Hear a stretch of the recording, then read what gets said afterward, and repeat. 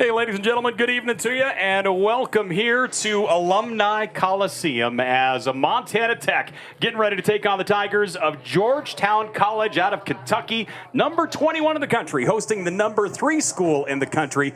And the Digs taking on the Tigers. Paul Panisco, Ron Haskett here on Digger Vision. Ladies and gentlemen, good evening, and welcome back to football. Oh, isn't it great? Oh. Isn't it great? We get a morning of mid-30-degree temperatures. It was chilly. It's just perfect. A bunch of people had their flowers covered. Perfect. I can't wait for those things to die, by the way. From the guy that is so crazy about his lawn, you're going to whine about somebody's flowers, really? It's football season. I'll take it all the way through June and July. And for the most part, August. But now it's time for those things to go bye-bye. Well, again, thanks for joining us as Montana Tech taking on the Tigers out of Georgetown College. Last year, Montana Tech, it was the first year since 1997 that Montana Tech faced 2 new opponents. And this year, they'll do it again, as Georgetown College is the first here in week 1. And then we'll see Simpson College out of California a little bit later on in the year. But this Georgetown team, this is exciting. You know, it's not very often, brother, that we get a team that comes in, or where we play, period, that actually has an older program than we do. Right. You know, I mean, that's a real rarity. You know, this Georgetown to Kentucky team started back in 1893, and Montana Tech, of course, the school opened in 1900, started football in 1902. And it's going to be an awful lot of fun. This Georgetown team has hung some banners. They've won a couple of national championships. They have played for a handful more beyond that. They were in the semifinals a year ago, and they are led by their incredible tailback and a young man that just absolutely tears it up for the Tigers, and that is Mr. Neal. Ran for 1,372 yards a year ago, averaging about 115 yards a game. And as this Tiger team goes, as Neal goes. I took a peek back into their playoff run, and I just went back 2 games. The game against Baker, Kansas, in the national quarterfinals, 8 carries for 188 yards. Must be the real deal. I went on YouTube looking for some stuff on these guys, just some highlight reels. Not much out there. A couple of local news shots of some highlights, but if you've got a pulse on NAIA football, especially the last, say, 20 years, I'm not going to say it just goes back to the Mike Van Diest era, but that's when you start to notice it, right? These teams coming up through the playoffs, Carroll getting in the national playoff scene. They've been a formidable opponent for a long time. They've won their fair share, but this is a team that's going to come up and hit you in the mouth, both on offense and defense.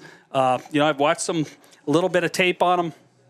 Like throwing the ball, I'm not going to say it's real crisp, but as good as they are on the ground, in play action pass, if you're good on the ground, you don't have to be real dynamic through the air. You get a lot of what you're looking for, when you put the ball in the belly of the tailback and pull it and pull up and throw. But this is a good outfit, and they can run, block, and tackle. My one analogy, and you brought up the Van Diest era at Carroll College. This Georgetown team really reminds me of an early 2000 Frontier school, because they're going to beat you up in the run game. I mean, they're just going to flat out come after you, and then their front 7 are just scrappy. I mean, they're a real dynamic, real good defensive team. They have a tremendous linebacker, All-American guy coming back for them as well.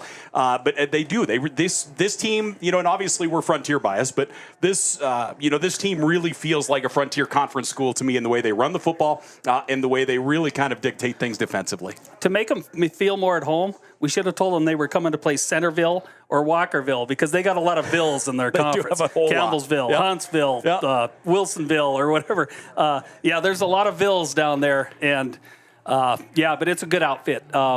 Anybody that pays any attention to NAIA football the last 20 or 25 years knows who Georgetown, Kentucky is, what they're all about. A good program, and you got to play really, really well to beat them. Well, again, thanks for joining us here as we are getting ready to roll. Actually, I'm glad we went to the wide shot here as you take a look at the new turf.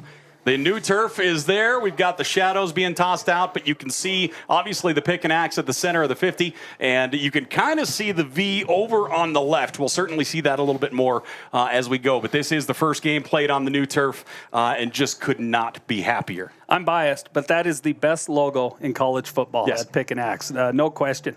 They did a beautiful job up here. They took the Bob Green off the sidelines, and you'll notice Bob Greenfield up there with his signature up there to the right around the 20-yard line, but they did a fantastic job. They got the V lit. down on the 20-yard line, and then the big sponsor logos. But it looks great. The end zones look great. Let's hope we get there. I'll tell you, this is it's going to be a great day here as the number 21 team in the country, Montana Tech, taking on the number 3 team in the country, the Tigers, out of Georgetown of Kentucky. A little Frontier, half Frontier action here at Bob Green Field, Alumni Coliseum. The tailgate is packed. We're going to have a packed house here tonight. Thanks for joining us on a Thursday. We'll take a quick break. We'll come back. We'll talk starters and more. Stay close.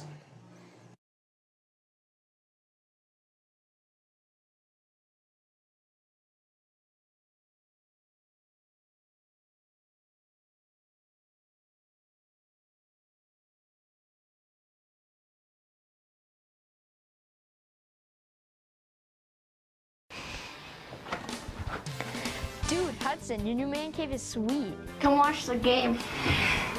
Dude, they're gonna score.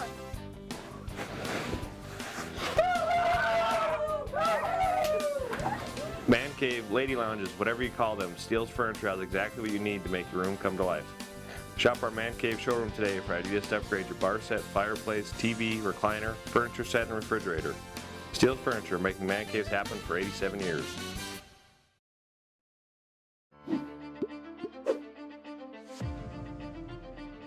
Nucor is a great company. They care about their people. They care about the environment. I've never been restricted to fall in a box. I've never been told that I can't do something. I saw it as a great opportunity to develop a career. You create your own destiny at Nucor. We're building something bigger out here at Nucor. Come join us.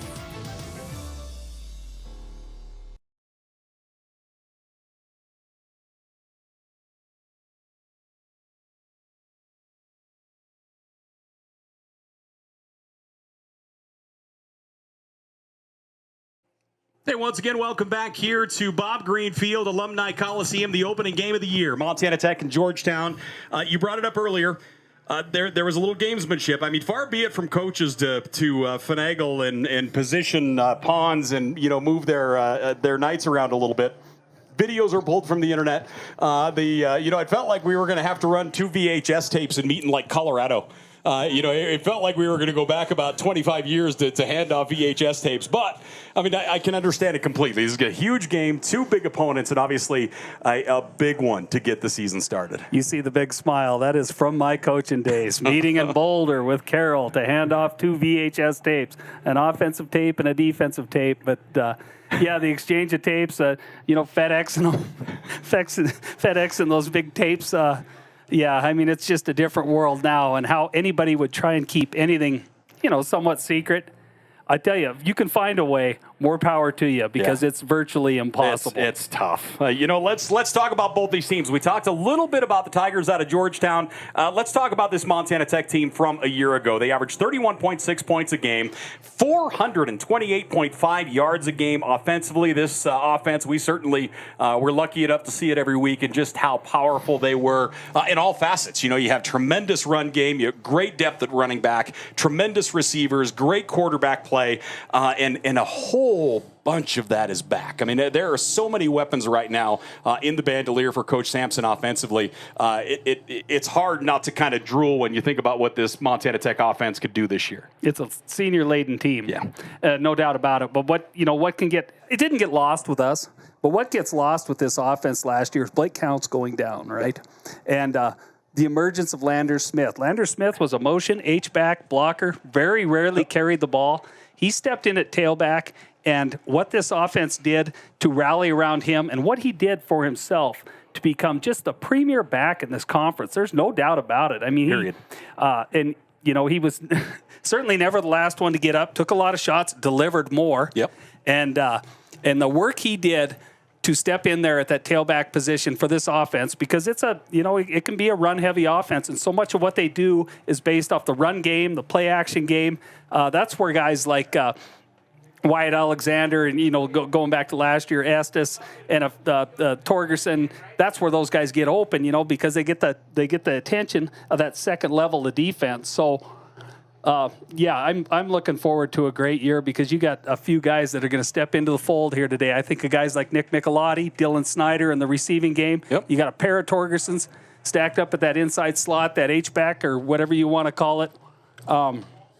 And then Lander Smith back in the backfield with a little more help this year. Christian Vetter's healthy. Yep. Renner is healthy. Go. So, I hope they platoon those guys a little more. I think that'll do a ton of good for this offense. I think, the last couple of years. And they're so different looking on the field. Right. I mean, there was a lot of similarities last year with powerful backs, guys that really ran hard. And now, like I say, when you roll Vetter in there, you roll Renner in there, you look at how fast both those two are and how good they are. Just that snap speed. They're so good laterally. And then Landers, of course, is just going to run over you, your family, your neighbors, and anyone that's in the zip code. And it'll only help his game. It'll help this offense. And I'm really looking forward to it. I got up to watch practice on Monday night, and they got some difference makers out there on the edge. And we know what the Torgerson pair, Levi and Kyle, can do at the inside slot. And then another one that seems like he's been here, 10 years, Logan Kennedy at tight end. They got a lot of stuff they're working on with him.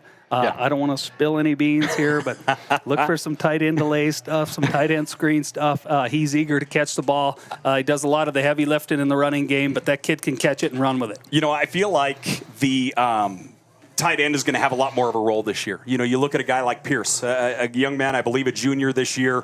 He has just gotten better and better, and he is more of a tackle-type tight end. He's a guy that you can put on the edge. He's a tremendous guy in run block and in pass block, but also can go out and catch it. I think, we're going to see a few more guys. Belau out of Belgrade, we're going to see him step in. He's going to catch some footballs this year. I think the tight end is going to have a much bigger focus in this offense this year. Reffed a little basketball with Belau this year. Yeah, good-looking kid, big, strong. Don't you wish you had that hair? Yeah, of course I do. I wish I had any hair. But I think that the biggest answers that Montana Tech's going to have to face today is on the defensive side of the football. They could score with anybody last year. Where they struggled, and I gave my opinion last year, they weren't bad in the defensive front. They were just light in the defensive front. They just never had a lot of numbers. Guys that could play, 5, 6, 7, 8 defensive front guys, throughout a long grinding series. And I think they were exposed there a little bit. So we'll see how those questions are answered here today. Nearest I could tell, for the first time in a long, long time, I think Tech's going to have an even defensive front. Four guys with their knuckles in the ground this year, at least what I saw at practice the other night. So I'm looking forward to that. And what that does in the second tier of the defense, I think it takes Tel Arthur off the field, one of those middle linebackers. So we'll see him platooning in and out of there. But I think Cade Wyant will get the start at middle linebacker. Well, again, thanks for joining us here as we get ready for the start of this one. Montana Tech taking on the Tigers out of Georgetown, Kentucky. We'll take a break. We're back here right after this.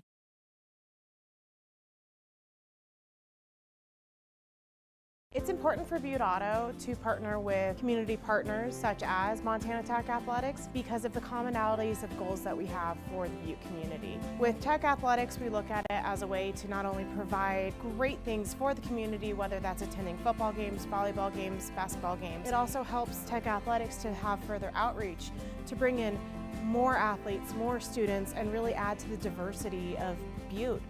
Butte Auto and Montana Tech Athletics. We're going to do great things together.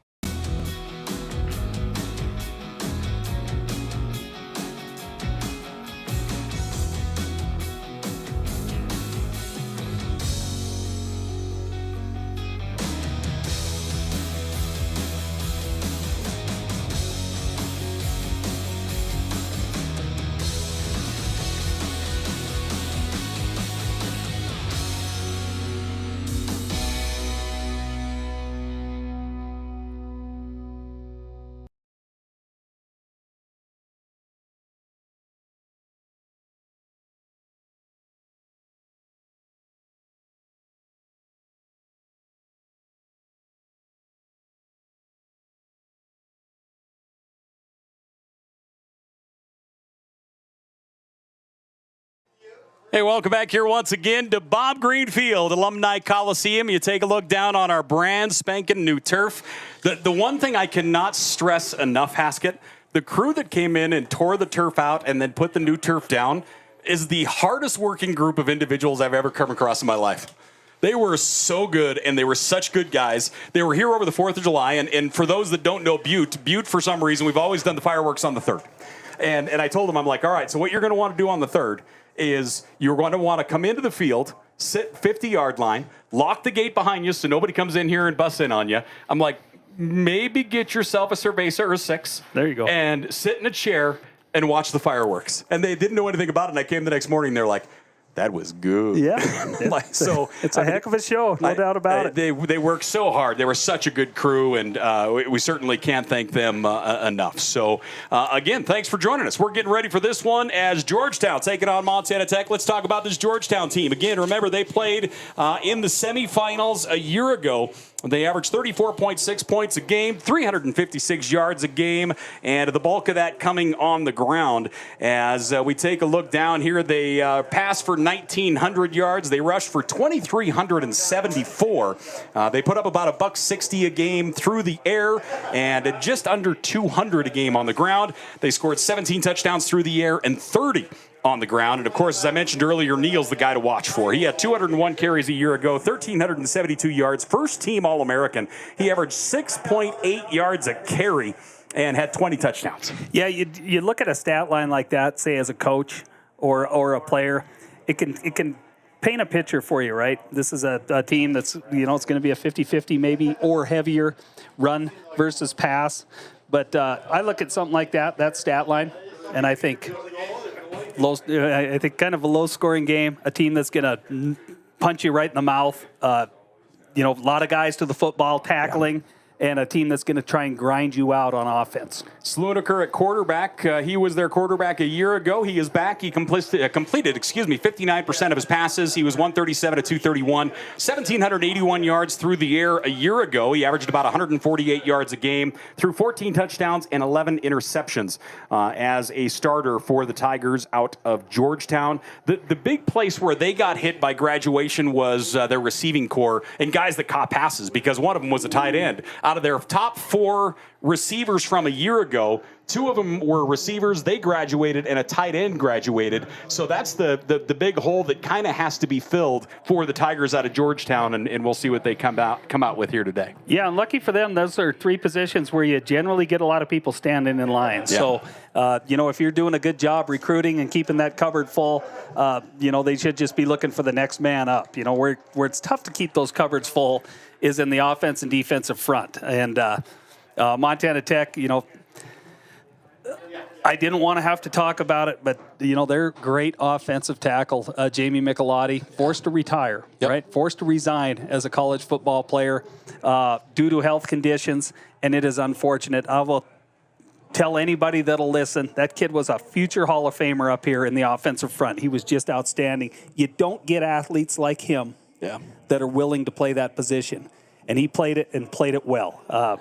He came in as a freshman and was a huge factor in this Montana Tech offense. And certainly they were planning on him being the foundation they build upon over the next several years. Yeah, starting at left tackle as a true sophomore in college football, I don't care what level you're playing. That is an honor, and it's a testament to your ability. He's fantastic. I wish him nothing but the best, moving forward. But that's going to hurt this offensive front. They juggled them around a little bit. You're going to see some guys in maybe some different positions, but they feel comfortable. I got to talk to Coach Sampson, my new neighbor, this morning a little bit about it, just what they're going to do there. And he feels good. He feels comfortable. But, you take that and you look at an offense that maybe wants to stretch the field a little bit.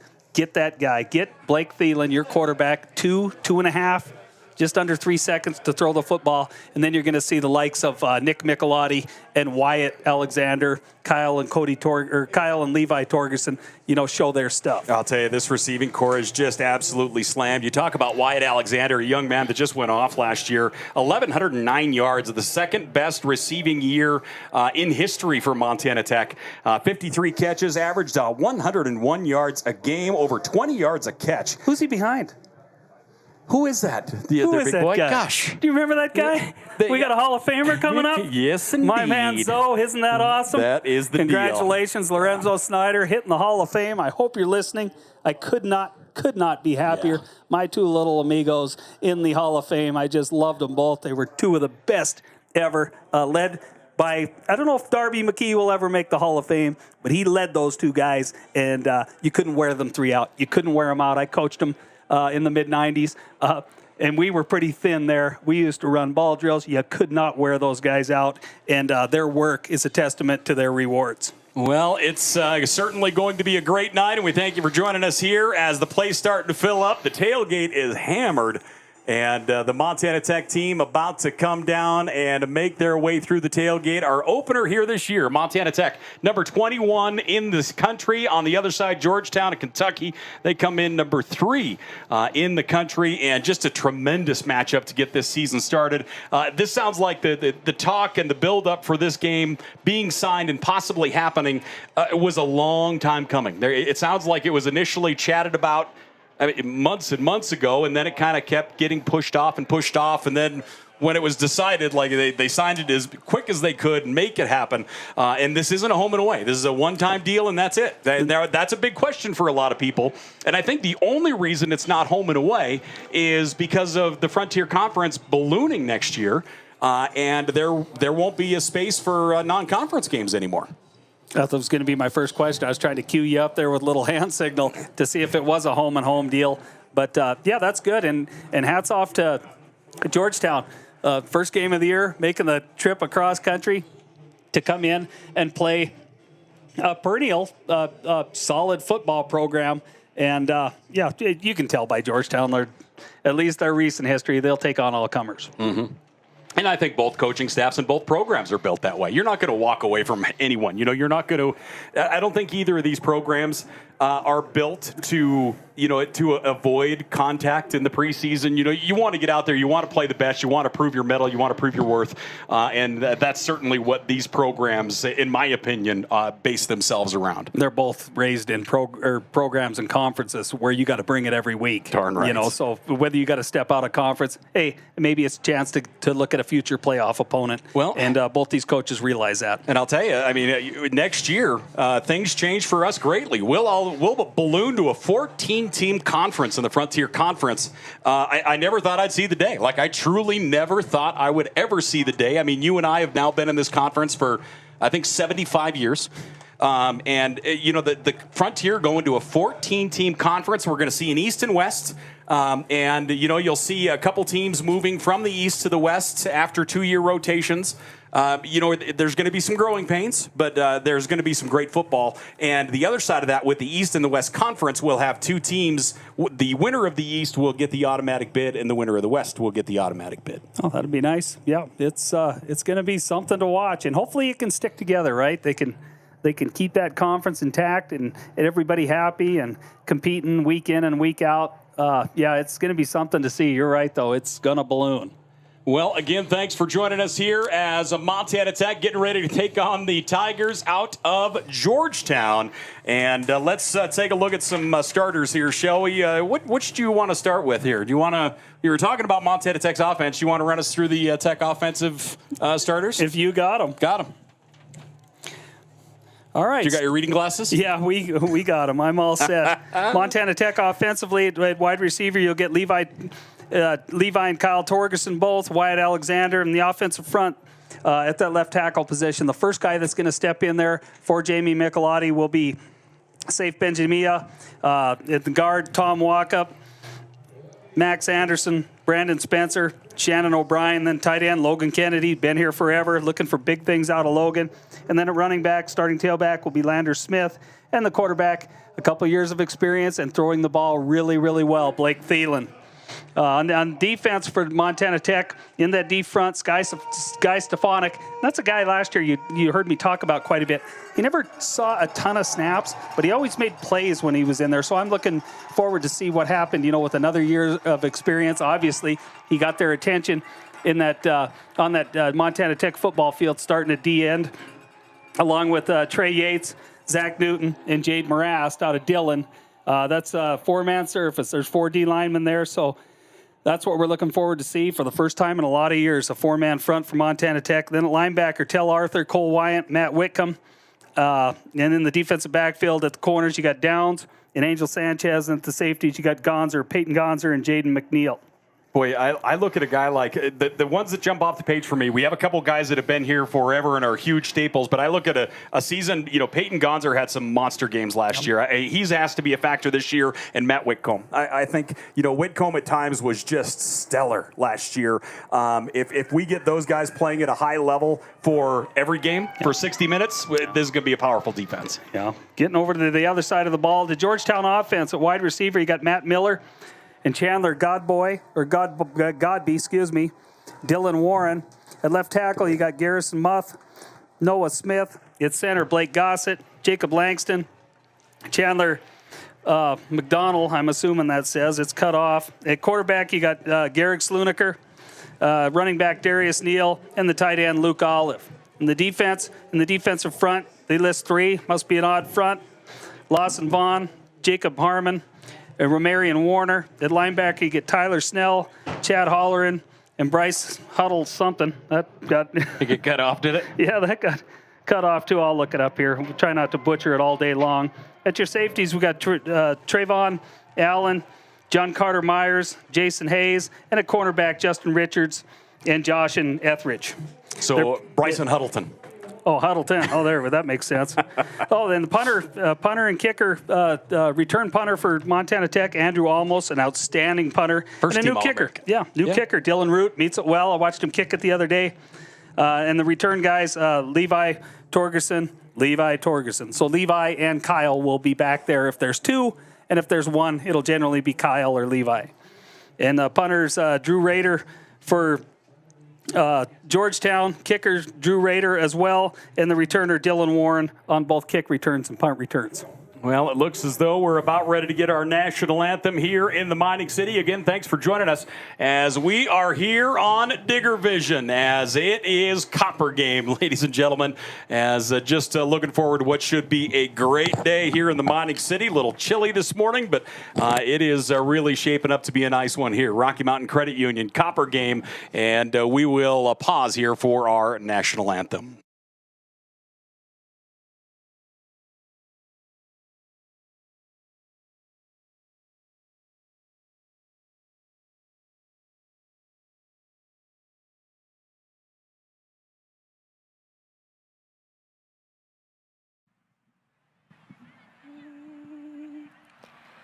Oh, say, can you see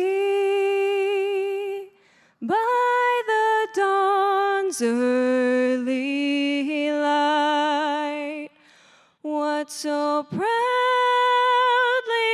we held at the twilight's last gleaming, whose broad stripes and bright stars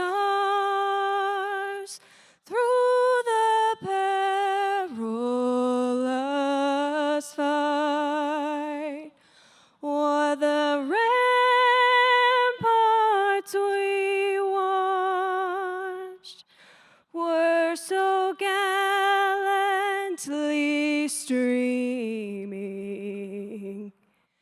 And the rocket's red glare,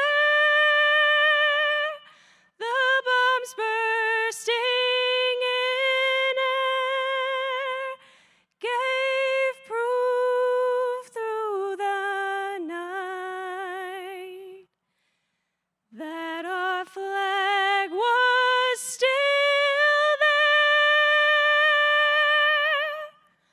Oh, say does that star-spangled banner yet wave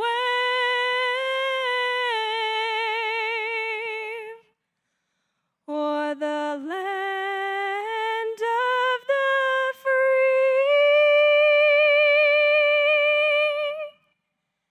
and the home of the brave.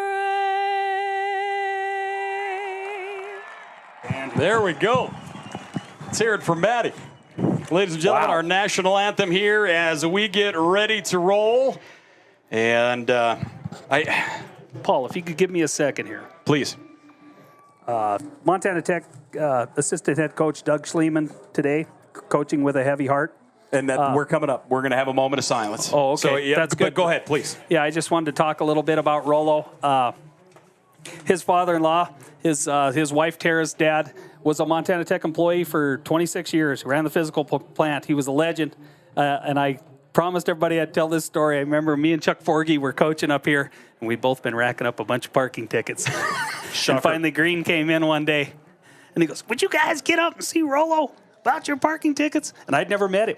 You know, he was just a legend. I'd met Red and Tony and all the guys, right? Yep. But I'd never met Rollo. So we had to go face the music. I went walking in there. I had $300. They were $10 a piece. I had $300 in parking tickets. And I'm going, God, I wonder if I can get out of here.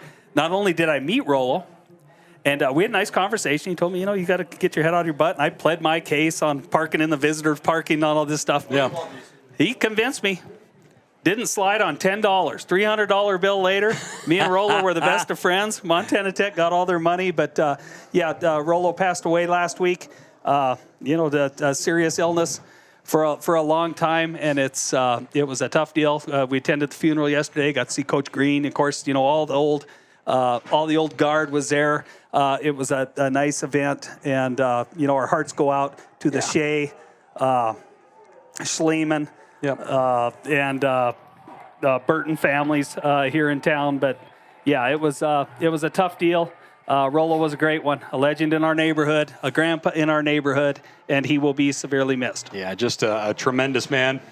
And you love the idea of how many different stories there are about Rollo. That's where you start to realize the impact a person has, not only on their immediacy, but in their community when you start to hear stories and everything else. He bled green. Yeah. He did. He bled green. Joke. He loved this place, and the place loved him. And, our hearts go out to the families and extended families and the friends of the great John Patrick Rollo Shea. And here comes Matt Steppen off the field wearing the latest in his jumpsuit fashion. So, again, thanks for joining us. It is football season. We have the new turf down. Montana, I was told they're going to, if they won the toss, they were going to put the offense on the field. Absolutely. Remember last year? I mean, what did they? One game they didn't score in their opening possession. I think it was all it was. I mean, offensively out of the gate, they were a powerhouse, and they're going to go with that once again. So the Montana Tech offense will get started.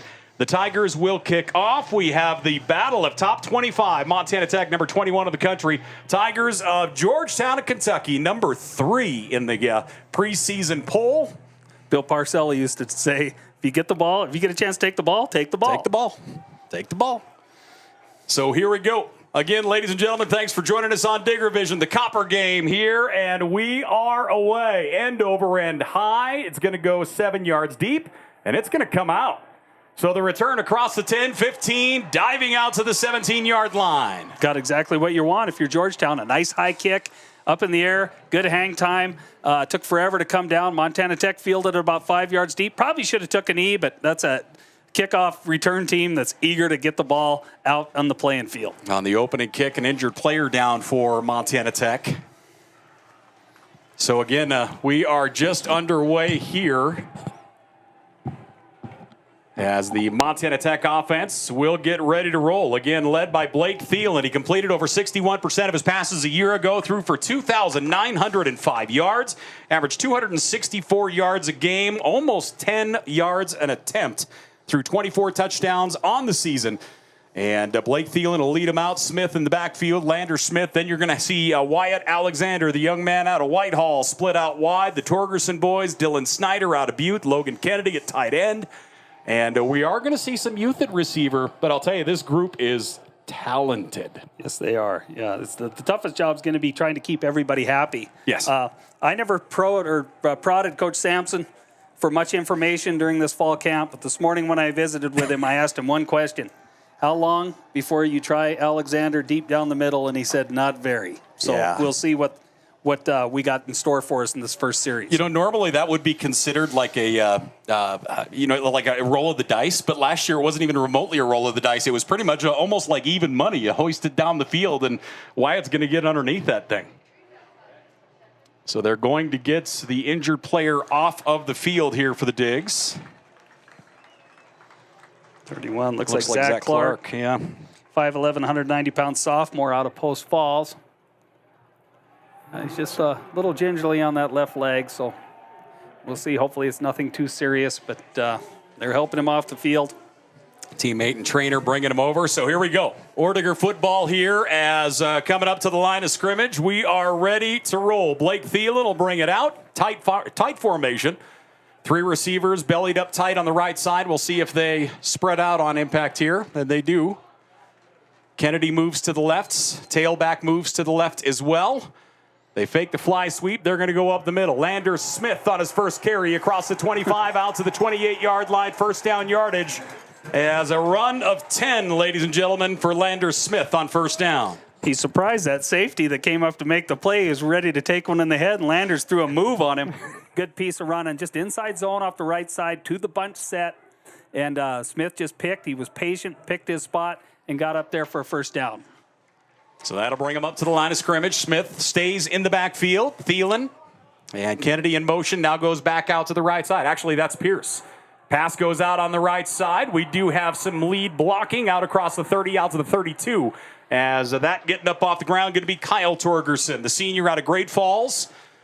Fought through knee injury last year, got into the playoff game against Dickinson. Good job getting out of the stance there. Tyler Snell, I think it was 55, got down the line of scrimmage, was able to scrape down the line of scrimmage and get a piece of Torgerson before he got ahead of speed up the sideline.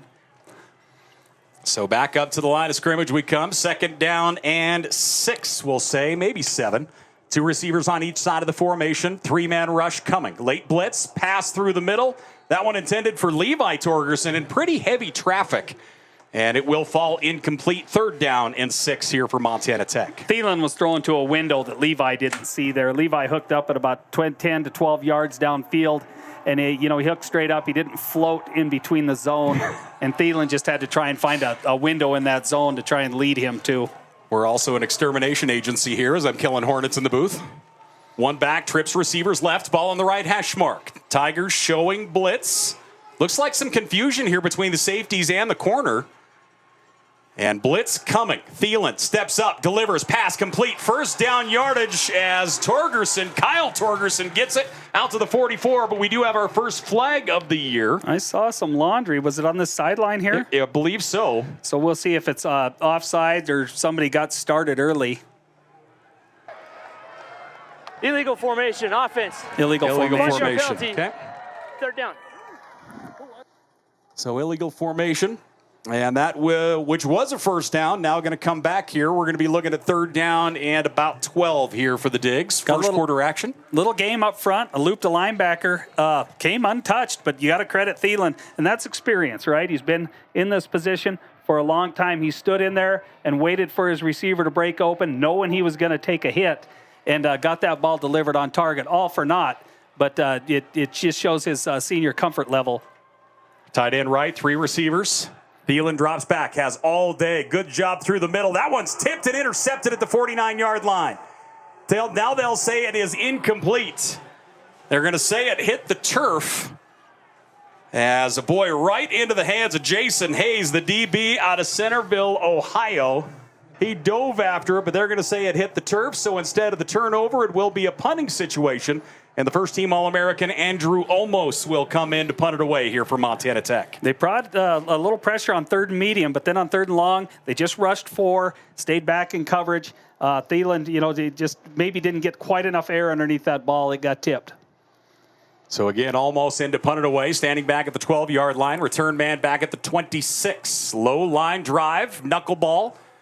Caught at the 30, across the 35, out to the 37, and no more.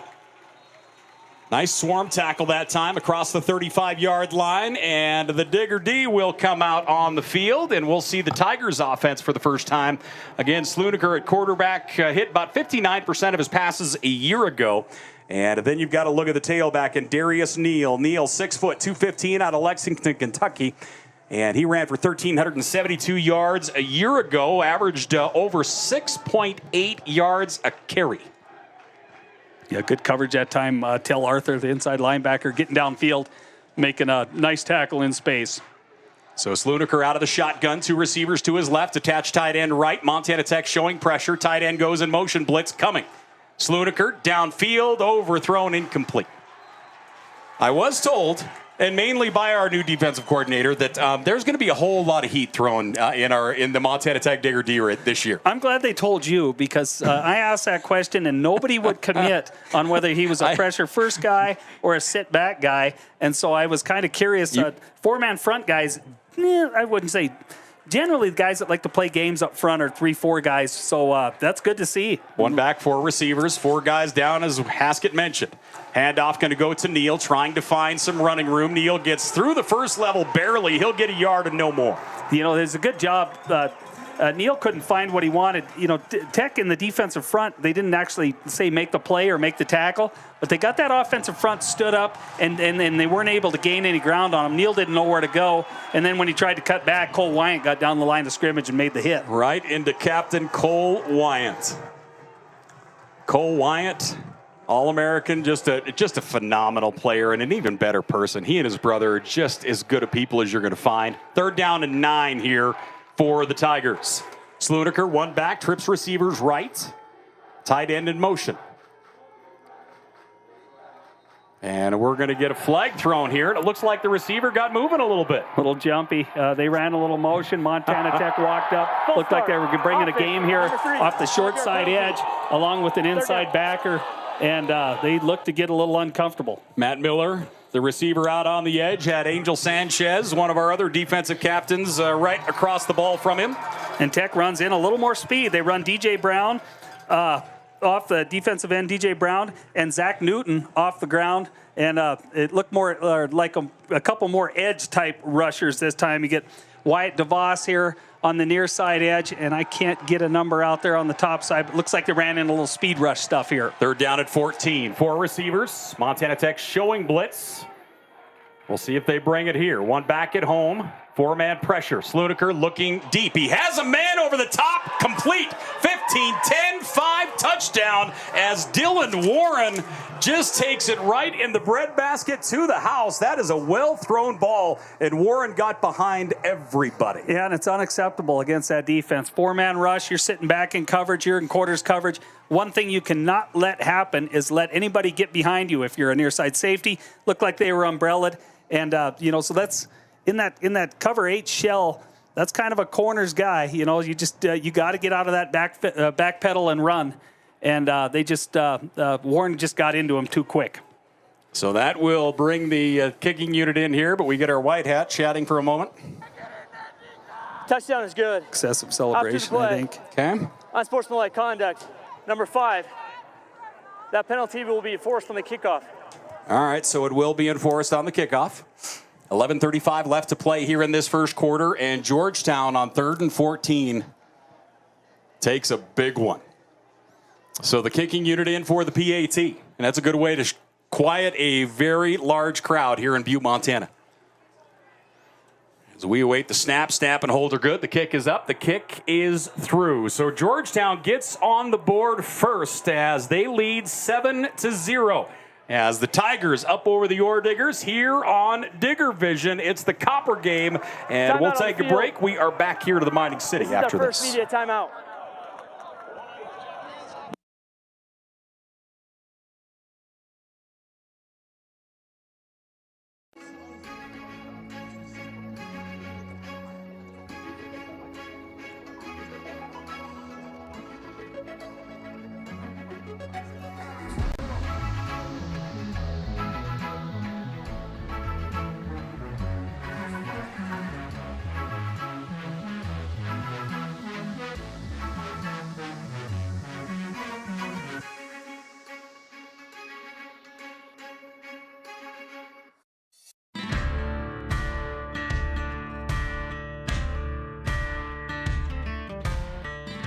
Hey, Dave Brennan here with Case IH. One of the new options for model year 2024 is going to be an open spoke gauge wheel. That open spoke gauge wheel is going to be available on all 2000 series planters. That's going to help those growers in adverse conditions where they're muddy or high residue conditions minimize that plugging in and around that gauge wheel area. For more information on this new offering of open spoke gauge wheels, visit your local Case IH dealer.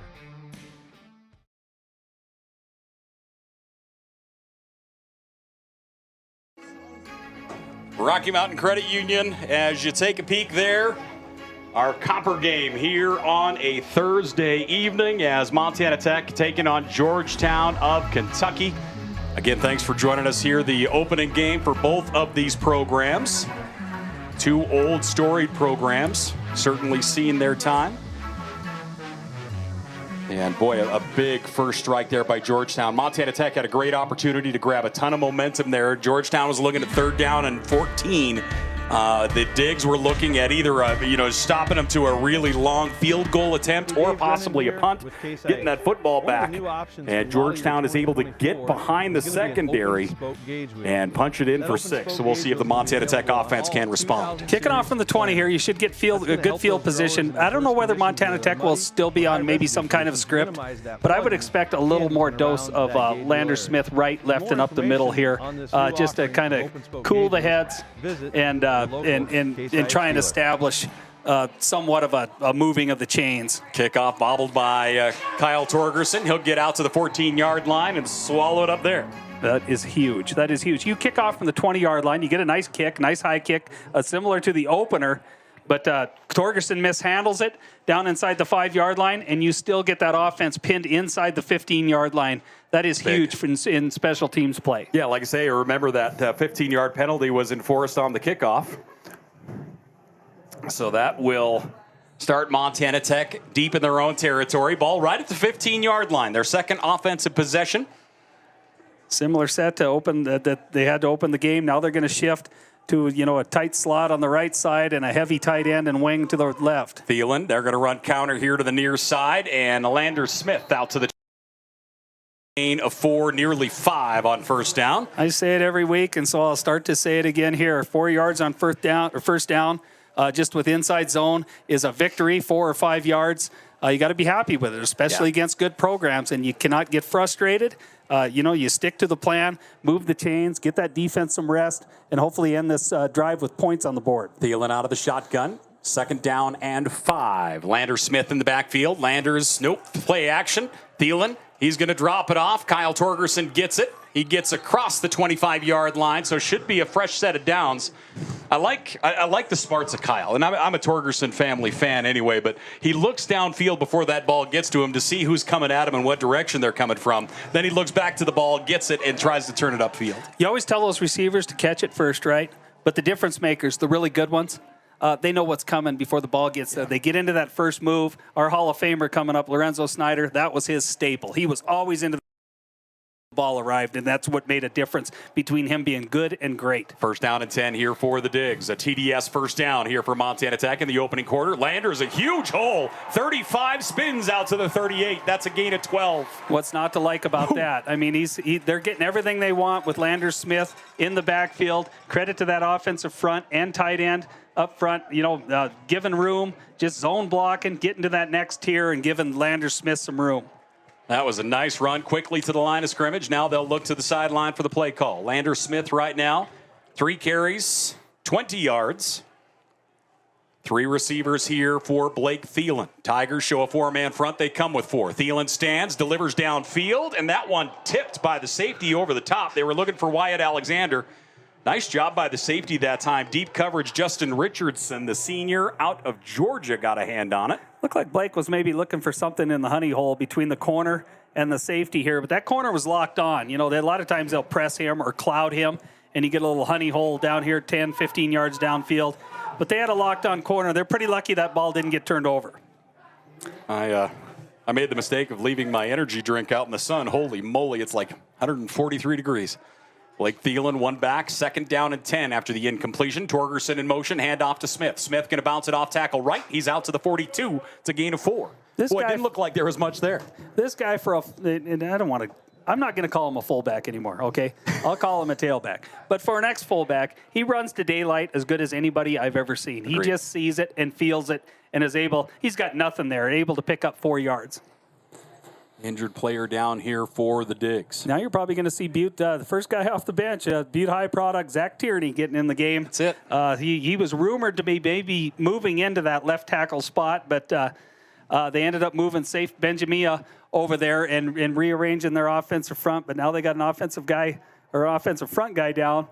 So we'll get to see Tierney. This guy's an athlete for a 300-pounder, tremendously athletic, a lot like Michelotti, and looking forward to see what he brings to the table here. You know, this offensive line group, head coach, you know, the coach of Danny Thatcher does such a good job with these guys, and you know they have been as deep as we've ever seen in the offensive front the last couple years.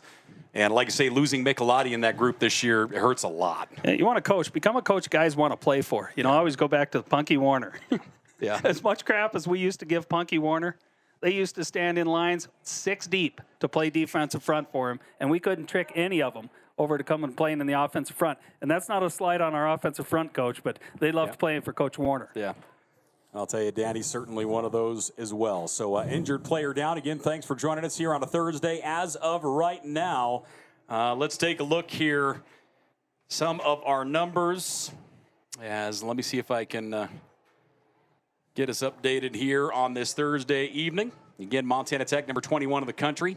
Georgetown comes in at number 3 in the country. And as of right now, you got, brother? As we take a peek here, Lander Smith, 5 carries, 37 yards. Blake Thielen, 1 for 4 right now for 25 yards. On the other side, Sludiker, 1 for 2 for 67 and 1 score. And, of course, the long, that 67-yarder over the top on 3rd and 14. So as they work on the big guy. Yeah, Montana Tech, you're just going to have to get a feel, see what downs and distances they're pressuring. You're seeing a lot of clouded coverage, a little bit of man when they're playing their games up front, a little bit of pressure, but you're seeing a lot of umbrella type, what we used to call cover 8, some will call it quarters or cover 4. But yeah, I mean, there's a lot of good ways to beat that. You just have to be patient, and one place to beat it is about 10 yards downfield, 10 to 15 yards downfield between the numbers and the sideline.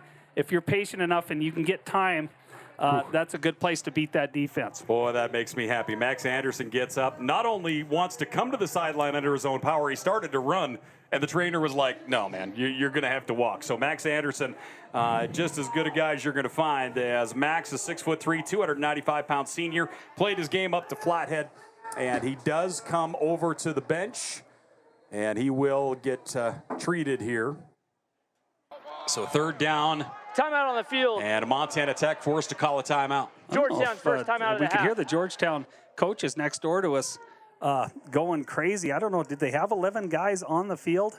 They got a timeout. I was trying to count them as they were running off, and I thought I only counted 10. I don't know if maybe they had the right call, but you got Tech in 3rd and medium here.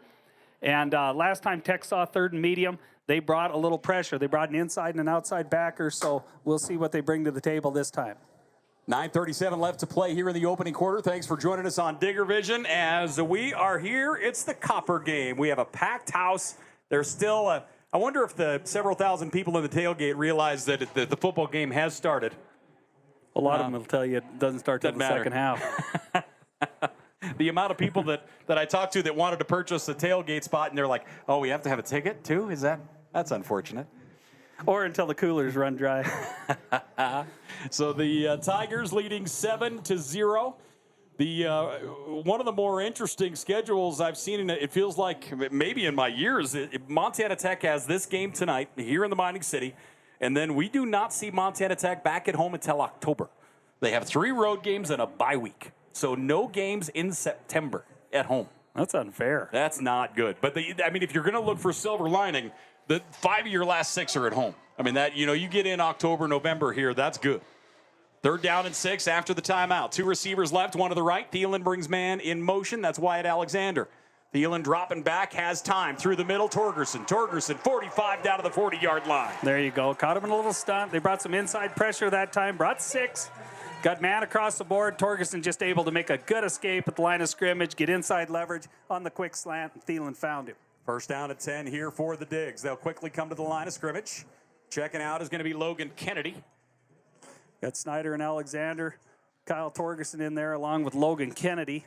Good to see Snyder out there. I heard rumor there's a chance he might not play. Handoff going to go to Smith. Smith turns it upfield. He's across the 35, 30, runs over the safety down to the 27-yard line. Landers Smith, ladies and gentlemen. He's going to have generational fans. I mean, He who doesn't should. love it? Yeah, who doesn't love that? And that guy runs to daylight, but when he needs to, he delivers a blow at the point of impact, and that time, just a steamroll of that near side safety. First down and 10, Diggs. Another TDS first down here for Montana Tech as they look to climb into that Case IH red zone. Handoff going to go to Smith. He tries to find the corner, and he just can't get past the edge that time. Nice job out there on the edge trying to catch a number here. Looked like, was it 55 that got a piece of him? Tyler Snell, the junior. That could have been him or 99. But at any rate, it was a good play. But Smith found, he got one good bounce and a stiff arm there. And as he went to cut, he lost his feet. Jamel Smith ended up getting credited with the tackle. Second down and 11 here for the Diggs. Ball at the 29-yard line of Georgetown. 3 receivers left, all to the wide side of the field. Here goes Wyatt Alexander in motion. Alexander out to the numbers. Dropping back, looking that way. He's going to drop it off. He was looking for Kennedy at tight end. That one's going to fall incomplete. Third down. They worked on that a ton the other day when I was at practice. That's just a little tight end. They probably give a quick little Wyoming call or something for him to stay in and pass pro and release late. Little tight end delay. They had kind of what they were looking for that time, just an overthrow by Blake Thielen. He'd certainly want that back. Third down and 11 here for the Diggs. Could be 2-down territory. I don't know how comfortable they're feeling with two new kickers. Yeah, Dylan Ruth, the new young kicker, a freshman out of up in Boulder, out of Jefferson. Dropping back, looking across the middle. Thielen completes that one. He's down to the 16-yard line. Fresh set of downs. Kyle Torgerson pulls it in, and the Diggs are in the Case IH red zone for the first time here this evening. Welcome back, Kyle Torgerson. They're coming to him early and often, and he went up strong for that ball, really strong for that ball. In traffic, knew he was going to take a hit, but wanted that first down even more. Coach and I were talking about Kyle earlier this week, and he's like, he fought back from injury, and I think he's faster now than he was before somehow. First down and 10. Handoff is going to go to Landers. Smith straight ahead. Not much there, but he still gets almost 4. Right. Yeah. I mean, that offensive line gets a great push. Landers picks his lane, picks up 4. This is an active defensive front, but I wouldn't call it a huge one. It's not like the last one they faced there at Dickinson State when they came in last year. They had 3 or 4 guys in that defensive front that were not just heavy hitters and quick off the ball, but they were meaty guys, 285, 290.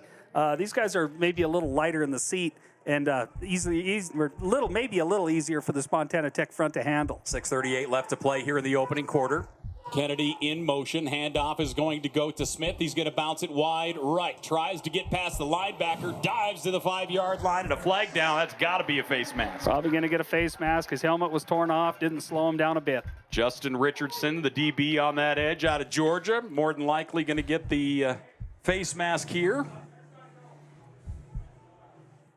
Let's take a look at our replay here. Case construction replay is, boy, again, Landers bounces that out to the edge, and he has daylight. I don't know, does he have to leave the field if his head is, or if his helmet's torn off? I don't think if it's torn off, you do, right? I mean, if it comes off, yeah, he's going to stay on the field. If it comes off in your own power. So again, our case construction replay showing that was, it was ripped right off his head. It's real. You don't call your shots here, right? You don't say anybody deserves anything, but this is when you're as an offensive staff. You've seen what Landers Smith has done so far in this game. This is Landers left, Landers right, Landers up the middle. Don't screw around, get the ball in the end zone. Yeah, that offensive front is giving them all day. Let them take it in. They're going to drop a tight end back as a fullback. Heavy formation up front. And the ball's going to go to Landers. Smith off tackle right, and he'll get maybe a yard. They're going to mark him down to the 3. 5:53 left to play in the opening quarter. Georgetown leading 7-0. Montana Tech trying to tie it up. I'd like to see him go a little single back here with the inside zone because Landers has the ability to see daylight. He likes to bounce that inside thing out, and he sees that quick bounce out. You see that so often at all levels of football. That inside zone gets congested. A guy that can see the quick bounce out and run the sideline. We'll see if they can't get him here. Back up. They move some bodies around out of the shotgun, Thielen. And the handoff is going to go Straight up the middle, and again, that actually they're going to give him a couple positive yards down near the 1, it looked like, from the far judge. That's going to bring up 3rd and goal. Right at the 2-yard line here. Probably 2 downs to get it. Montana Tech right now has, let's see. Georgetown runs another linebacker out there, Blake Hobbs, a 6-foot, 250-pound junior. Boy, and the Digs bring in 2 other tackles. They are going to go huge across the board. They're going to bring a tackle off the left side, as out there is big Zach Tierney. Man in motion, 1 back at home. Thielen awaiting the snap. Handoff is going to go to Sanders, and it's pounded into the end zone. Still no signal. No signal. There we go. Touchdown, Montana Tech. They pause to make sure, but they pound it in, and the Digs will get in as Lander Smith will get his first rushing touchdown of the year. And the Digs within 1 as we take a look here at our Case Construction replay. You can't feel bad if you're that defender there. Not many people have won that one-on-one battle head-to-head with Lander Smith. He won that collision and timbered into the end zone. So as we get rolling here, Montana Tech looking to tie it up. Snap and hold are good. The kick is up, and the kick is through. We're tied up, 7-all. 4:32 left to play here in the opening quarter. Montana Tech gets their first touchdown of the season. We'll take a break as we have a timeout on the field. We're back here to Alumni Coliseum right after this.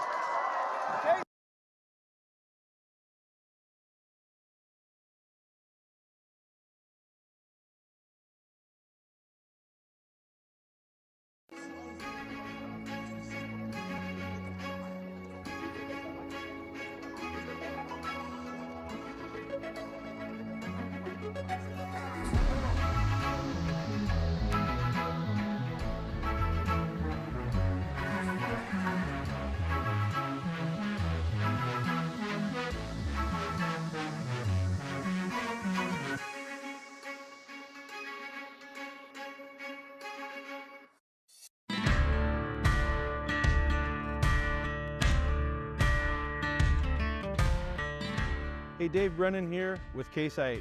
One of the new options for model year 2024 is going to be an open spoke gauge wheel. That open spoke gauge wheel is going to be available on all 2000 series planters. That's going to help those growers in adverse conditions where they're muddy or high residue conditions minimize that plugging in and around that gauge wheel area. For more information on this new offering of open spoke gauge wheels, visit your local Case IH dealer.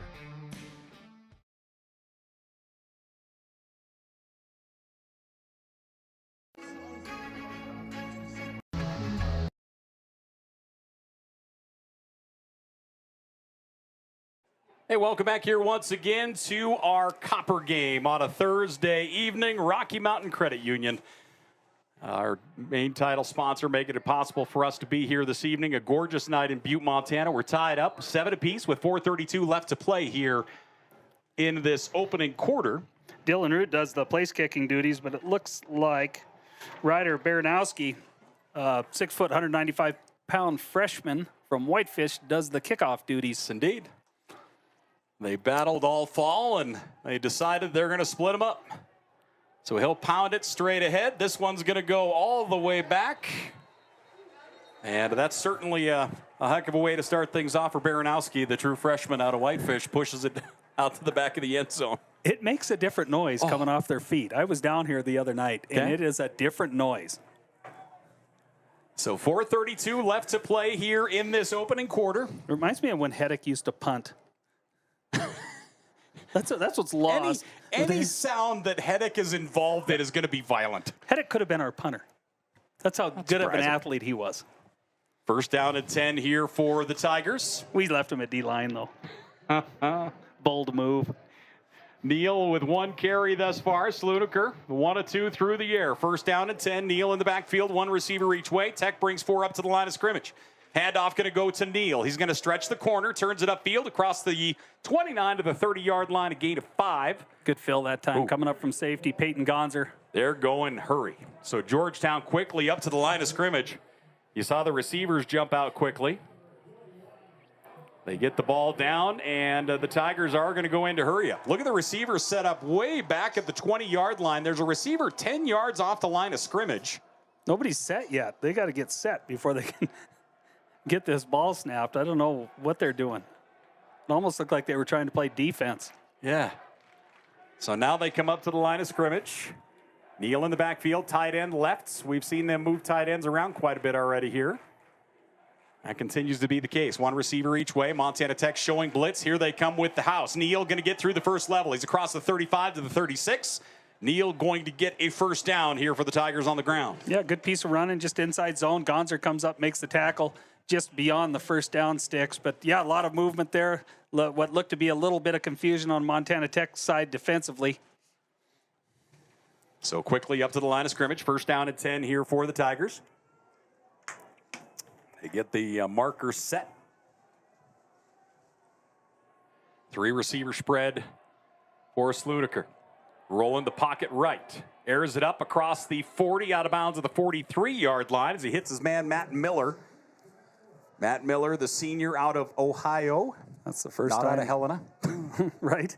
That's the first time they've tested Montana Tech's defense short and wide, and Downs really smart, staying on top of it. Second down and 4. They'll swing it out here on the right side.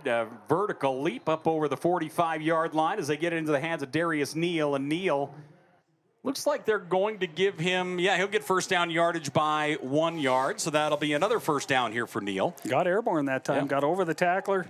Did a nosedive, but he was beyond the stick. He is a guy that you want to get the ball into their hands. He is just electric, whether you hand it off or get it out to him. He did catch several passes a year ago.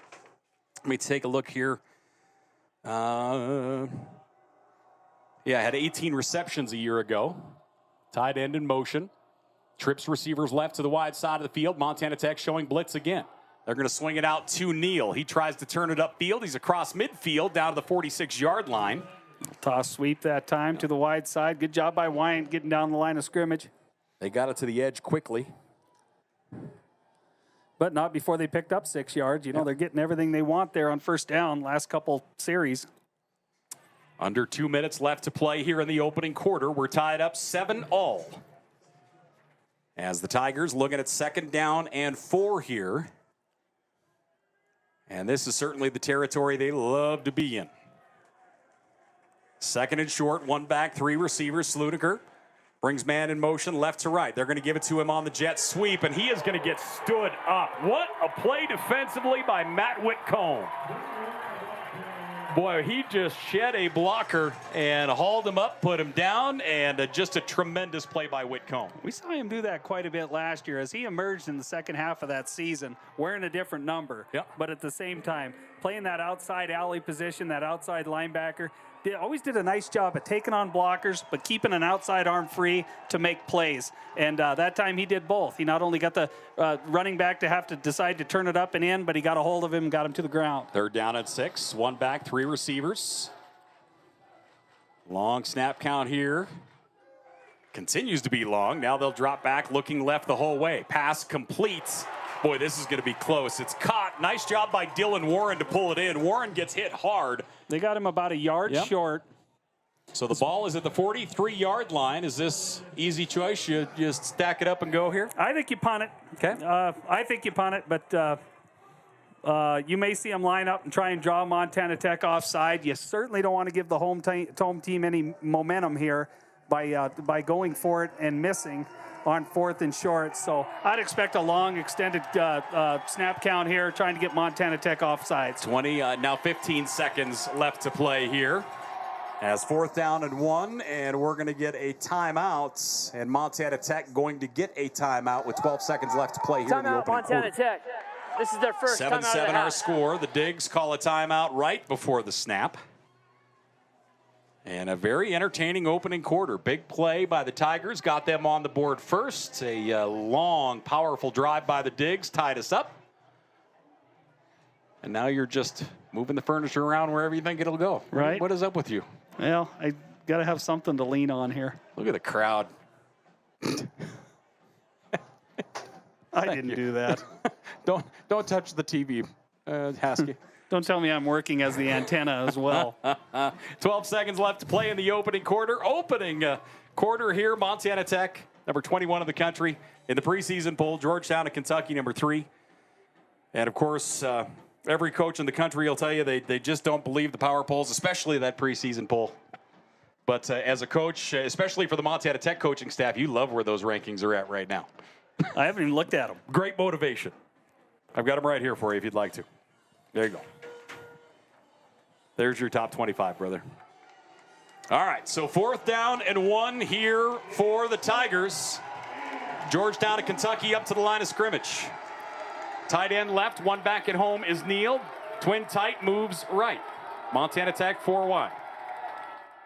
Long snap count. Neal is going to get it. He's going to get first down yardage and more across the 35 down to the 33-yard line. He needed 1, and he will get 8. Good job on the left side of that offensive front by Georgetown. They got good movement there, good wind back by Neal. Stayed behind his blockers. We have 15 minutes in the books, ladies and gentlemen. 7-7 our score as the Digs and the Tigers are tied up with a timeout. We'll take one. We are back here in just a bit.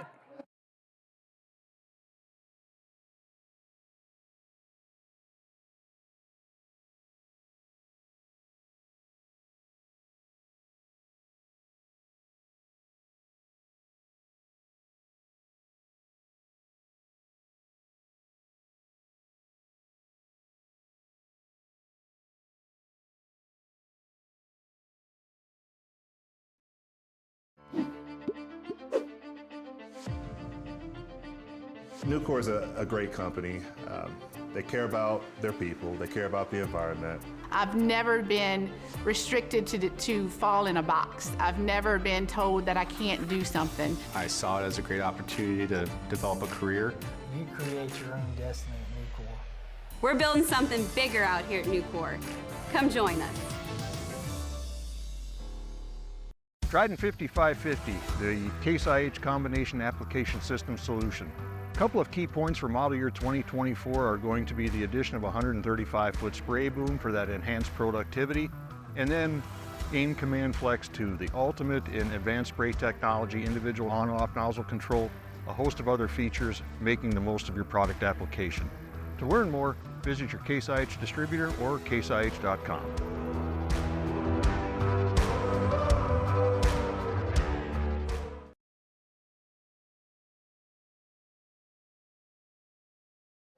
Well, as we welcome you back here once again to Bob Green Field, we have our commissioner, Scott Crawford. We have Matt Steppen, our athletic director. He is getting handed the Bandy Award. I've never been back-to-back seasons for Montana Tech, and we have won the Bandy Award, which is the overall award for the school that has the best performance out of all of their We're sports building something combined. bigger out here. You know, you can't just be a football program and win the Bandy. You can't just be a basketball program and win the Bandy. You need every one of your programs to chip in. And Montana Tech, we here at the Digs have won that bad boy the last 2 years. To be the addition of a 135-foot spray boom for that enhanced productivity, and then AIM Command Flex 2, we're becoming the Stanford of the frontier. That's the deal. Individual on-off nozzle control. So again, as we make our way back into the second quarter, the Tigers will come up to the line of scrimmage. Let's give you some of the numbers here. As of right now, the Tigers have 4 first downs. They have run for 21 yards. They have 89 yards receiving. 11 plays, 110 yards. Deep ball down the left side. Pass into the end zone. Knocked away. Had him again. Warren. Yeah, Warren was behind the defense. Ball got thrown maybe just a little late by Slunaker and gave the defender a little chance to catch up that time, but Warren got behind his defender again. DeMario King caught up that time to knock it away in the back of the end zone. DeMario King transfer in, a 6'3", 210-pound junior out of California. Second down and 10 here for the Tigers. Warren's a nice-looking player, 5'11", 185-pound, fifth-year guy. Receiver in motion, left to right across the formation. Handoff going to go to the tailback, Neal. Boy, he gets up over the top again. He jumps down to the 26-yard line. That's going to be a gain of 6 on second down. Boy, his patience is just off the charts. Beller went low on him that time. He leapt over Beller. Couldn't keep his feet, but a nice piece of running Third by and Neal. 4, quickly to the line of scrimmage. Hand off to Neal again. He's going to bounce left. He has a little daylight. He's inside the 20, down to the 17. Strong running here by Neal. That's going to move the chains here for the Tigers. Just underway here in the second quarter. 14:20 left to play. Both teams 2 timeouts remaining. Pay a little more attention to what Montana Tech's doing up front. I don't see a lot of pressure. Sometimes you'll run some guys in, a little bit of stunt stuff, just to plug gaps, force the defender to either change direction in the backfield or at the line of scrimmage. And Montana Tech's just not getting a lot of penetration right now defensively. Got to pay so much respect to the talent of Neal. We've got a different tailback in here as of right now, as Ackerson is in at tailback. And he will get the carry. Finds a gap. He's inside the 10. Keeps his balance down to the 3-yard line. Nice run that time by Jameer Akerson. That's the danger. The senior. That's the danger. You start to bring pressure, get a lot of guys at the line of scrimmage, which Montana Tech did there. Inside zone, all you got to do is just get a flipper or a hat on every defender. Quickly to the line of scrimmage. Hand off to Akerson again. He's going nowhere. As they continue to run hurry up here. Wyant gets up slowly for the digs, but that one does come back a yard, nearly 2. Wickham in on the tackle there, along with a couple of his teammates. They've been running new safety, a transfer, DeMario King, a 6'3", 210-pound junior out of Los Alamos, or Mitos, California.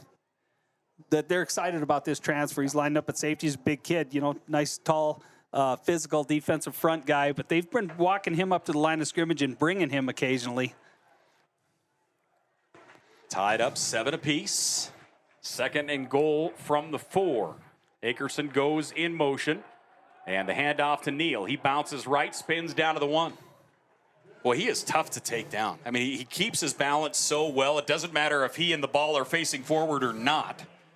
That's where you got to get better if you're Montana Tech. On the weak side of the away side of that play, the wind back, you got to get guys to disengage from blocks to the away side there and get scraped down the line of scrimmage to erase any cutback. He had a little bit of a cutback opportunity there. They're doing a better job, but that's where you got to be really good against this inside zone. It's not so much to the play side, it's to the back side. 3rd down and 1 here. Red Line Sports, 3rd down, handoff going to go, and it's hammered. Boy, the handoff went to Neal. He's going to lose a yard, possibly 2, as he was hit violently on the right side of that defensive front. Yeah, and that's Kellen Beller stepping up there and meeting him and not losing an inch. Beller, the red shirt freshman out of Stevensville.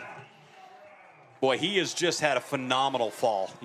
Talking to the coaching staff, there is so much excitement about the fall that young man has put together. I don't know if I like this decision either. It'd be one thing if he had got to the line of scrimmage or maybe just inside the 1-yard line, but they lost more than a yard that time. You got 4th and goal from the 2.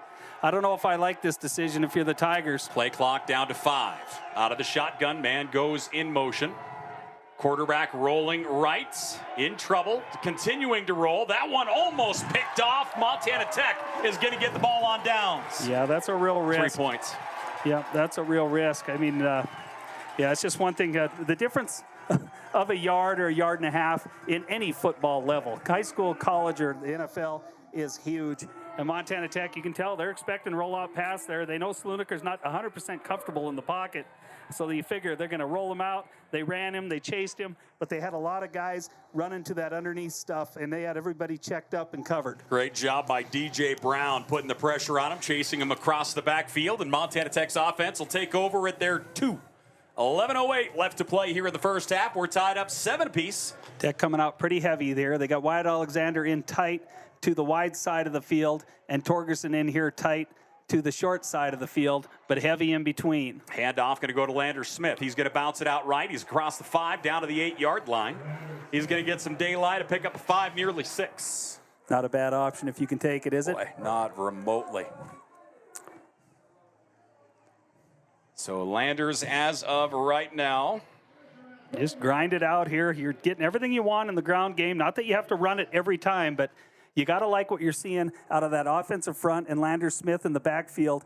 And, a good long drive here that ends in points can take a lot of the will out of that defense.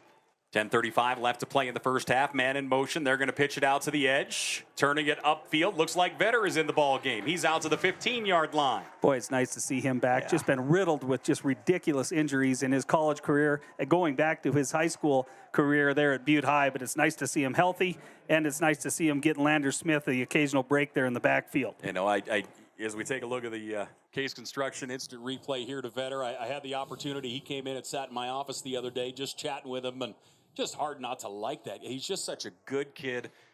His work's so hard, and it doesn't matter if you're talking to Coach Sampson or you go back to his high school coach in Gray. Just the work he puts in, day out, just can't be beat. 1st and 10, handoff going to go to Smith. Landers Smith. Nice little stiff arm across the 20, out to the 26-yard line. Takes a good hit in the shins as John Carter Myers out there for the stop, but not before another TDS first down. You can draw up play design all you want, but he sees daylight.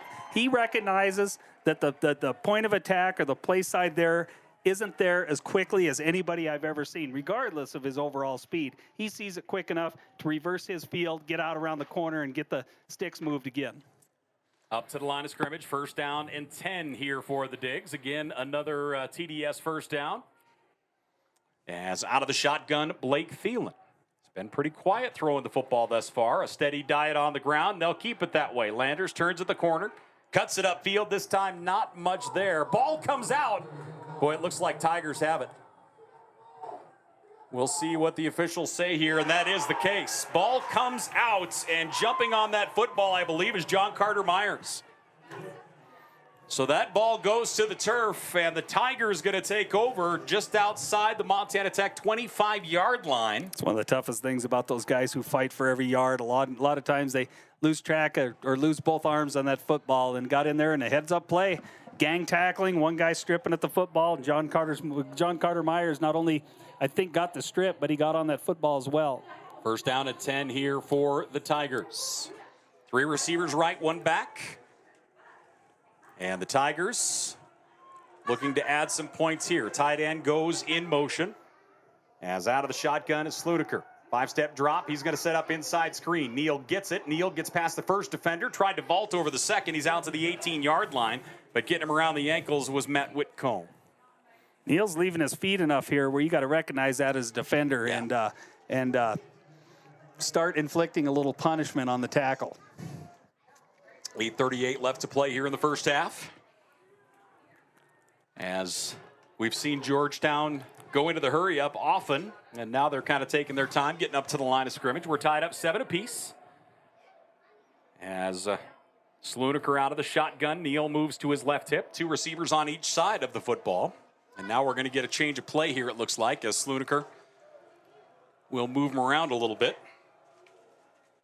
Hand off to Neal, and he'll get hit, but he's going to be awful close to first down yardage. If he doesn't have first down yardage, it's going to bring up 3rd down and very short. They're waving him up, first down. Okay. So another fresh set of downs here for Neal on the ground.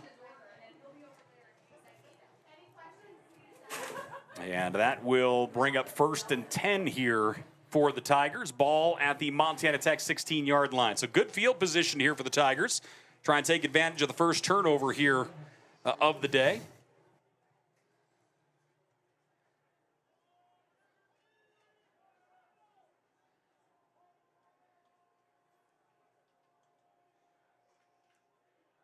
As up to the line of scrimmage, Sludiker out of the shotgun, looking to his right the whole way, in toward the end zone. He wanted his tight end, and that one's going to sail incomplete. A little bit of a collision at the goal line, but ball clearly uncatchable. Just a throwaway, taking a chance. They ran to a wing set out there. Play we used to run a ton back in the 90s. Just a quick out with your H-back and a flag route or a corner route with your tight end, just trying to catch a little mix-up in coverage. Montana Tech covered it well. 2nd down and 10 here for the Tigers. Georgetown, 10 first downs so far on the day. 1 back, 3 receivers, and a tight end on the right side. Montana Tech showing pressure. Man in motion across the formation. Handoff going to go to the tailback. He's across the 10, vaults up and gets hammered at the 5-yard line. But that's going to be first down yardage, it looks like. And with the carry once again was... looks like Jameer Akerson. Yeah, they motioned to a 3-receiver set and went back to the single side inside zone. And just got, they just getting to the next level. They're getting guys up, staying on their feet, getting to the next level, and Neil is seeing a lot of running room. And that was Akerson again in the tailback. Oh, that wasn't Akerson, wasn't it? First down at 10. Akerson stays in at tailback. Well, that sun's going to be tough the rest of the Yep, it's going to be awful. daylight hour anyway. Akerson in the backfield, twin tight moving left. Two receivers wide left. Montana Tech shifts across accordingly. Sluneker out of the shotgun, handoff to Akerson. Akerson finds his lane, and boy, he'll get just swallowed up and pushed backwards. I've been very impressed with the running backs for Georgetown and their patience right here. But Montana Tech doing a good job tying them up. As we take a look here at the Case Construction instant replay, he gets hit, and there's just nothing there. They run Darius Neal back onto the field here on 2nd and 5. So 2nd down and goal here from the 5. Sluneker out of the shotgun. Long snap count here on 2nd and 5. Neal goes in motion left, trips receivers left. Play clock down to 3. Sluneker looking for the back of the end zone. It's tipped and incomplete. So he goes crashing into our cameraman. Remarked, it's been a pretty clean game penalty-wise so far here today. Especially, you always talk about that first game of the year. We've had one flag, and that was it. 3rd down and goal from the 5. Just need to stop them. I'm willing to think if they don't gain more than 3 yards here, you're going to see the field goal unit. So Montana Tech's just laid back so far in this series. We'll see what they do here, see if they bring any pressure. But they've done a better job defensively at just staying at home and leaving guys in coverage and in that second tier. Sluneker pushes Neal out in motion. Sluneker going to run right up the middle. He is up to the goal line and gets hammered.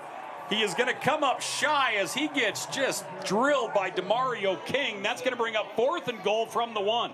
I think I realize why they're excited about DeMario King. You think? That was a shot. Yeah. And a great play call. Run motion to no back. And he is a guy that just doesn't carry the football. You know, if you look at his stats from a year ago, has very few carries.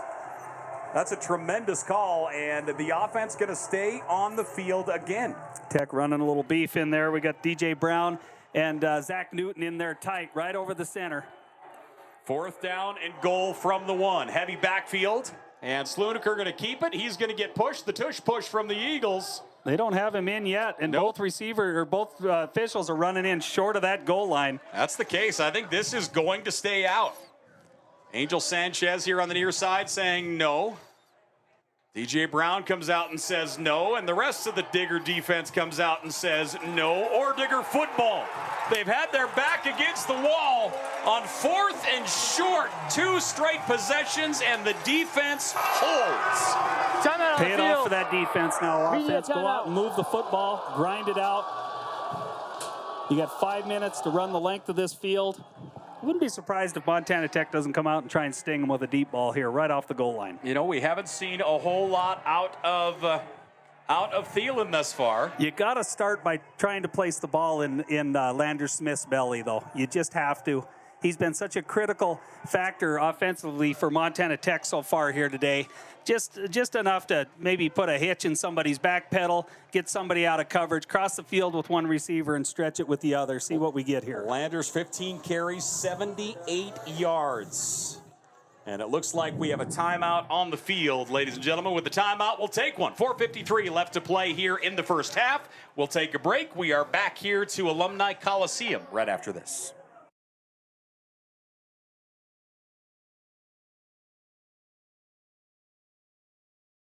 Now's the time to get into Butte Auto and custom build your own ride just the way you want it.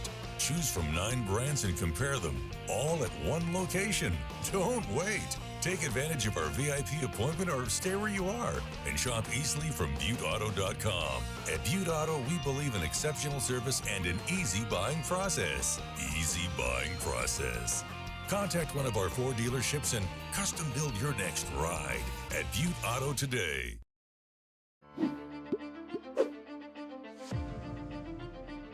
Nucor is a great company. They care about their people. They care about the environment. I've never been restricted to fall in a box. I've never been told that I can't do something. I saw it as a great opportunity to develop a career. You create your own destiny at Nucor. We're building something bigger out here at Newport. We're back here once again as Thielen dropping back, looking for the deep ball on first down, one-on-one down the sideline, and that one's going to fall incomplete. Looking for Wyatt Alexander. You and I during the break are going, yeah, they're going to take a shot. You've got to take a shot. I'm telling you, though, you have to do it out of play action. I'm not going to sit here and second guess, but yeah, that ball's got to start by touching the belly button of Landers Smith. 4:52 left to play here in the first half. Landers 15 carries, 78 yards already here in the first half, averaging 5.1 a carry. 7-7 our score. And I can see why they don't do it out of play action. A lot of times you can get caught, you know, like in a pressure package or something like that with a guy out of position. But Thielen to Landers. Landers out to the 5-yard line. He'll pick up 4. Brings up 3rd down and 5 here for the Digs. Boy, the sun's starting to set here. It's warm. It's the long shadows are going to get longer. It's going to be a little hard to see here for a little bit. I'll tell you what, if it's north of 50 degrees, it's too hot for a football game. You can pull the players if you want. Yeah, it is warm out there right now. The tailgate packed. Stands are packed. And again, thanks for joining us here on Digger Vision, our Copper game. Now you're probably going to see just a 3-man game here. Probably going to leave Logan Kennedy in here for max pass protection. Thielen brings Wyatt Alexander across the formation. Blitz coming across, and that one just out of reach of Alexander. And that's going to bring up 4th down here for Montana Tech as Alexander gets up. And that will bring the punting unit in here for the Digs. 4:04 left to play here in the first half. Clock stops with the incomplete pass. The Digs unable to move the chains as they took over deep in their own territory. So Andrew Olmos, the first-team All-American, will come out and knock this one away. You know, Thielen threw that ball like he was hurried, but I didn't really see anybody on top of him. So Olmos standing at the back of the end zone. Great snap to him. And a low line drive pushing right. Retreating, pulling it in at the 41 and stepping out of bounds. Great job by the Bullet getting down there, but stepping out of bounds was Dylan Warren after he brought it in. Good job coverage that time. David Lowry, a 5'10", 185-pound junior out of Helen. I remember watching him play. Yes, indeed. When we went down during COVID. I remember that game distinctly. Big He time. had a great game in the secondary against Butte High. 3:55 remaining here in this first half. Little chess match here. 7-7 our score. And the Tigers will take over. As we take a look here number-wise. Let's see what we have here for the Tigers right now. Sluniker 5 of 10 for 89 yards. And on the ground, Neal 10 carries for 52 yards. Sluniker rolling right. He's going to air it up, and almost it's picked off. Grabbing that pick and pulling it in is going to be Jaden Downs. Just trusting your technique, getting out of your break, and getting up on the inside shoulder of that receiver. What a play. Jaden Downs, the senior out of Pocatello, hauls it in. There is a flag down on that far side.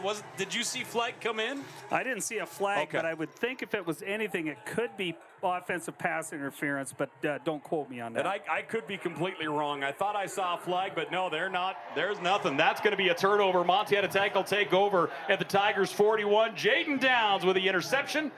And we'll see the sudden change here. We'll see if Montana Tech takes a shot with 3:49 left to play here in the first half. That is a really confident football play made by Montana Tech's left corner that time. Great job by Downs. He's had a tremendous career, the senior out of Pocatello. First down at 10. One back at home, Lander Smith. Lander's going to get the carry, bounces off tackle left. Little high knee across the 35 down to the 33-yard line. Fired up. Made my Walter Hart so happy with the high knees right there. Yeah, fired up. Gain of 7, looking at 2nd and 3. Everything in your playbook's in play here. 6 of his 7 games a year ago were over 100 yards, and he is fast approaching that here in the first half. I wouldn't mind seeing a little play action here, not so much for anything else, but to maybe give Lander Smith a play off, you know, get into a little bit of pass protection, a good quick throw to a tight end or somebody in the inside slot. 2nd down and 3, one back at home. Play action here. Thielen dropping back, rolling right, drops it off underneath. Pass complete and shoved out of bounds. Snyder. There you go, Dylan Snyder, the Butte product. And that is going to be a first down here. Yeah, that's Thanks, a good sir. call. Get the ball out of Smith's gut for a second. Just a good safe completion, and also to get a little bit more confidence into Blake Thielen. You know, I'm not going to say he struggled. He hasn't got to throw the ball here a ton yet today. And so get him more in tune with his game so that whole playbook's open the second half. Two receivers wide left. You have Wyatt Alexander wide left. Kyle Torgerson in the slot. One back at home is Landers Smith. Heavy formation to the right. And now Kyle goes in motion. They fake the handoff. They got him. Drop back across the middle. Floated up. That one caught. Nice catch inside the 10. Ball comes out. It goes through the back of the end zone. Going to be a touchback. That's going to be a touchback, I think. That ball gets knocked out. Did he have possession? Might be the only question. Well, without replay, I think they're going to rule possession here because he got into a move. And we do have replay available now. The Frontier Conference has replay available, so they might go over to the booth and look at this. Give you a chance to eat. Oh, food. 2:36 left to play here in the first half. Jason, you got an opportunity to give us a look at that? Ruling on the field is that there was a fumble at the 8-yard line. The ball went through the end zone and out of bounds. Therefore, it's a touchback. It is a touchback by the officials. All right, here we go. They'll cue up the replay. Going across. That ball is brought in. Yeah, he certainly had possession of that, and it gets punched out of the 9-yard line. Good call by the officials. Thank you, Jason. Nice job on the replay. Our crew here doing an outstanding job. As that one, I felt like it was knocked out before he turned upfield. You know, you kind of have the memory change, and that ball knocked away from Dylan Snyder. And a tremendous call by the officials right on top of that. That's going to be a touchback. And the Tigers dodge a bullet. Yeah, you still have to feel good offensively for Montana Tech after that, just a few plays after a huge interception by Jaden Downs. Everything you looked at that series worked, right? It worked the way you wanted to see it worked. So you have to feel good regardless of the turnover. And your defense is playing well. Hopefully they get you a stop here and maybe a chance to run in your 2-minute offense. First down and 10 here for the Tigers after the touchback. They take over at their 20-yard line. Handoff going to go to Neal. He'll try and stretch the corner, and he's going down. That's going to be a loss of 5, and once again, it's Matt Whitcomb. He's playing really good football. He reminds you a lot of the great ones we've seen on that edge at Montana Tech over the last 15 years. Take a look at this. But he's just not missing. He steps up in that gap. Gets past the defender, and it's done deal. Does a great job with what they call hand play, taking on lead blockers, knocking away hands, keeping his outside arm free, getting upfield and making a tackle. Second down at 15 here for the Tigers, and they're going to let the clock run here. Play clock down to 12. Yeah. 2 minutes left to play in the first half. Montana Tech knows. They know. You just get a stop here, get a timeout. Get a stop, force the kick away. I mean, if you got 60 yards in a minute and a half or whatever it is, that's all day, regardless of the timeout situation in college football. We've got a timeout on the field, so we'll take one. Thanks for joining us here on Digger Vision. Or Digger Football taking on the Tigers out of Georgetown, Kentucky. We're back after this.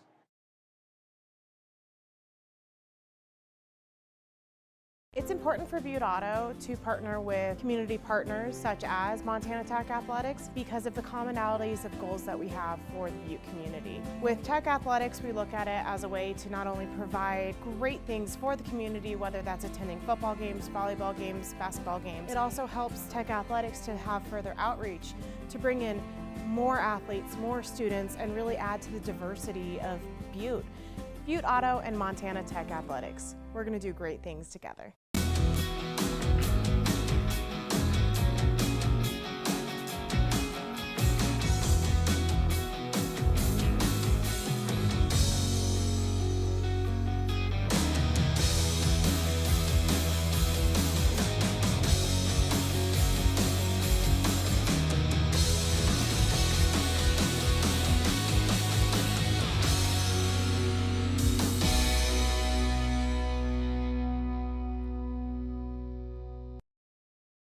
Hey, welcome back here once again to Bob Greenfield at Alumni Coliseum.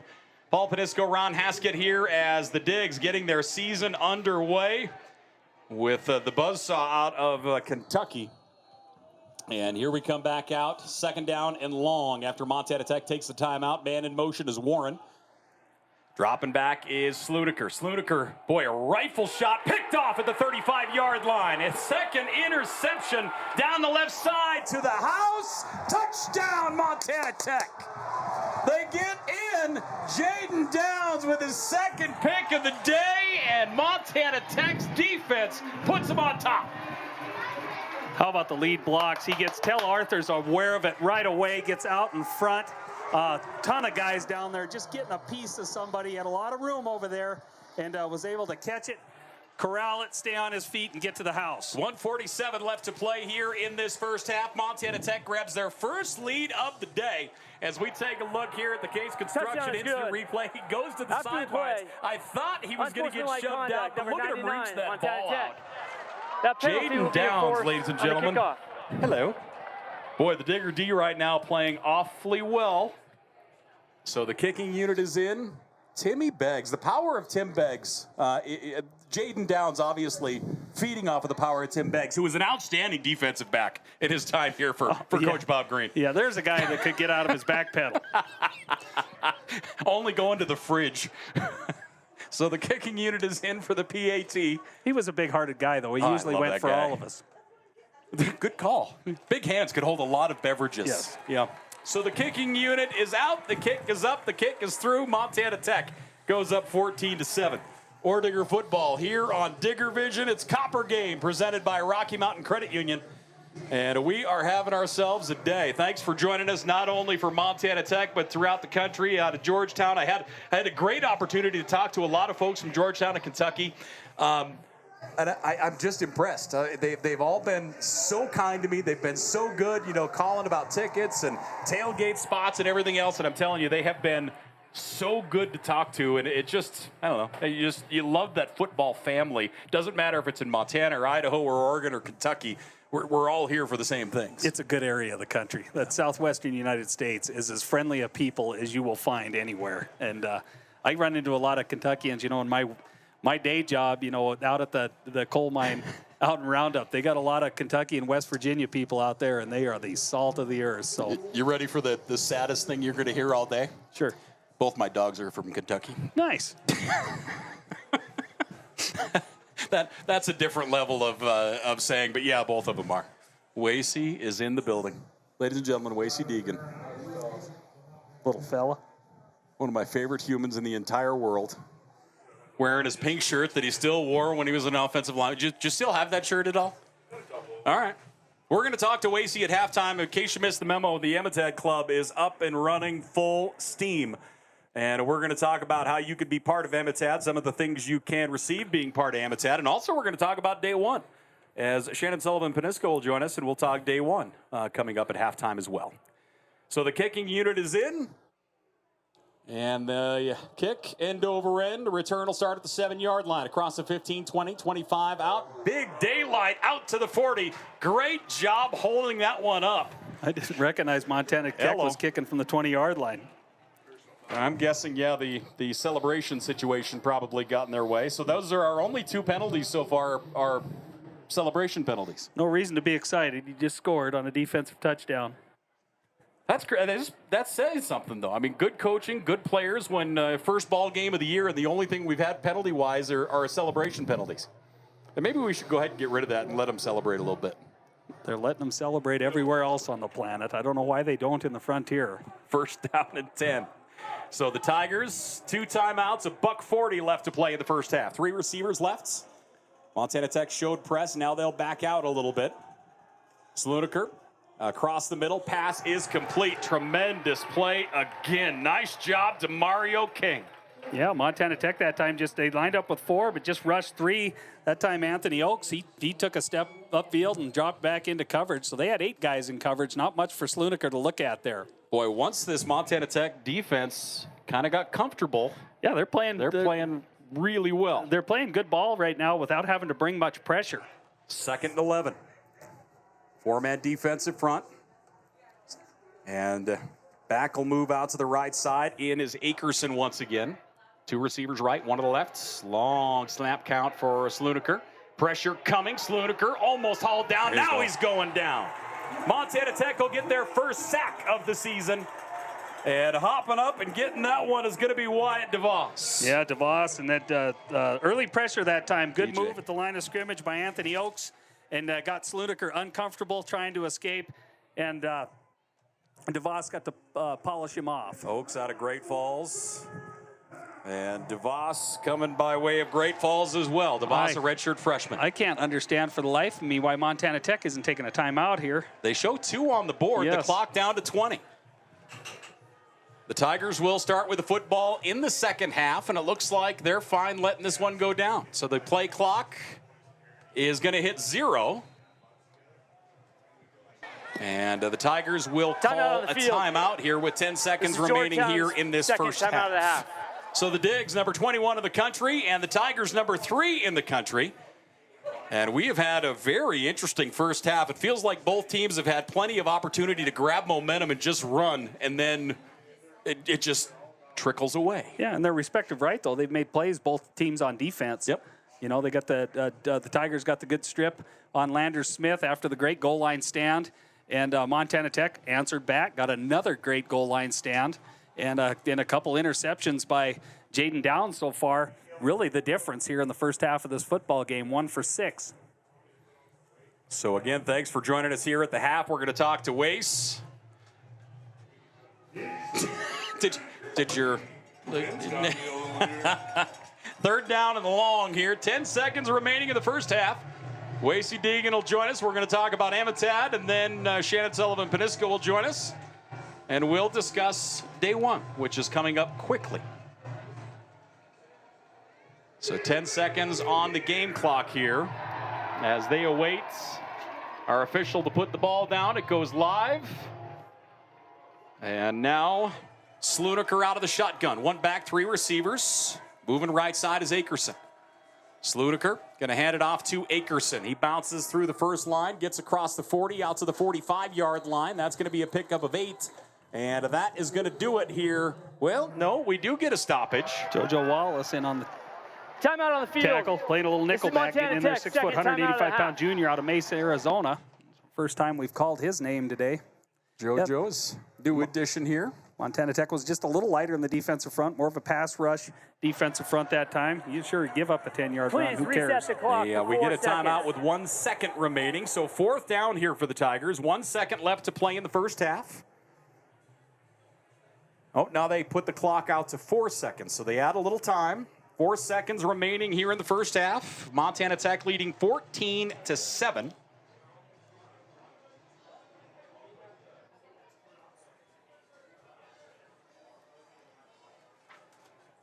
And we'll have numbers coming up at the half. Of course, again, we're going to talk to Wace Deegan. And we are going to talk Amitad. We're going to talk day 1. And it is football season. Holy moly. Again, remember the Digs are very quiet at home through September. No home games, 3 road games, and 1 bye week. But that said, they will be at home a lot in October and November. If you want to get your season tickets to join us for the remainder of the season, make sure to do so. And after the timeout, they come up to the line of scrimmage. Well, Montana, oh, there we go. And now the Digs will call a timeout. Yeah, Tech had their punt return team in.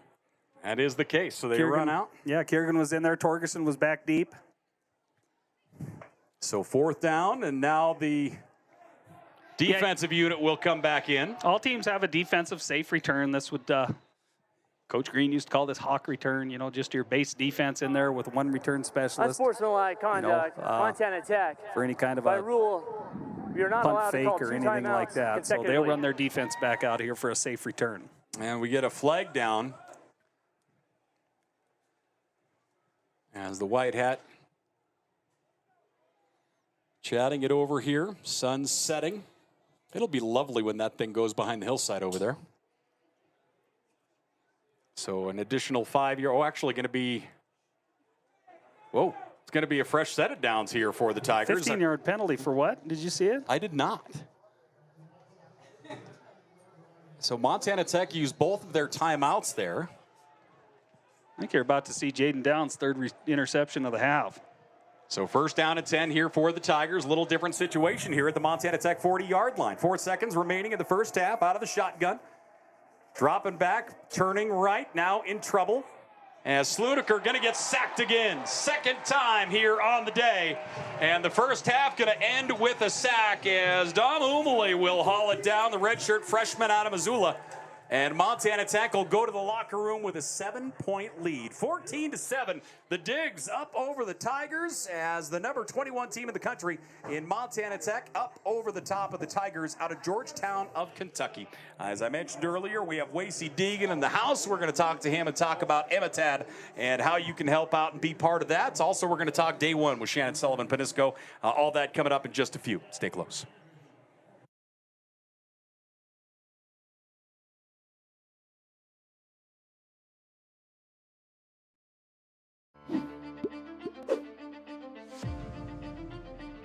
Nucor is a great company.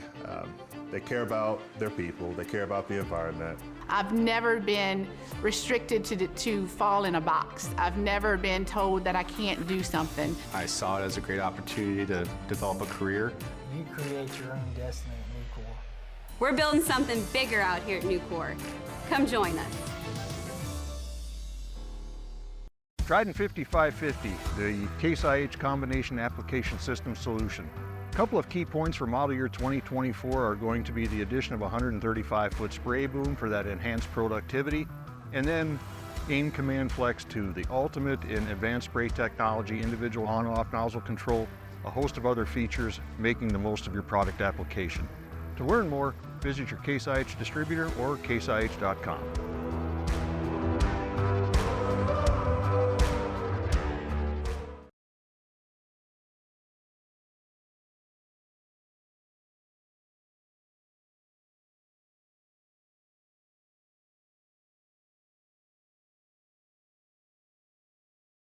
Hey, we're back here once again as we take a look at Montana Tech, the top of the arch there. Thanks for joining us here on Digger Vision as the Digs leading 14-7 after 30 minutes of play. Wasey Deegan is in the house. Wace, how are you, brother? Doing good, Paulie. You have put in some work, my friend. A lot of phone calls. There, you have been on the phone a lot. You've had some early morning texts. You've got under some people's skin a little bit. You've ruffled some feathers, and you've raised some significant money for Emetad Club and Montana Tech. Yeah, good news was we got a word from Shannon Sampson that we crested the 100,000 mark today with over 60 members. That's fantastic. Well, let's start with Emetad. For those, obviously, we have some people in Kentucky. We have a lot of people, Digger fans from around the country. Let's start with what is Emetad? Emetad Club used to be formerly known as a touchdown club for former players to get together, have a little tailgate section, and get sideline passes, all that kind of fun stuff. And it was just kind of a tight-knit group. We kind of came together and figured we needed to get the younger generation, the post-screen guys involved, and this is kind of how we're going to do it. What does Emetad stand for? Every man, every time, all day. That's the deal right there. We used to scream it at the top of our lungs, running on the field every game. Let's talk about what, you're basically the reason this thing restarted. Talk about what the impetus was and what got you going to get the Emetad Club and like Touchdown Club going more. Well, it basically started at this game last year. A bunch of guys got here, and it kind of wasn't what we were envisioning it going. I mean, Touchdown Club's been around here since, I think, 99, 2000. They redid it a little bit in 2004 or 5. Did stuff there and got a trailer going, stuff like that. And, stuff just gets stagnant every now and again. You got to add a little touch to it, and we kind of figured this is the way to go. And between 4 or 5 close friends of mine that encouraged me to do it, and then talking to the older guys and talking with Steppen and Coach Sampson and all them guys, it sounds like funding's a crucial part of this program. And we already done big things. We got 6 iPads that we purchased before we were even operationable. And we got them on the sideline helping out the football program. We got a lot of practice gear that they couldn't afford that we stepped up as alumni. And new jugs machine? Yeah, something about they got a throwing machine they spent $4,000 on I wasn't too enthused about. But hopefully they catch a ball. Yeah, it's I don't think I'm going to ask you a question, and I don't think you're going to feel it that way. But from my perspective, I feel like part of me is surprised, but then part of me is not. I can't imagine you were surprised at all about the way this thing has crested and just absolutely started to roll. No, because when we first started about 1st of December last year after the season ended, I started calling stepping, and Coach Green was a big aspect of it, and we just started putting together a board of guys that were from all aspects. I mean, our oldest one's Doug Abbott, Dr. Abbott. I mean, he's from the 1979. He's like 93 years old, I believe. Yep. Walking around here in a walker, he's probably diaper. And then we got our youngest guys, probably Hunter Sparks, and then Spencer Schock, some of them guys. I mean, they're youngest. We got couple years out. We got 16 guys on the board, and they're from all eras, all moderations. Everybody's got their own vision and stuff. Well, and that's smart. I mean, because the core of this and the core of our alumni base is Bob Green's guys. You know, I mean, Bob Green created something that is special, but that's not taking anything away from Chuck Morrell or Coach Sampson. Their guys are also going, hey, look at what's going on. And this thing doesn't continue to roll without the support of the Morrell guys, without the support of Coach Sampson guys, and keep moving forward. No, because like Coach Green era guys ain't gonna be around forever, so we got to pass this torch on and get shit rolling. That is the deal. So let's talk about it more. As you mentioned, we just crested the $100,000. Congratulations! If somebody wants to join the Emetad Club, what are some of the things they can expect, and how can they do so? Basically, right now we're on Facebook. Yesterday we went viral with Coach Green giving us talk about it. We're on Facebook. We got the foundation websites where you actually go to join. Yep. We got different levels. There's 4 different levels. There's the 500, 1,000, 2,500, and 5,000. It's all 100% upfront, tax deductible. We backload it with gifts on the back end. If you want more information, I don't know how much we're legality able to talk about for the tax purposes and stuff like that. Yep. We'll, you get a hold of go a to member. Facebook. Yeah, go to Facebook. Look up Emetad. Same on Twitter. Look it up. You can get the link, and you can go if you want to join and become a member. You can do so. Yeah, you'll start to see a lot of our swag running around. I mean, we've only been running for 2.5 weeks, almost 3 weeks, and we've got a few shirts and sweatshirts running around today. We don't have any hats. Hopefully we got them. Good thing we got a whole month of September off to get our shit together. You imagined the idea that you, in 3 weeks, and obviously this is a longer process, but once the rubber hit the road and got going, we're at $100,000 in like 20 days. Yeah. Yeah, that's pretty good. But this started in December, but there's a lot of legwork and stuff like that. We envisioned rolling it out in 1st of July, but we got pushed back till August with some technicalities and stuff like that, making sure stuff was done right. That's the deal. Wasey, you're the man. You'll always be one of my favorites, and make sure for people, if you want to join the Emetad Club, if we've got faithful around, log on to Facebook, log on to Twitter, look it up. You can get the link. It'll bring you to the foundation, and you can sign up different levels, different things that you'll get out of it, and different ways that, more importantly, that you can help Digger athletics and especially Digger football. Yeah, one of these days we'll have a pink game. Oh, that's the deal right there. Wait, what? Did you wear a pink shirt under your uniform every game at Montana Tech? Pretty close. I had a couple pink shirts in my thing, and I never thought I'd have any use for them, so I started wearing them at practice and football games, and it kind of took as a hit. I loved it. Wasey Deegan, ladies and gentlemen, make sure to look up Emetad, become a member, and help out Digger football. The Digs leading 14-7. We're at the half. We'll talk numbers. We'll get you ready for the second half, and then we're going to try. Sorry, I'm gonna look at somebody a little bit more attractive. You gotta say that. That's your wife. Yeah, I do have to say that. How about that Digger D? How about that Digger D? 2-4. Boy, that second quarter, big time. Yep. Ladies and gentlemen, we're going to check in. We're going to talk about day one and the importance of day one of this entire campus. That is coming up next. Stay close.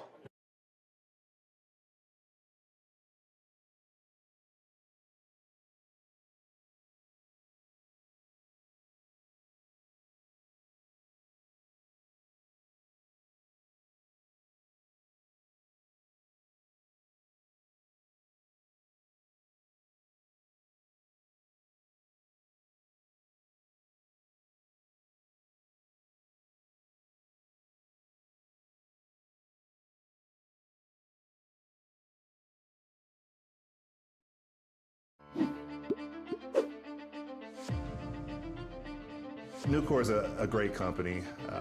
They care about their people. They care about the environment. I've never been restricted to fall in a box. I've never been told that I can't do something. I saw it as a great opportunity to develop a career. You create your own destiny at Nucor. We're building something bigger out here at Nucor. Come join us. Trident 5550, the Case IH Combination Application System Solution. A couple of key points for model year 2024 are going to be the addition of a 135-foot spray boom for that enhanced productivity, and then Aim Command Flex 2, the ultimate in advanced spray technology, individual on-off nozzle control, a host of other features, making the most of your product application. To learn more, visit your Case IH distributor or caseih.com.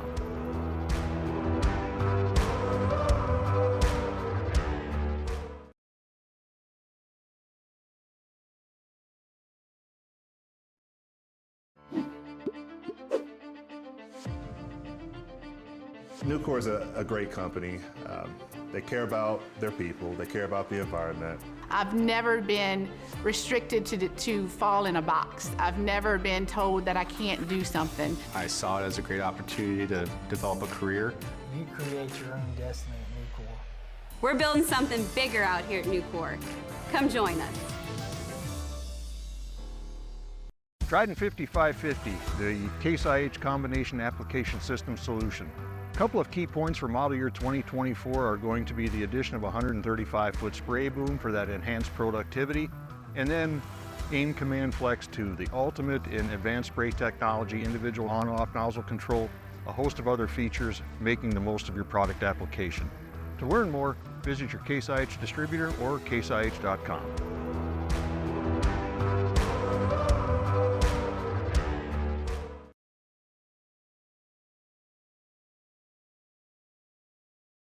Rocky Mountain Credit Union making it possible for us to be here today. The Copper Game presented by Rocky Mountain Credit Union. Thanks for joining us here on a Thursday. Sun is setting. It is I've never been up here, restricted but we have a fall in a tremendous box. opening I've half of never football. been We'll run you told through that the I numbers can't and more do in just a bit. something. Again, remember, if you want to join Emmett Club, develop a career. you know, look it up on Facebook, look it up on Twitter, go to the foundation We're websites and building also something at the bigger foundation out here website. at Nucor. Ladies Come and join gentlemen, us. Day one. Yes. Ladies and gentlemen, Shannon Sullivan-Pinnisco joining us. The Case IH Has it been that long since you worked in radio that I have to adjust your microphone? It's been 9 years since I've worked in radio, Paul. Day one is right around the corner. Of course, day one celebrating the opening of Montana Tech on September 11th, 1900. And it has just ballooned into a thing of beauty for this campus. I mean, the good that day one has done is just staggering. It's pretty awesome. I mean, the numbers are staggering. So over the 7 years that we've done it, this will be the 8th. $1.7 million that has been raised. Over 4,000 gifts that have come in. We've impacted about 112 areas on campus. And it does, like you said, it has its own momentum. When we started, folks weren't really sure what it was. And now it's really become an opportunity to find out what's going on campus, the good work that's happening, the good work that people want to do, and opportunities for folks to get involved with it. The opportunities are incredible, and I love going through them because you can go by department, you can go by look at what each department is trying to raise money for, what the good they're trying to do, the ways they're trying to help their students in our communities, and every year you get blown away when you start kind of going through the list. I think everybody kind of gets driven to it for one or two things. Yeah. I mean, if I'm speaking personally, I'm driven by mining. The mining team will always be at the top of my list. Sure. Obviously, athletics. I don't know. There's a very near and dear to my heart, this athletics thing. And interesting that you mentioned those two, since they are usually the horse race each year for the departmental challenge. Scott, I love you. I love mining. You're going to lose. Those are big words. You're going to lose, Scott. But every department, but what I was going to say, and I got sidetracked horribly, I'm sorry, was that you kind of go in going, I'm interested in this and helping here. But if you start looking at other departments and you start realizing what they're doing and what they're looking for the funds for, it's really breathtaking, some of the projects that are out there. Well, and some of the opportunities that we've added over the years, there's a page that features all of our student clubs that are participating. Yeah. So one page, but the opportunity to support over 20 clubs that are there. And those clubs are really some of the areas where students get the hands-on kind of sweat equity portion of the learning that they do here at Montana Tech. So it's definitely one to try out. There's a scholarship page. A lot of the programs now have multiple areas that they're raising funds for. And then the best part now is that we have matches that apply to nearly every program that's out there. As we sit right now, and we are 2 weeks out. The event is coming up on the 12th and 13th of September. Okay.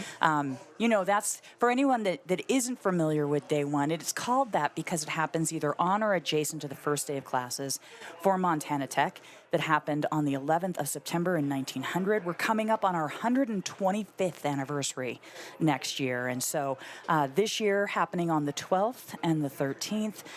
As we sit right now, we have $435,000 in matching opportunities that will be available. And so that means that if you give $25, the amplification of your gift is 50. You give 100, it's 200. If you've never given before, you might have matches on top of matches on top of matches. Incredible. You know, for our students that give, not only do they qualify for the student match, they qualify for the first-time donor match. There's going to be individual matches for the clubs. It really is pretty impressive, the impact that happens in pretty short order. Yeah, and that is the truth. And again, it's coming up September 12th and 13th. Year 8. Year 8? I truly, like, as we were getting ready, I was trying to do the math, and I'm like, I was going long. I was thinking it was 9 or possibly 10. Yep. But it's just it has been incredible. And 8 years, and for athletics, a little bit more expansive this year. You know, in the past, there's been a single focus. I think there'll be some opportunities to give as far as the Digger Fund, which is, you know, the one that is perennially most important. It's the annual fund, immediately expendable funds. It helps to enhance the facilities. I mean, this turf is incredible. That's a result of fundraising to the Digger Fund. Additionally, we'll have the Digger Endowed. Ryan and Lisa Lance, of course, graciously offering up $1 million match for student-athlete scholarships. And then I think that we'll have some opportunities for the programs, which is pretty fantastic too. But yeah, again, the countdown is on. Yeah, you're going to see a lot of it over social media, but if somebody wants to, how much can they preview right now? Is there availability in that? So the best thing that you can do right now is sign up as an ambassador. Good call. You can pick what your specific passion and focus is. If you want to promote the entire day, you can. If you specifically want to pick athletics, you can. We'll have awards for the top ambassador. And who won that last year? That would be Mr. Matt Steppen. Oh, that's right. I forgot. 2 years in a row. 2 years in a row. As a matter of fact. You get a dedicated link, your link. You can actually change it to your name, so it can be day1.mtech.edu/Paul Panisco if you want to. Okay. You send that out, and when somebody gives using that link, it tracks the number of gifts that come in specifically from the link that you've shared, and it helps you become kind of an ambassador, right? An ambassador and a steward and a cheerleader, and just kind of sharing the good news that's happening at Montana Tech. If somebody wants to take a look, give us the website. Give us where they can go. day1.mtech.edu. And then projects will go live on the 9th of September. Let's talk real quick. We have a moment. Let's talk about that first class, 1900. Yes. Give us the rundown of the breakdown of that first class here at Montana Tech. What were the first two? There were two programs, correct? There were two programs, mining engineering and electrical engineering, fairly self-serving in the sense that, well, we're in Butte, Montana. We needed mining engineers, and we needed to electrify the mines. Yes, indeed. Those were our first two programs. Okay, and how many individuals were in that first class? 39 students. That's impressive. 2 of which were women. The first 2 mining engineers in the country. And the first person to register, period. Was a girl. Yeah. Yeah, Clara Clark. You know, coincidentally, I mean, this is apropos of nothing, but her granddaughter is going to come visit me next week. Louise Boley is her name. She's in California, and so Clara's granddaughter is coming for a visit next week. I can actually feel your giddiness. I know. I'm pretty excited. It's pretty awesome. Well, again, you'll see a lot for day one on social media and throughout. Of course, godiggers.com and mtech.edu. And again, give us the website if people want to check it out. Again, September 12th and 13th. September 12th and 13th. It'll kick off at 6 a.m. on the 12th and go until 11:59 and change on the 13th, and you can find it at day1.mtech.edu. Shannon Sullivan Panisco with the Montana Tech Foundation. Shannon, thank you. Thank you, Paul. Appreciate it. We're at the half. The Digs up 14-7 over the Tigers, and we'll take a break. We'll come back. We'll quickly run through the numbers. We'll get you ready for the second half after this.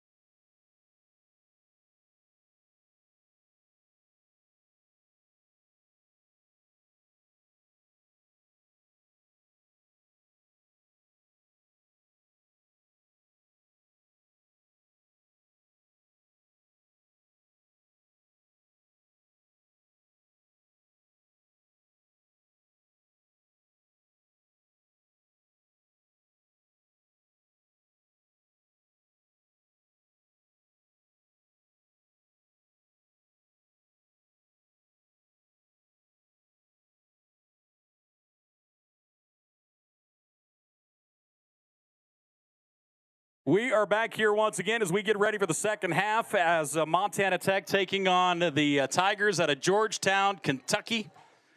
Ron Haskett is in a fight with his headphones, and I almost thought the headphones were going to get you. Shannon went right-handed on me. I had to switch him back to left-handed. I felt like it was the Sugar Show taking you to that shed there for a moment. Let's run real quickly through this first half here.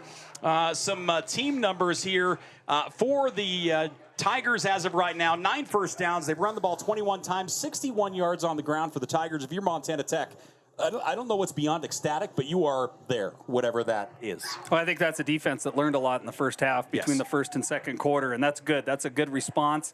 They didn't have to bring a lot of pressure or stunt packages. They just had guys learning what they were dealing with, beating blocks and making plays, and that's a tier thing. It's a 4-man surface, but they're getting down the line of scrimmage on the backside better now, and they're eating up blocks and keeping blockers off Kellen Beller, off Cade Wyant. Or Cole Wyant, excuse me. Cole Wyant there in that second level, and you see guys like Gonzer coming up to make plays as well. But that's a team that's learned a lot on defense here throughout the first half, and it's paying dividends. 2 huge goal line stops in the first half. You don't see those very often anymore. Tigers run 34 offensive plays for 149 yards. Montana Tech, 11 first downs as of right now. They've run the ball 18 times for 93 yards. They have 52 yards through the air as of right now. And again, they have run 29 offensive plays, 145 yards for the Digs. So as these teams get ready to roll here in the second half, the Tigers will start with the football. And the sun is going to be an issue until it sets for us, so bear with us, as it's nasty. Yeah, I think it's an issue for everybody but the guys on the field. It's now low enough to where it shouldn't be an issue on the field. All right, so the team's getting ready to roll. Montana Tech will kick off here to the Tigers. And all those smarty pants is out there in the tailgate. End-over-end kick, 5 yards deep. Bobbled and picked up at the 1, forced to return out across the 5 to the 7-yard line. It's the second bobbled kick we have seen here tonight, 1 for each side. Yeah, I was going to say mistakes in the return game out of both teams, and the coverage units both made them pay. Montana Tech able to get on that return man down inside the 10-yard line. Tough place to start this second half of downs for the Tiger offense. First down at 10 here for the Tigers, as they will come up to the line of scrimmage and get ready to roll here. Just underway here in the third quarter. Montana Tech leading 14-7. Pretty equal ball game. Montana Tech running the football a little bit better here through the first 30 minutes.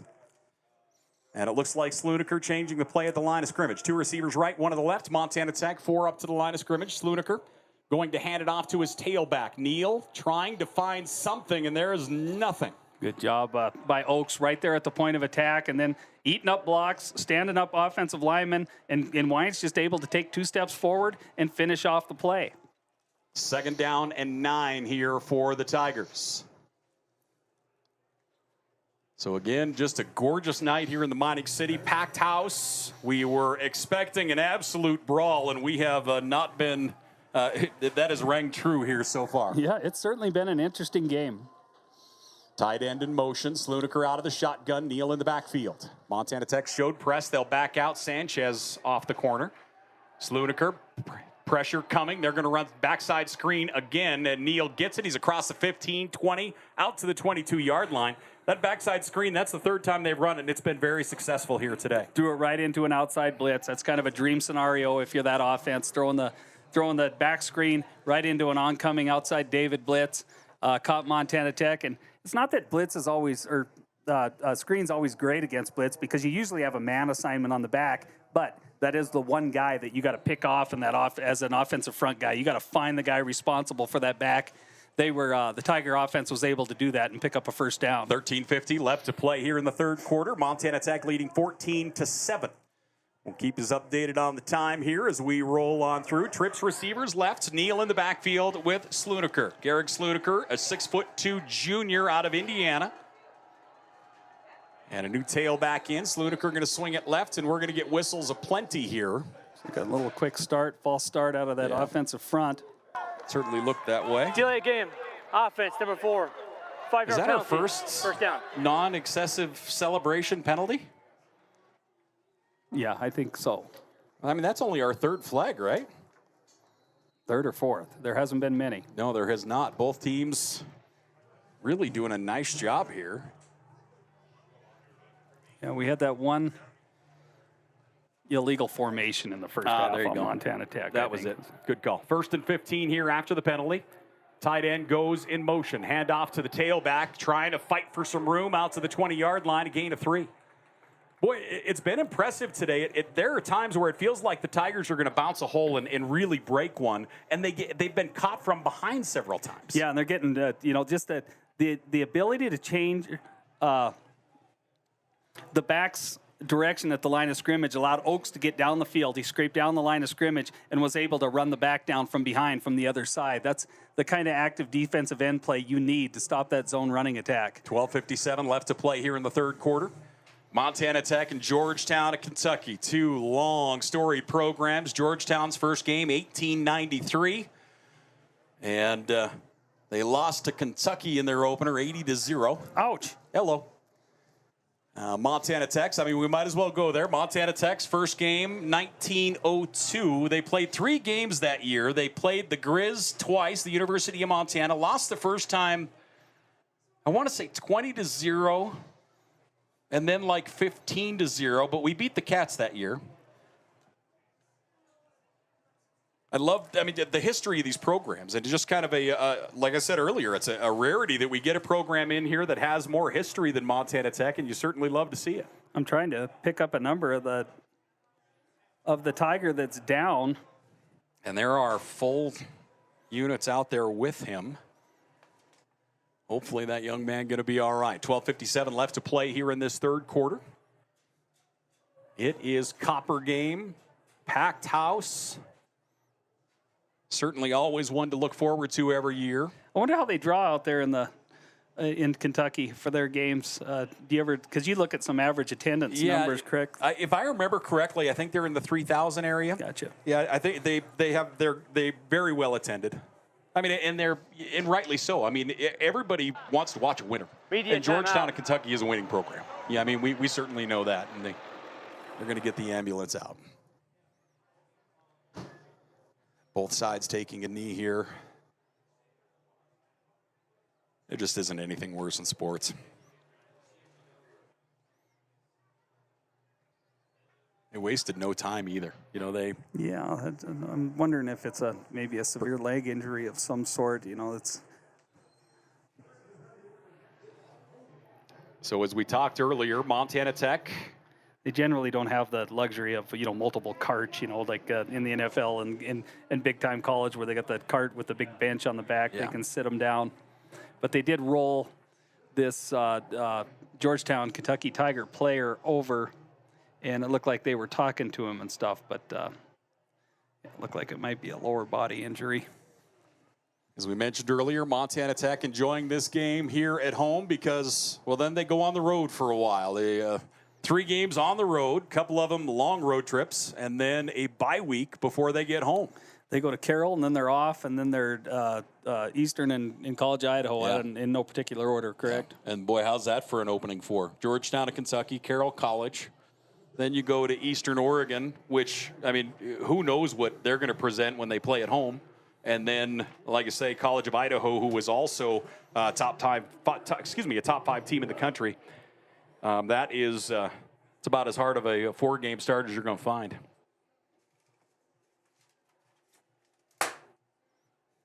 Pest control. I was going to say, our extermination business is still doing very well currently. We've got a pretty nice harvest here so far. Hornets. I kid you not, I have been in this building for probably 80 hours in the last 5 days, and I haven't seen a hornet yet. And we have like 9 of them in here so far today. So let's talk Frontier Conference a little bit. I showed the top 25 is there. That we have several teams in the Frontier in there. So let me give you that. The preseason coaches poll for the Frontier. College of Idaho 1. They got 7 first-place votes. Western is 2. They have 1 first-place vote. Southern Oregon is receiving votes in the top 25, got a first-place vote. They're 3rd in the Frontier Conference coaches preseason poll. Montana Tech, 22 in the country, is 4th in the poll. Carroll College, Rocky Mountain, Eastern, Arizona Christian, and MSU Northern, the preseason coaches poll in the Frontier Conference. Yeah, I mean, it's the usual suspects. Other than Southern Oregon hasn't been really in the mix in the last, say, handful of years. They were really good at the end of the year. Yeah. But other than that, I mean, if you look, pick a number. College Idaho, Western, Tech, Carroll, and Rocky for the last 3 seasons. On any given Saturday, any team could beat the other, So, yeah, I just look at the ones that got experience coming back in a lot of areas, but especially quarterback. Western returns their quarterback. They're going to be tough. I don't know. I can't remember what College Idaho had back there, but Montana Tech offensively last year, there's a lot of teams in the conference that would have took that offense of Montana Tech, top to bottom. They had a great year. They just had trouble getting stops when they needed to get them. But Carroll's got Perka back for his senior season. And, I don't know. I just can't remember much about Rocky and much about the College Idaho other than the fact that they were good. College of Idaho is just one of those teams that they're just salty. At every position, they just don't, you don't look at them and go, you can pick on them here. And it feels like since they've really joined the conference, that's kind of been their MO. Like they have just been really solid at almost every aspect of the game. In the interior, they're a lot like Carroll College. They always have a really good, big, active offensive front. Always. And they're always real active and big, athletic in the defensive front. And they've always got good skill guys. They always have a real Strong capable backs. quarterback, a strong host of backs in the backfield. Seems like they always have a good tight end, right? Mm-hmm. And then, I don't know, you're starting to name them all, right? But they keep the cupboard full, I guess, is the answer to the question. Well, year after year. You go, as you kind of track the conference, you look at Carroll College through their heyday. There was a whole lot of Idaho on that roster. Right. College of Idaho restarts football after being away for, several decades. They get football back underway. They recruit their home base, and, well, look at that. They're awfully successful. So they don't have to go far down there looking for talent. No, they really don't. A lot of really good high school teams. Yeah, every team in this Frontier Conference benefits from the talent throughout Idaho. In fact, I just heard from my brother. He's got us tuned in from Boise. Hello. Which brother? My brother Mark. He's down there, and he goes to a few College Idaho games every year. His in-laws are Albertson alum. Okay. And it's a fun atmosphere. It is. You don't Good have place. to sell much on him. They got a beer garden. They do. I have a rodeo ground stuck right next to it. Yeah, we've had some fun down there. There's been some exceptional football games down there. So as they continue to work on the young man on the field, again, thanks for joining us here as we make our way through a Thursday Copper game presented by Rocky Mountain Credit Union. It's taken a while here. It looks like they may be trying to get him maybe immobilized. Yeah. And then placed on the gurney and wheeled into the ambulance. Hopefully it's all precautionary and nothing really serious. Yeah, hopefully everything going to be all right for that young man. So as you mentioned, the digs at Carroll College next week. I think certainly a lot of eyes and minds go back to the last time Montana Tech and Carroll College played. We basically knew whoever was going to win that football game was going to get into the playoffs. Right. There was no questions. Whoever was going to win was going to the playoffs. I don't think we ever would have envisioned that we were going to host, to be completely honest. Yeah, I didn't dream of no way. In fact, I was still surprised, when you thought Montana Tech would get in. I just wasn't convinced. I think the Central Washington game just was huge. I mean, it played such a big factor because Central Washington goes all the way to the quarterfinals in the Division II, playoffs. That win at their place is a big, big win. So they get the young man loaded up. His teammates come over. He's got a hand up. And we wish him the best. Yeah, you never like to see that. What is that? Let's talk about the psyche of that when you're on the sidelines. I don't care if you're a teammate or not teammate. That changes the way that your mindset is in a football game. Yeah, I mean, his teammates came over and he sent a quick message to them, and they'll be fired up. Come out and try and get back and get the lead in this game and hold on to her for a victory and win for your teammate. I mean, it sounds maybe a little indifferent, but that's how football players operate. You know, just another level of motivation. You know, it just takes a lot of motivation to play this game. I tell people that all the time. You talk about high emotion. I mean, can you imagine, like at any level, but you get into this major college and NFL football, you know, you get a 185, 200-pound cornerback coming up to take on a 240-pound running back at full speed, and they don't bat an eye. Yeah. I mean, you've got to have something loose in your cage to be willing to do that. Yep. And they do it time and time again. It's just, it's incredible, you know, the guts that a lot of those players have, you know, top to bottom. You look at a running back having to pick up somebody like Von Miller off the edge, you know. Yeah. I mean, you think about how crazy it is. There will be a 2-minute You look at some of these off-season events that happen, like Aaron Donald running races against ex-NFL running backs and beating them. Yeah. You know, he's retired now, but a lot of people think he still has like 4 or 5 good seasons left in him. 12:57 left to play here in this third quarter as the teams work on getting warmed up, as do the officials. In case you're wondering and you don't know who Aaron Donald is, he's a 6'3", 300-pound tackle for the Rams. Yeah. Defensive tackle. I've got the 300 pounds, not the 6'3". Right? Yeah. Real quickly, number-wise, as we take a peek here, for Georgetown as of right now, they have run 37 plays, 165 yards. Sludiker is 7 of 14 for 100 yards. He has been sacked twice. He has been picked off twice. On the ground, Neal has 12 carries for 53 yards. He's averaging 3.9 a carry. Receiving-wise, Warren has 2 catches for 72 in the lone score. Neal with 3 catches for 23.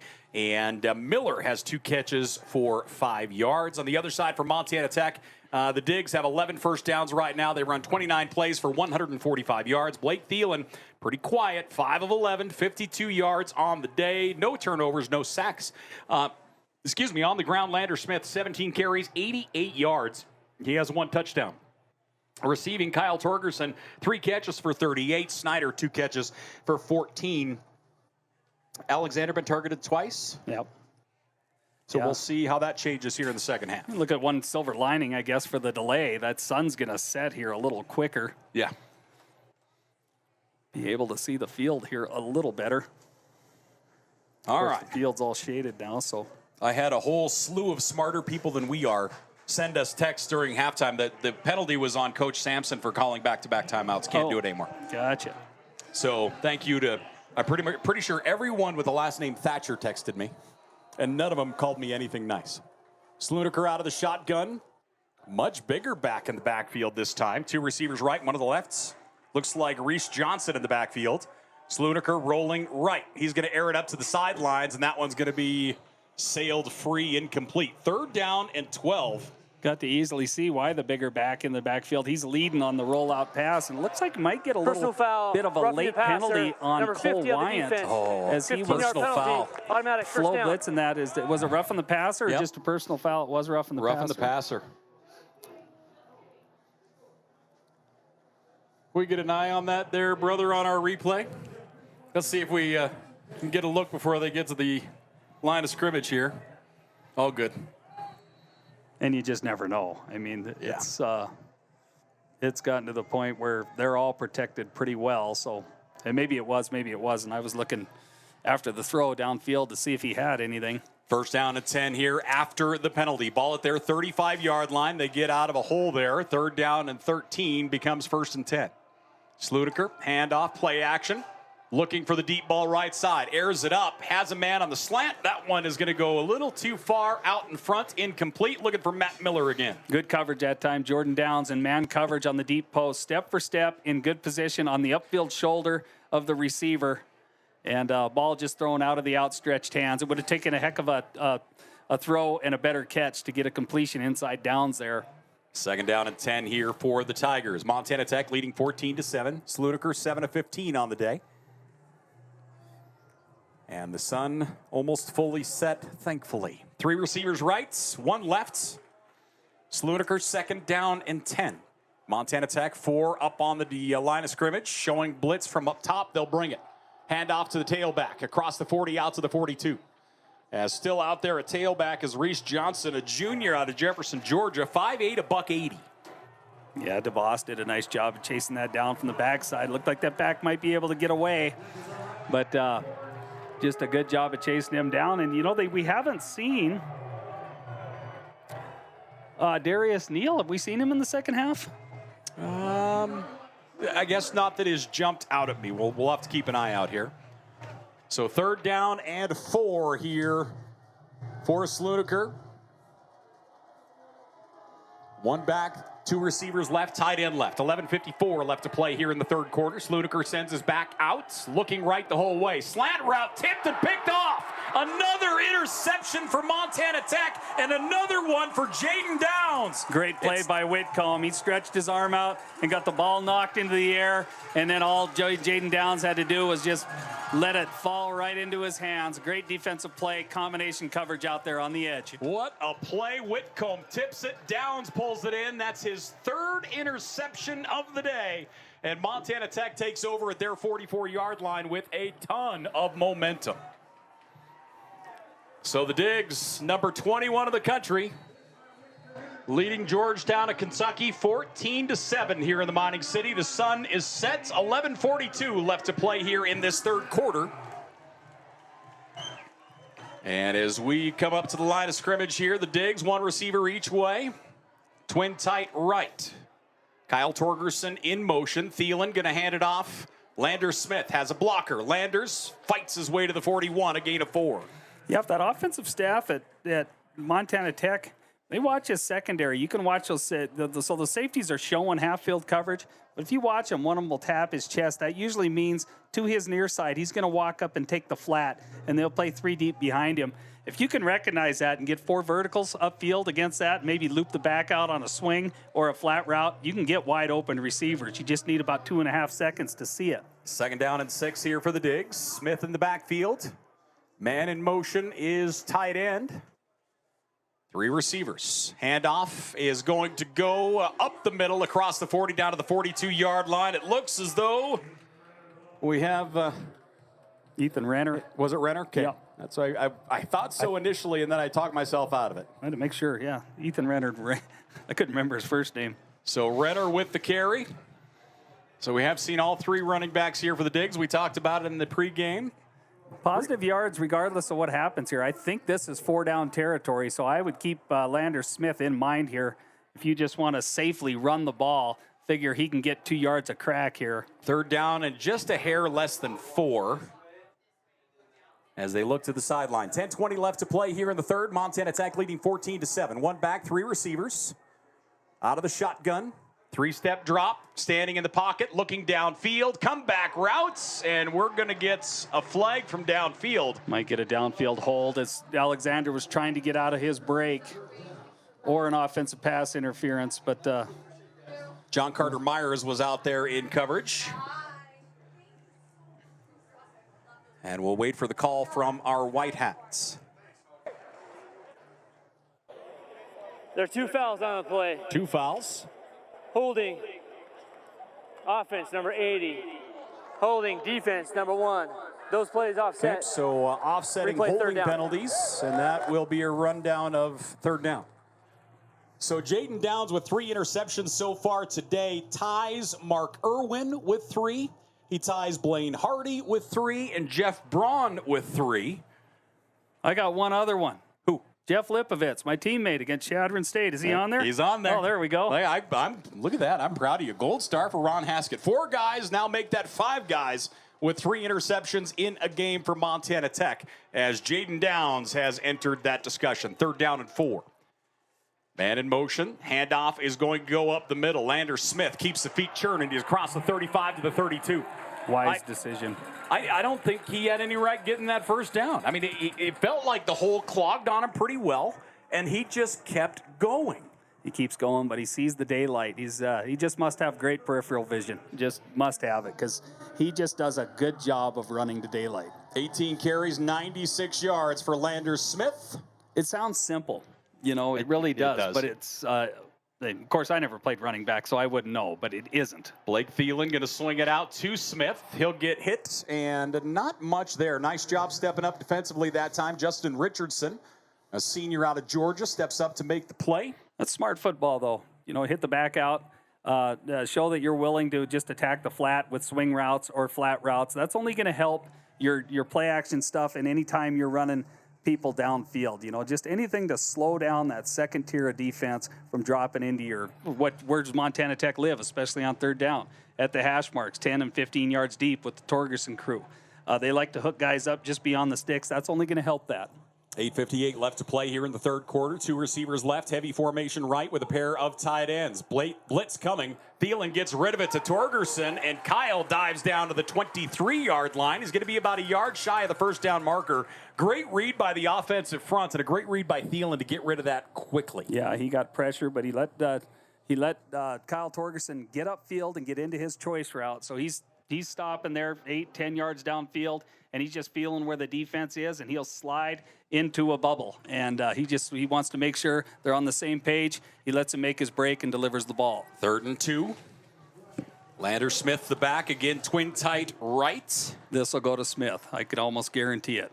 Torgerson comes in motion, and they're going to run up the middle. Smith across the 20, 15 down to the 13-yard line. Tremendous hole on the left side of that line, and a big pancake there.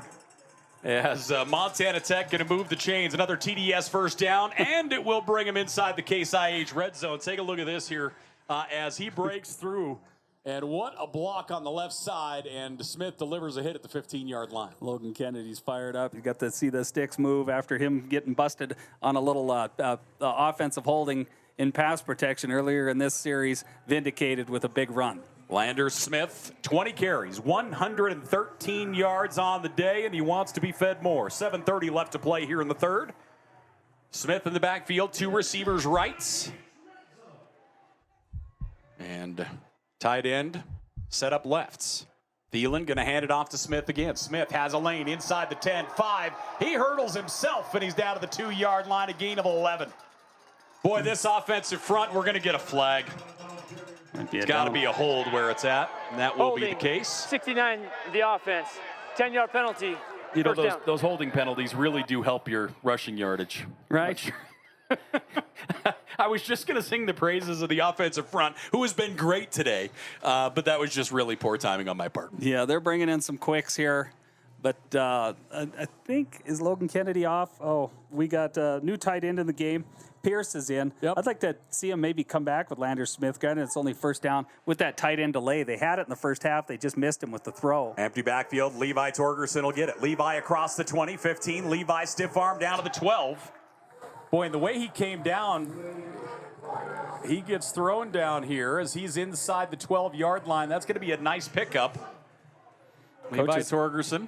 Coaches next to us are pretty fired up. A little bit. Let's take a look at this here as this play comes across empty backfield. Levi Torgerson comes across the middle. Little Logan Kennedy got a pancake. Just an immediate block off the right edge there, right tight end. Or excuse me, that would have been Pierce, right? Yep. 2nd down and 9 here for the Digs. Ball at the 12-yard line. They can get a first down just outside the 3. Smith the back, rolling right. Thielen's going to throw it into the back of the end zone, and they go up incomplete. Wyatt Alexander, the intended target. Justin Richardson all over him. Flag in the end zone. Yep. So a flag down. The officials chatted over. 6:09 left to play here in the third. Montana Tech leading 14-7. Again, thanks for joining us here on Digger Vision. Paul Panisco, Ron Haskett. Our white hat will give us our call. Pass interference. Defensive pass interference, so a fresh set of downs. Place the ball at the half the 2-yard distance. line. First down.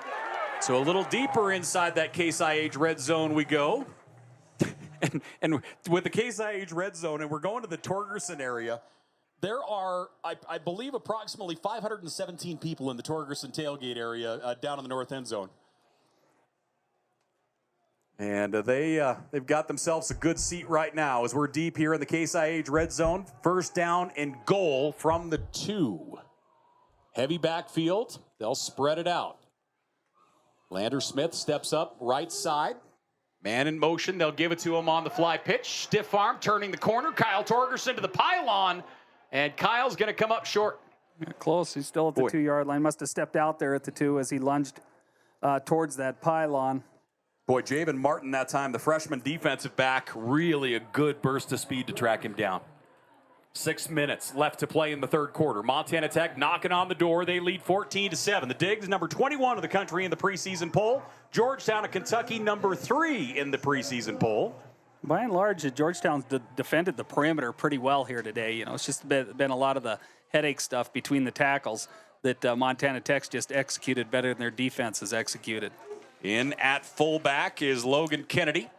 And the handoff to Smith. Smith fights his way, pushing the pile. He's inside the 1, but he's going to come up short. 3rd and goal from the 1-yard line. Regardless of this series, has just chewed up a ton of clock as well. That's it. Let's go Working take a in look. Montana Tech's favor. Drive summary as of right now. We'll take a look at what we have here. Yeah, we'll get to that here in a moment as we get back up. Montana Tech looks to the sideline. 1st and goal from the 1. So the Digs up to the line of scrimmage. Lander Smith in the backfield. Pierce in motion. He'll stop just off the right tackle. Handoff to Smith. Smith pushes forward through that big old front, and the big boys get him in. Lander Smith with the touchdown, his 2nd of the day, and Montana Tech goes up 20-7 with 4:44 left to play in this third quarter. It was a big series, just a big drive by that offense, top to bottom. Starting with that offensive front, they made every key first down they had to, running the ball with Lander Smith, but he doesn't do it without the 6 guys in front of him. And I hope you understand where this is coming from as with Shannon and I as parents, but my daughter is learning some new words from the booth next to us. And the kicking unit is in. Montana Tech leading 20-7. I've been at your house. She isn't learning anything too fancy. 4:44 left to play in the third, and we're going to get a busted play. Flags aplenty, and we're going to get a hit, and that's going to go down. The Tigers were definitely into the neutral zone, but were they drawn into the neutral zone is where the question is going to be here. Again, 4:44 left to play here in this third quarter. Offside, Montana defense. Tech leading 20-7. Half the distance to the goal. Replay. Boy, the Digs really playing well right now. Disciplined football offensively and defensively. Sorry, I'm getting bombarded by a couple XOR diggers here. So they'll kick it again a little closer this time. Montana Tech leading 20-7. They'll get it set up and attempt the PAT here. Waiting to snap. Snap and hold are good. The kick is up and the kick is through. Montana Tech stretches their lead out 21-7. The Digs over the Tigers as we are here with the Copper Game presented by Rocky Mountain Credit Union. We're back to the campus of Montana Tech right after this.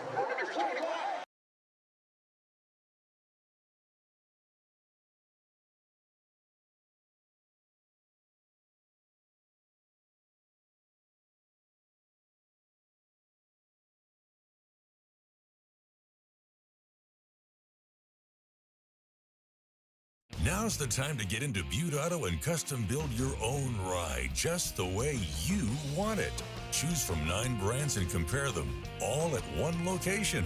Don't wait. Take advantage of our VIP appointment or stay where you are and shop easily from ButteAuto.com. At Butte Auto, we believe in exceptional service and an easy buying process. Easy buying process. Contact one of our 4 dealerships and custom build your next ride at Butte Auto today.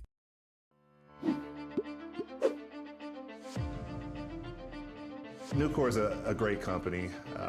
They care about their people. They care about the environment. I've never been restricted to fall in a box. I've never been told that I can't do something. I saw it as a great opportunity to develop a career. You create your own destiny at Nucor. We're building something bigger out here at Nucor. Come join us.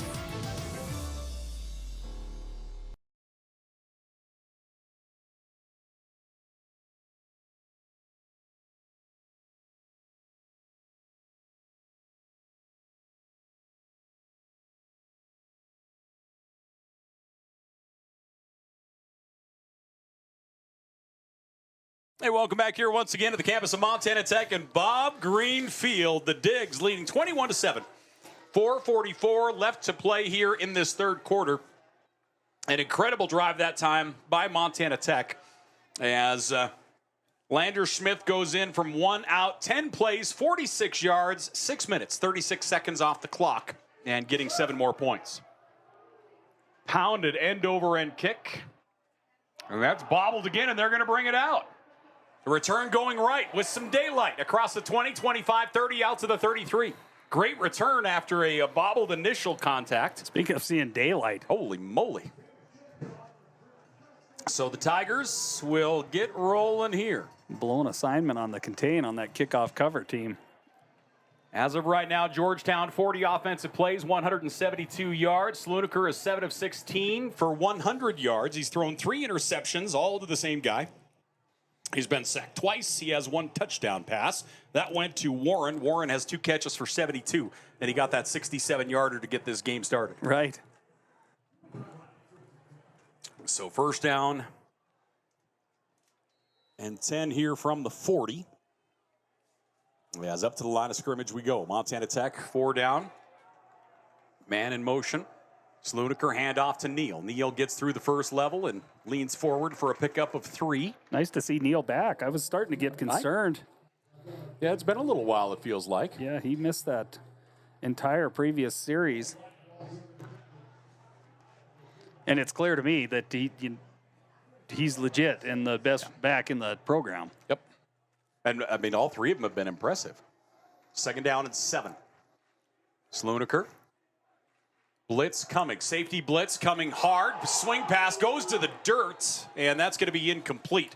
They were looking for Neal. Montana Tech, heavy pressure is coming on the absolute, just incredible blitz up top. The safety blitz was DeMario King, and he was just a guided missile. The ruling on the field was an incomplete pass.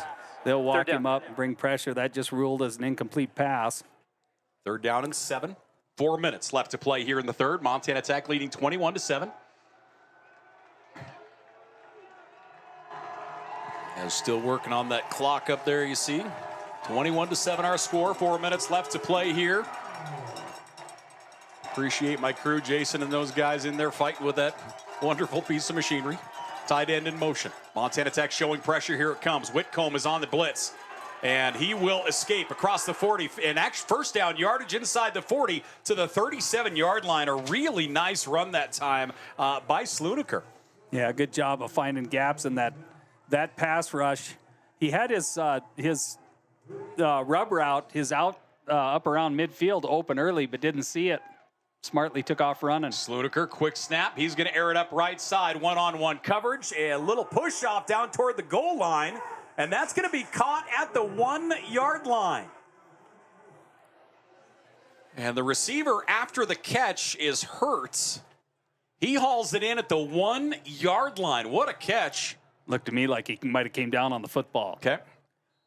Could just be a wind issue. What a throw down the right sideline. And I believe it was Matt Miller. I could be wrong. It was one-on-one coverage tossed out there. I think you're right.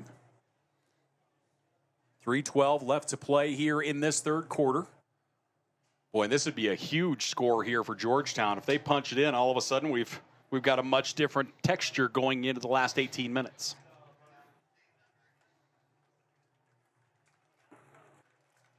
So he does get up. You're correct. That is Miller.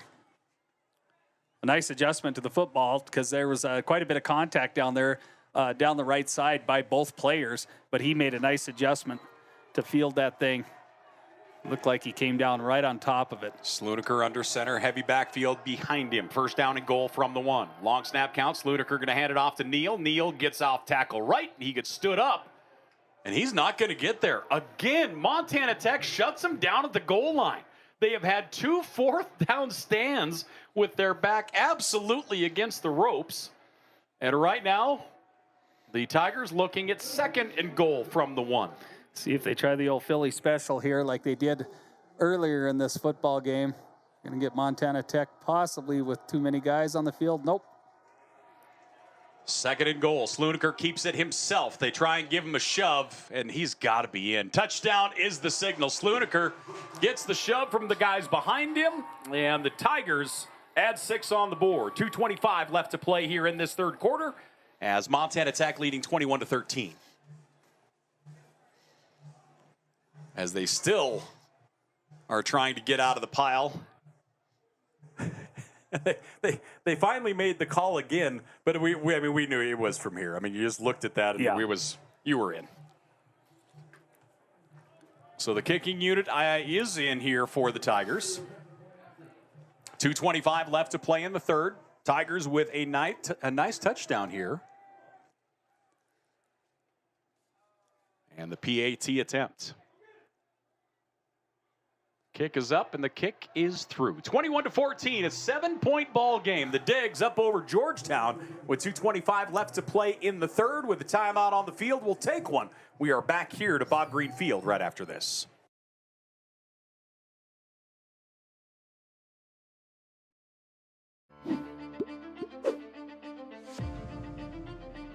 Nucor is a great company. They care about their people. They care about the environment. I've never been restricted to fall in a box. I've never been told that I can't do something. I saw it as a great opportunity to develop a career. You create your own destiny at Nucor. We're building something bigger out here at Nucor. Come join us. Trident 5550, the Case IH Combination Application System Solution. A couple of key points for model year 2024 are going to be the addition of a 135-foot spray boom for that enhanced productivity, and then Aim Command Flex 2, the ultimate in advanced spray technology, individual on-off nozzle control, a host of other features, making the most of your product application. To learn more, visit your Case IH distributor or caseih.com.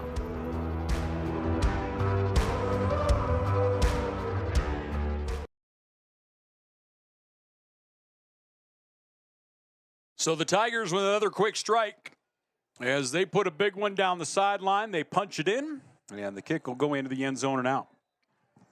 So 2:25 left to play here in this third quarter. Montana Tech leading 21-14. That touchdown really has taken a lot of air out of this crowd. There was a ton of energy in this joint. Montana Tech still leads by 7, but right now it's kind of it's relaxed a little bit. Well, I think the overall population here would feel a little more comfortable if Montana Tech was throwing the ball a little more effectively today than having to rely on Lander Smith. Now, that's not to say you should get away from doing what you've been doing all day. But you have to be a little more effective throwing the ball to give your tailback a little bit of daylight. 2:25 left to play here in the third. Tight end goes in motion, handoff, play action. Thielen going to drop it off to his tight end across the 30, 35, and out of bounds at the 39-yard line. As down the field, it goes to Logan Kennedy, the redshirt junior out of Laurel, and he'll pick up his first catch of the day. Good action, just catching Logan Kennedy. Logan Kennedy on the first level off the outside zone fake. Just a nice, easy throw and catch for Thielen. Not much pressure in front of him, and Kennedy wide open. Case Construction instant replay. Kyle Torgerson in motion. Hand off to Lander Smith. Straight ahead. He's across the 45 to the 46. Look at that. That's a gain of 7. Yeah. And just straight ahead. Yeah, his offensive lineman, Brandon Spencer, right down there laying blocks and getting pancakes right down there in front of him. Spencer snapping the ball and getting out of his stance and getting downfield. Bear with me, I've got the hiccups. Somebody fed me a really wonderful chicken salad, I might add. Second down and 2. Thielen out of the shotgun. He's 9 of 15 today, 74 yards. No touchdowns, no interceptions, has not been sacked. Hasn't seen a ton of heat, to be honest, either. Handoff, going to go to Smith. He has some room. He's across midfield to the 46-yard line of the Tigers. That's another first down, a TDS first down for Lander Smith. And Smith now up near 130 yards on the day. Georgetown knows it's coming. They're in a 5-man surface there with 3 backers inside the tackles there and just 3 deep coverage. They know Montana Tech's going to come to Lander Smith. I'm not so sure that's the best way to attack zone. I think you layer it, but they like a 5-man surface here, and you're going to see it again. Split backs here. They got more of an umbrella coverage here, but we'll see what happens. 8 to the far side. Jackson Hayes, he's been tapping his chest, so he's been walking down here at the snap of the football quite often into the flat. That time he's going to take a deep third. Blitz coming, well picked up again. Deep ball, Kyle Torgerson. Does he get a foot in? He does not. He had his guy beat. He goes up to get it, and that one just pulls him out of bounds. Great effort by Kyle Torgerson. That one's going to go incomplete, 2nd and 10. Great play call. They had a perfect play call. The near side safety ran clear across the field to a deep half, so they were playing half with a safety and a cornerback, and Torgerson ran right by 26 over here. Take a look at it here on Case Javen Construction. Martin. Oh, good angle here on this camera as well, down the sideline. As Torgerson goes up, yep, fully a foot out. Great job by our crew again there as Torgerson unable to pull it in. He's been targeted a lot today. He has 5 catches, 47 yards, averaging about 10 a catch. Lander Smith turns it up. He's across the 45 to the 44. It's a gain of 2. You saw him bring that second hand in on the football there for a minute. As the defender, nice job getting a hand on him that time. That was Chad Holleran. Tigers got another player down. Holleran, 5th-year senior, 6'4", 235. Had just a monster job at linebacker. So with 15 minutes left in this football game, Montana Tech leading 21-14. We'll take a break. The 4th quarter will get underway, ladies and gentlemen, here on Digger Vision right after this.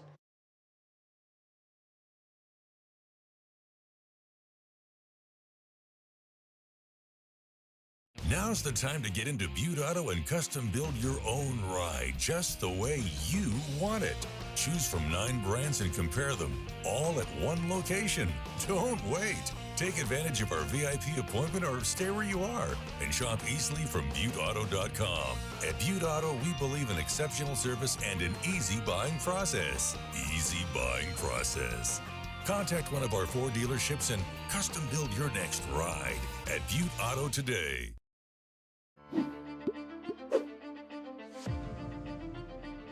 Nucor is a great company. They care about their people. They care about the environment. I've never been restricted to fall in a box. I've never been told that I can't do something. I saw it as a great opportunity to develop a career. You create your own destiny at Nucor. We're building something bigger out here at Nucor. Come join us.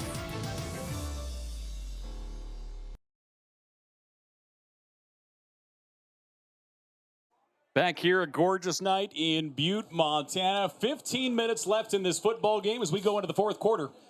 As Digger football here on Digger Vision, it's Copper Game brought to us by Rocky Mountain Credit Union. The Digs looking at 3rd down and 8 trips receivers left. All right, we got 2 Torgies on the inside slot. We'll see if they don't find one of them down there in that hook, that choice zone, right down there around the 35-yard line. Blake Thielen, 1 back at home. As we await the ball to be set live here. So it looks like the white hat going to make his call, and we're ready to roll. 3rd down and 8. Thielen. Tigers showing blitz, and here it comes. They'll bring 5. Thielen flushed out of the pocket to his left side, looking downfield. He squares up, airs it up, and that's going to fall incomplete. Good pressure that time by the Tigers, as the first one there was Jackson Geller. And also there pushing the pace defensively was Reese Brown. That's going to bring up 4th down here for the Digs.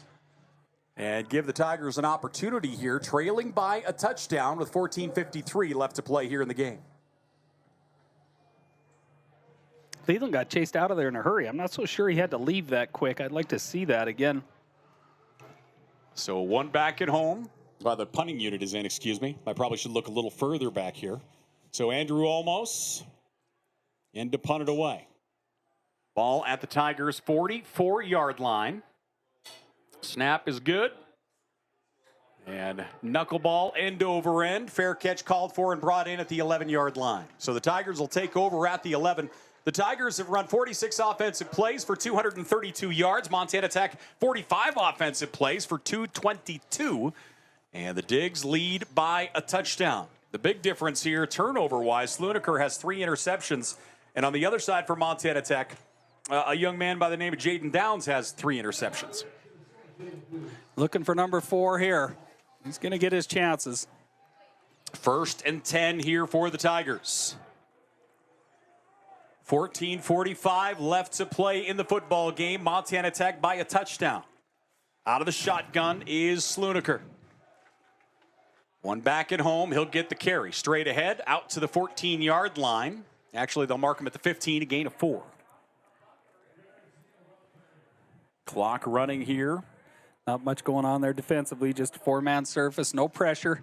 They did walk strong safety DeMario King up into a linebacker spot, but didn't bring him. 14:18 left to play here in this game. As Slunaker, he's 8 of 18 for 137 yards. Neal has run for 50 yards so far. And the handoff to Neal again. He gets through the first level across the 20 out to the 23. It looked like he was going to get hammered initially, and he's able to squirt through, gets first down yardage to the 23. And that'll move the chains here for the Tigers. Tech brought a corner blitz from the top side there to no avail. They ran away from it, no problem. But yeah, I don't know if I've seen any corner pressure here yet today. 1st and 10 for the Tigers. Offensively, the Tigers feel like they're a little comfortable right now, honestly. One back, 4 receivers. Tech with the nickel package in, which they stay in most of the time in a 4-2-5. And they're going to run pitch out to Neal. He bobbled it for just a moment, turns it upfield. He's out to the 29 near the 30-yard line, a gain of 5. So continuing to gain yardage here. Clock running. 13:10 left to play in the football game. Montana Tech by a touchdown. Good hit out there in the flat by Whitcomb. 2nd down and 4 here for the Tigers. As they look to the sideline for the play call. 1 back, 3 receivers. Montana Tech creeping up, showing blitz. Whitcomb, they're not going to bring him. Neal's going to get it. He gets through again, and he's out to the 35. Another 1st down here for the Tigers. They'll chew up some more yards as the clock continues to run. Yeah, they're getting back to what they started the game with. Just Neal left, Neal right, Neal up the middle. Just not a ton of huge runs, but 5, 6, 7 yards ago. That's all you need. 1st down and 10 here for the Tigers. Neal right now, 14 carries, 56 yards.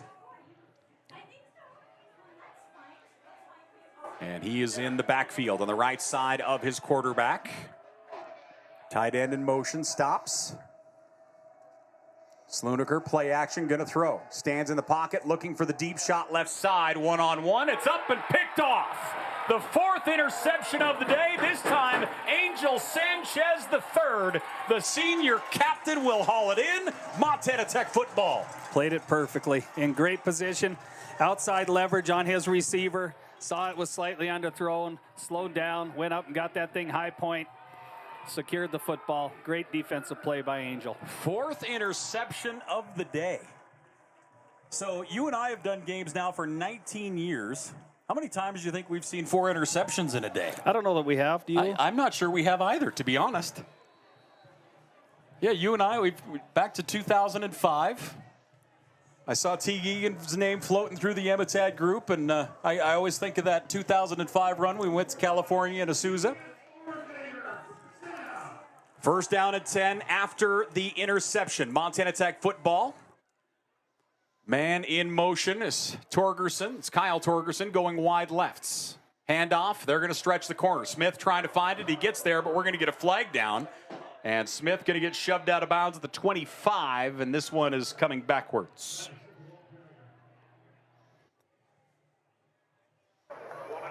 Holding. Offense number 88. 10-yard penalty. So the penalty will back him up 10. Montana Tech would love to have another 7-minute drive that eats up a whole chunk of clock and puts 6 points on the board. They're more than likely going to have to go to the air to do it, to move the sticks, unless they get a penalty on this series. Right now, Lander Smith, 25 carries, 129 yards, and a pair of scores. Blake Thielen, 9 of 17 for 74 through the air. Thielen, senior quarterback out of the shotgun. 5-man front again. Yep. Coming. Handoff is going to go to Smith. Smith Bounces through the first level, keeps churning across the 20 out to the 24-yard line. He gets the penalty yards +1 back. Okay, maybe not. I feel like that was aimed just at you. And that's all right, though. That'll bring up 2nd down and 9 here for the Digs. I still don't mind a little play action. I mean, you had Logan Kennedy the last time you ran a little outside zone, waggle or whatever you want to call it, out of the shotgun. It's just a little different looking animal, but see if we can't get him running the flat. A little block down and escape. 1 back, 3 receivers here for Thielen.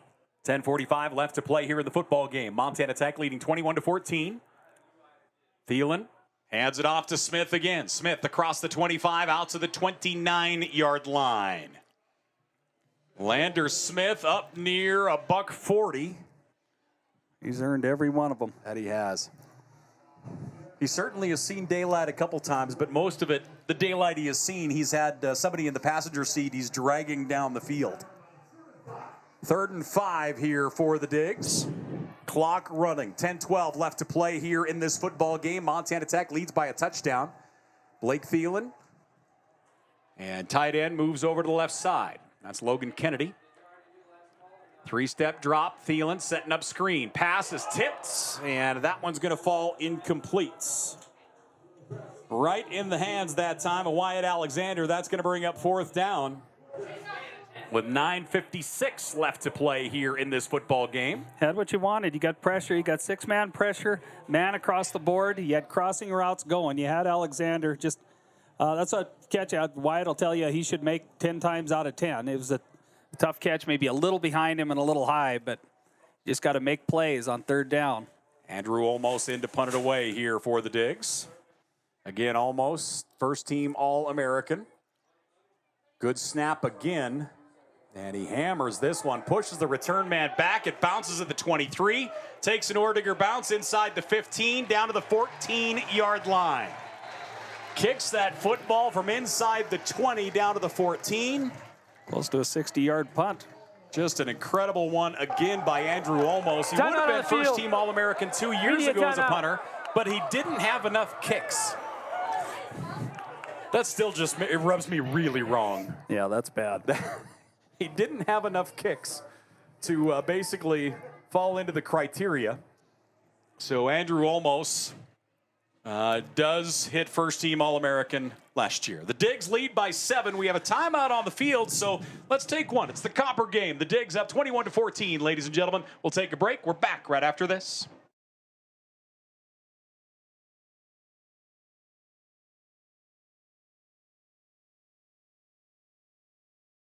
It's important for Butte Auto to partner with community partners such as Montana Tech Athletics because of the commonalities of goals that we have for the Butte community. With Tech Athletics, we look at it as a way to not only provide great things for the community, whether that's attending football games, volleyball games, basketball games. It also helps Tech Athletics to have further outreach, to bring in more athletes, more students, and really add to the diversity of Butte.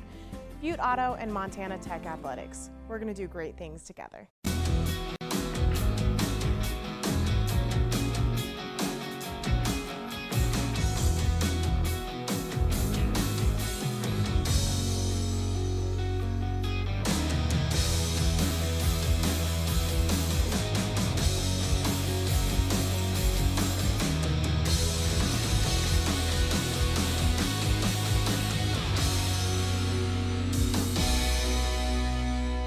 Hey, welcome back here once again to Alumni Coliseum at Bob Green Field. 1st and 10 here for the Tigers. As we get the whistle, the Tigers will get things underway here in the 4th quarter. Neal moves to the left hip there of Slunaker. 3 receivers left. For the rub. It looked to me like he was further downfield than that. Poor guy, you're supposed to know the rules, not me. I don't know rules. I don't either.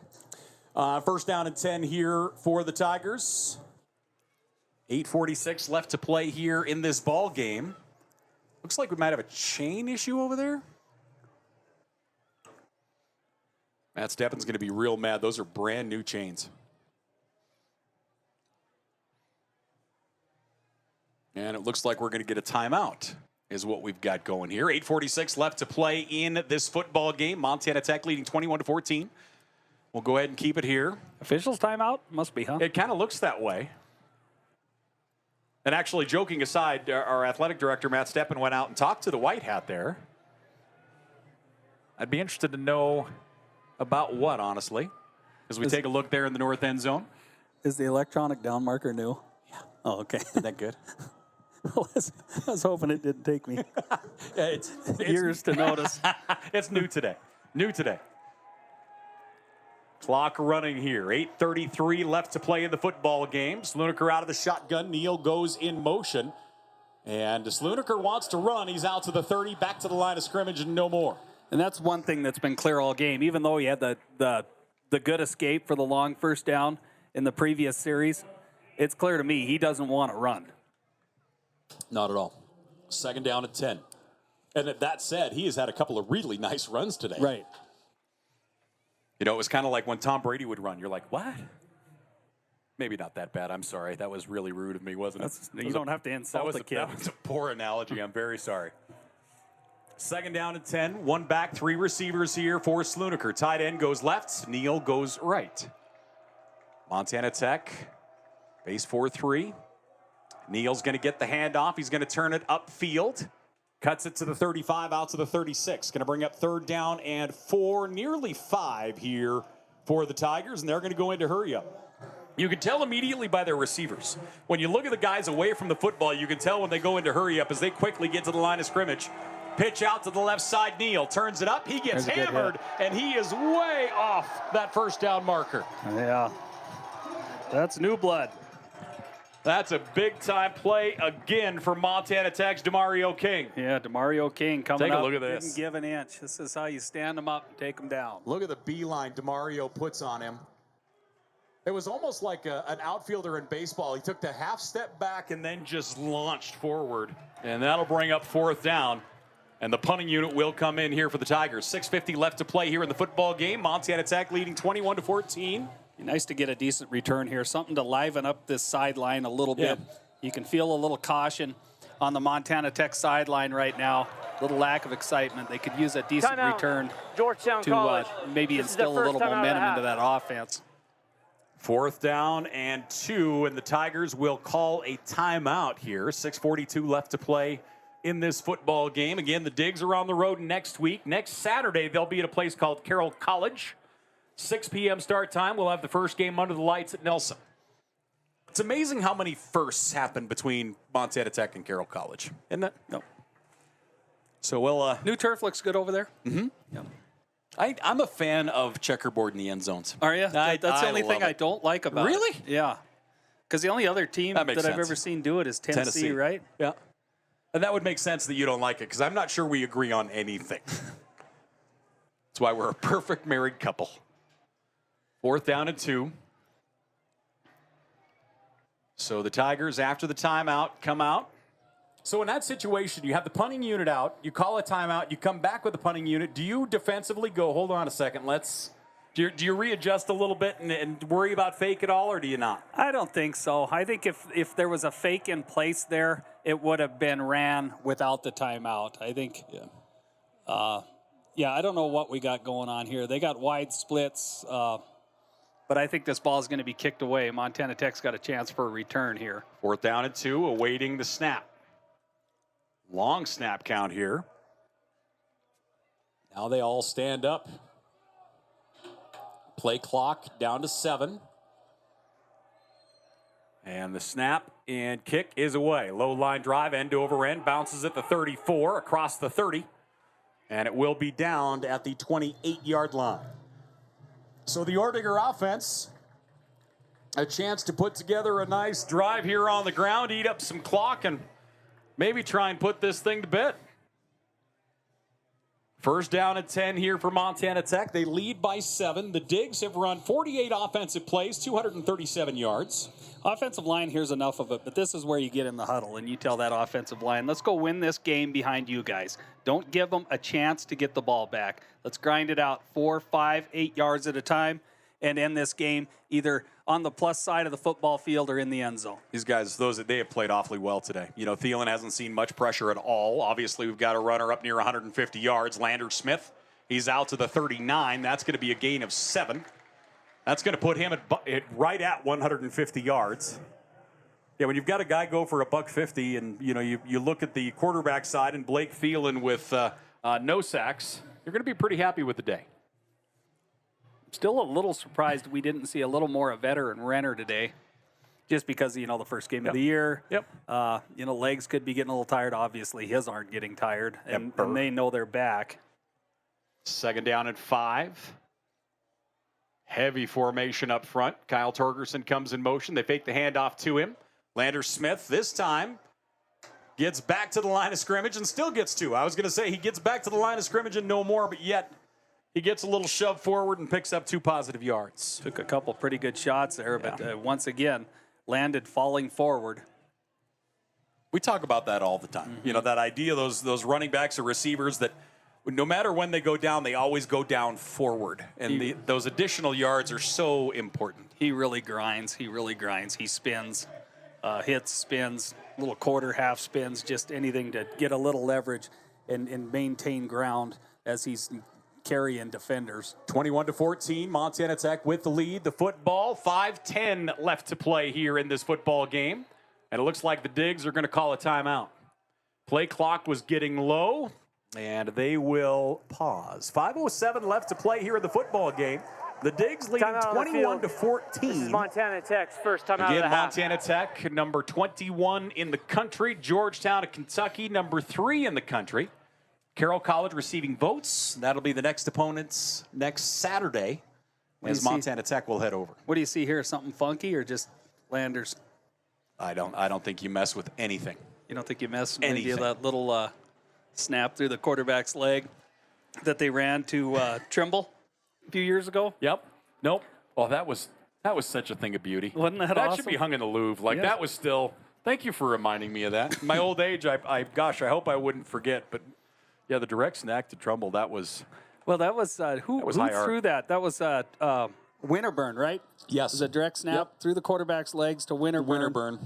And he just kind of one step faked off tackle and lobbed it to Trimble. And actually, I think I heard Winterburn is here. Yeah, Did I hear that? I heard the boys they are were all here. Yep. 3rd down and 1.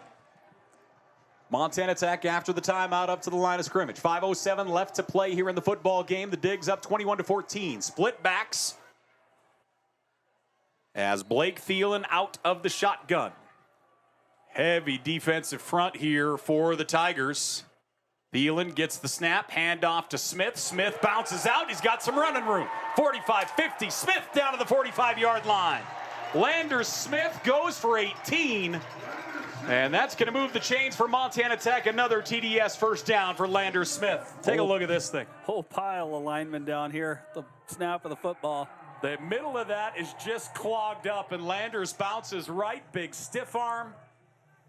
And he is fast approaching 200 yards on the day. Our Case Construction instant replay. 21-14. The Digs with the lead and the ball. The clock is running. That dude can spot daylight. No joke. 170 yards for Landers Smith on 30 carries. First down and 10 out of the shotgun. Landers again. Little stutter step. Landers, great footwork out across the 35 to the 34. 11 more yards for Landers Smith. He's clearly having the time of his life, too. He just loves it. Loves the contact. Loves his teammates. First down and 10. Watch this again. And the offensive linemen just love it, too. He bounces. Maybe that's the thing we don't give him enough credit for is that kind of shiftiness. We talk about him running over and through people, but he gets those hips moving side to side, and he's awfully shifty. He's good at that old jump cut. First down and 10 here for the Digs. 4:02 left to play here in the football game. Montana Tech leading 21-14. Great crowd on hand here for the Copper game, brought to us by Rocky Mountain Credit Union. Thanks for joining us here on Digger Vision. Paul Padisco, Ron Haskett, our great crew here. As we have a packed house, the north end zone is slammed. We've got the Torgerson tailgate full. We've got the Emetad tailgate full. I shouldn't say tailgate. Their north end zone cabanas. Is a cabana a good word? Something like, yeah. Cabana. First down Gazebo. and 10. I like Wasey Deegan in a cabana. That's a mental picture. 1st and 10. Thielen out of the shotgun. Play clock and game clock running. Smart here by Thielen. The play clock's still at 15, so they're going to go ahead and let it go here for a little bit. That and the game clock are running. Here comes man in motion. It's Logan Kennedy, the tight end. Handoff is going to go again. Landers Smith gets tripped up at the 24-yard line. He is fired up. Logan Kennedy. Looks like he just ran out of the locker room. Making his way towards 2 Bills. Watch him bust through this line here in our Case Construction instant replay. Good job getting upfield that time. Nice lead block action in the hole. Chase Meyer getting up there. What a job by that offensive front. Landers Smith, 192 yards so far on the day. He's trying to steal Jaden Downs' thunder. Yeah, no joke. Somehow we're forgetting about a guy with 3 interceptions and 1 return for 6 points. Split backs, Logan Kennedy again in motion. Handoff is going to go to Landers Smith inside the 20 down to the 18-yard line. That's only 5. Just a 5-yard gain that time. You're going to have a good chance at National Players of the Week, both coming from Montana Tech offensively and defensively. Time out on the field. If they can hold on and get this call win. It second time out So of the half. Tigers will call a timeout here as the clock not their friend right now. 2:29 left to play here in this football game. Montana Tech leading 21-14. We were expecting a heck of a football game, and we have been treated to it. And again, I'm lucky. We're lucky. I love what I do. I love calling games, but I also like the people side of it. I've talked to an awful lot of people from Georgetown the last couple days, and they've been so good to me and so kind. And obviously, our campus right now with construction on Park Street isn't exactly the easiest place to get around.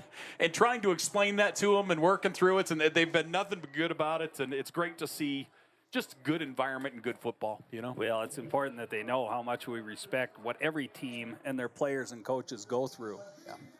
It's you got to remember those guys over across the field are putting in the same work as your guys are. Here's our Jaden Downs. There's the first to the house. So Jaden Downs, 3 interceptions. As the second. That was the first one, actually, wasn't it? Right. Where he bullets up and makes it. Hats off to our crew getting us the interceptions. Jaden Downs having himself a day there on the Case Construction replay. 2nd down and 5 here for the Digs after the timeout. Play clock down to 5. Split backs. Logan Kennedy in motion. Handoff is going to go to Smith. There's a flag down all the way in the end zone. What are we going to get the flag for back there? Any idea? I don't know what that would have been. So the officials going to come out and chat it over here. Illegal substitution. Defense. Defensive illegal substitution. 5-yard penalty. Okay. 2nd down. That might explain the outrage next to us. You got to remark on the work that when they've gone 2 back, the work of lead blocking that Missoula product Charlie Kurgan's done too. 2:21 left to play here. 5-yard after the 5-yard Just penalty. Just a redshirt sophomore, 6 foot 240 out of Missoula. He's a Sentinel kid, wasn't he? Yeah, I'm positive he was a Sentinel kid. That program has just been fantastic. So 1st and 10 here for the Digs. They're in the Case IH red zone. And Montana Tech calling for a little energy here. Landers Smith has 33 carries and 197 yards on the day. 2 touchdowns. As the officials... He wants the hat trick, no doubt. Officials chatting things over here. What do they have going on the... They really had things huddled up and... Are they talking about the penalty? It has to be about the penalty, don't you think? Oh, we're going to get split, and we're going to go. 1st down and 10 here. Little dance off in the huddle. Yeah, got to make things happen. Montana Tech, 54 plays, 291 yards today. 217 of those yards on the ground. And 74 through the air here today. 1st and goal from the 9. Again, inside the Case IH red zone. And we're going to get a stoppage here. 2-minute timeout. So we'll get a timeout. 2-minute warning. There you go. Media timeout. So the 2-minute warning, and we have a timeout on the field, so let's take one. Montana Tech leading 21-14. The Digs up over Georgetown and Kentucky. We'll take a break. We're back here on Digger Vision after this.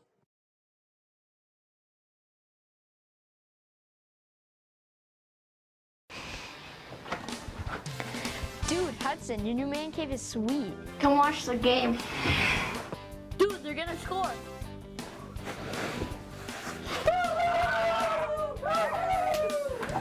Man cave, lady lounges, whatever you call them, Steele's Furniture has exactly what you need to make your room come to life. Shop our Man Cave showroom today for ideas to upgrade your bar set, fireplace, TV, recliner, furniture set, and refrigerator.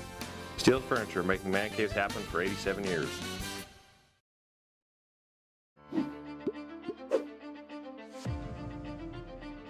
Nucor is a great company. They care about their people. They care about the environment. I've never been restricted to fall in a box. I've never been told that I can't do something. I saw it as a great opportunity to develop a career. You create your own destiny at Nucor. We're building something bigger out here at Nucor. Come join us.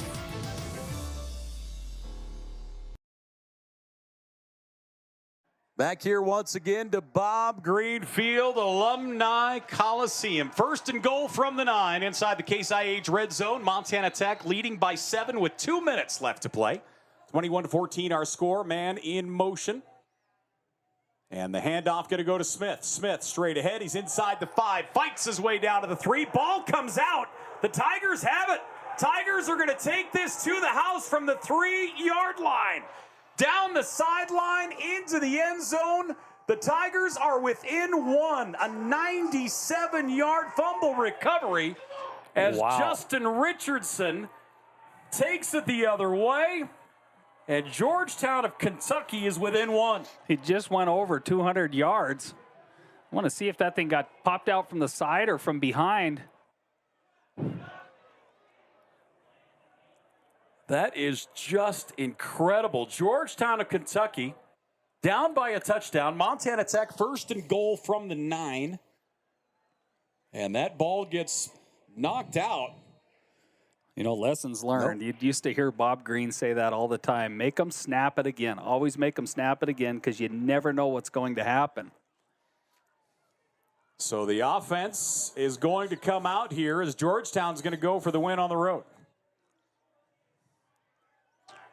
Well, the coach looking to the white hat here. Going to take a timeout. Yep, looks that way.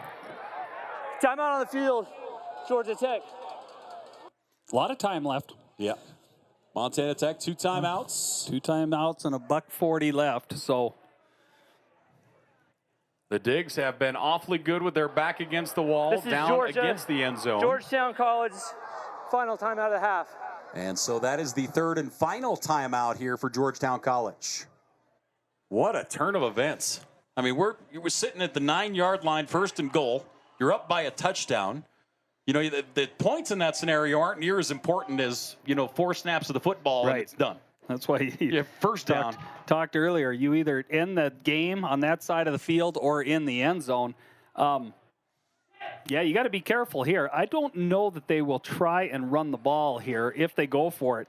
But what you got to be careful is they've run a little toss, a little bit of toss sweep out of shotgun throughout this game to Neal. Yep. And be careful, a little toss for the sweep pass. Yep. Something like that. Just a simple little, halfback pass or something like that down on the goal line. That's real tough to defend. Well, as Montana Tech's defense comes out. Because you're not asking him to complete a ball downfield. You're asking him to complete a 4-yard pass. And here we go. The offense is coming out. Georgetown going for 2 in the win on the road. Montana Tech leading 21-20. The Tigers of Georgetown coming out. Slunaker out of the shotgun. 1 back on his right side, 1 receiver each way. Going for the 2-point conversion. Slunaker, they're going to run reverse here to the near side, trying to get to the edge, turning it upfield. They're going to get in for the 2-point conversion. Dylan Warren turns it upfield. Georgetown goes up by 1. 22-21. Georgetown gets the 2-point conversion. Montana Tech with time. 1:42 left to play here in the football game. trailing by 1 with 2 timeouts. Unreal. You got to get composed if you're Montana Tech offensively. Go out and win this game. An absolutely insane 18 seconds of football. So 1:42 left to play. Montana Tech's offense will get to go here. Thielen is 9 of 18 for 74. And the Torgerson brothers will go back to receive the kick. So as the Tigers on the sideline, Montana Tech led by a touchdown, 1st and goal on the 9-yard line with 2 minutes left. Ball comes out. Tigers take it 97 yards for a touchdown. And they go for 2 and convert it. They go up by 1. You're just sick for Lander Smith, the game he played. You know, a couple turnovers. That one just absolutely huge. But the game he played just leaves a knot in your stomach. 1:42 left to play here in the football game. Kicking unit ready to go. Again, Montana Tech, plenty of time. End over end kick, drifting lefts. And that one's going to go into the end zone, and it will be down there. So Montana Tech will look to get the offense rolling here. 1:42 left to play. This is just incredible. Boy, turnovers have been a big factor in this football game for Montana Tech. It's been fumbles for the Tigers of Georgetown. It has been interceptions. Yes, exactly right. And just huge. But you got to get ready. I mean, you got young wideouts. You got a 2-pack, 3-pack of tight ends, 7, 8-pack of wideouts ready to go. Keep fresh bodies in. Stretch this defense. Get downfield. Stay solid in pass protection. Blake Thielen out of the shotgun. Kyle Torgerson goes in motion to the left side. He's looking towards Torgerson the whole way. That one's batted into the air, and it will fall incomplete. That one hit at the line of scrimmage. And I believe getting a hand on it was Tyler Snell. That'll bring up 2nd down and 10 here for the Digs. Trailing by 1, 1:38 left to play. This passing game just hasn't looked like a well-oiled machine here today. You know, start to finish, it's looked a little wonky. They've looked really good running the football, but the passing game just hasn't looked crisp. They need to look good now. 4 receivers, 1 back. They're going to drop it off. Lander Smith gets it. He's going to the sidelines. He's across the 35 and dives. And the clock will run at the 39-yard line. He's a yard shy of the 1st down marker. Clock running. 1:22 left to play in the football game. Tech with 2 timeouts. Clock doesn't stop on 1st downs anymore in college football, correct? No first down. Right. Yeah, but gotcha. Even if they get it here. 2 receivers each way. Play action. That one's batted up. Comes right back to Thielen, and he gets hammered. Blake Thielen gets laid out as that came back to him. Chad Holleran hits him hard, and that's going to bring up 4th down here for Montana Tech with 59 seconds left to play. Timeout, Montana Tech. 4th down and 5 here for the Digs. We hadn't seen a batted pass in the entirety of the 59 minutes of this football game, basically, and we've had 2 in this last series. Yeah, you got to move in the pocket and get yourself some windows to throw the football. The previous play is under review. So 4th down and 5. They're going to review that play. And I don't know what they're reviewing for. You know, the ball got deflected up in the air. Thielen fielded it, but he got up tapping his helmet as in maybe a target. I was just going to say, that's kind of my wonder, is if I'll tell you what, if he lowered the head and got him with the crown. If you get a target here, this booth next to us is going to erupt. Yeah. Along with that sideline over there. So we take a look there at the Digs on the field. 59 seconds left to play here in this one.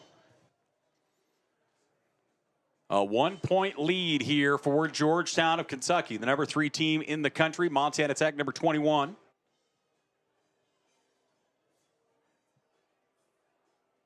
As they go over to the 10th, this is new this year here for the Frontier Conference, as replay is available. So they get us over Give us a shot of that replay booth there, will you, boys, if anybody has an opportunity? They have a tent set up down in the south end zone.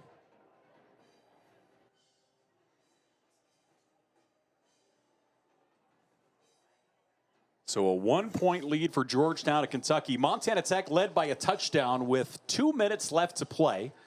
They had 1st and goal from the 9-yard line. Georgetown of Kentucky strips the ball loose, goes 97 yards for the score. They go for 2, they convert it, and they now lead by 1 as this play being looked at. And as you alluded to earlier, I think that's the only thing I can think of that would be looked at right now would be like a targeting, crown of the helmet kind of scenario. Here we go. Taking a look at our case construction instant replay. It's knocked up. Now watch him come in here.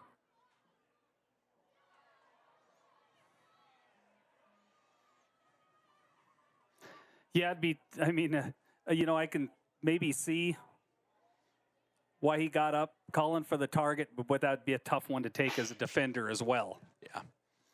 I don't, like, if watching it, I don't think there is any malice. He's not coming at it. He's just finishing off a tackle. I mean, that's it. So look at this here. Great job in there.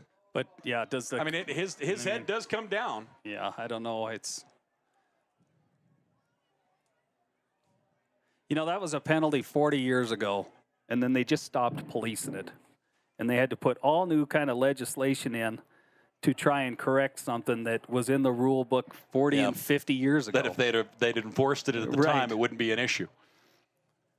So they're still, the white hat is still over in the tent.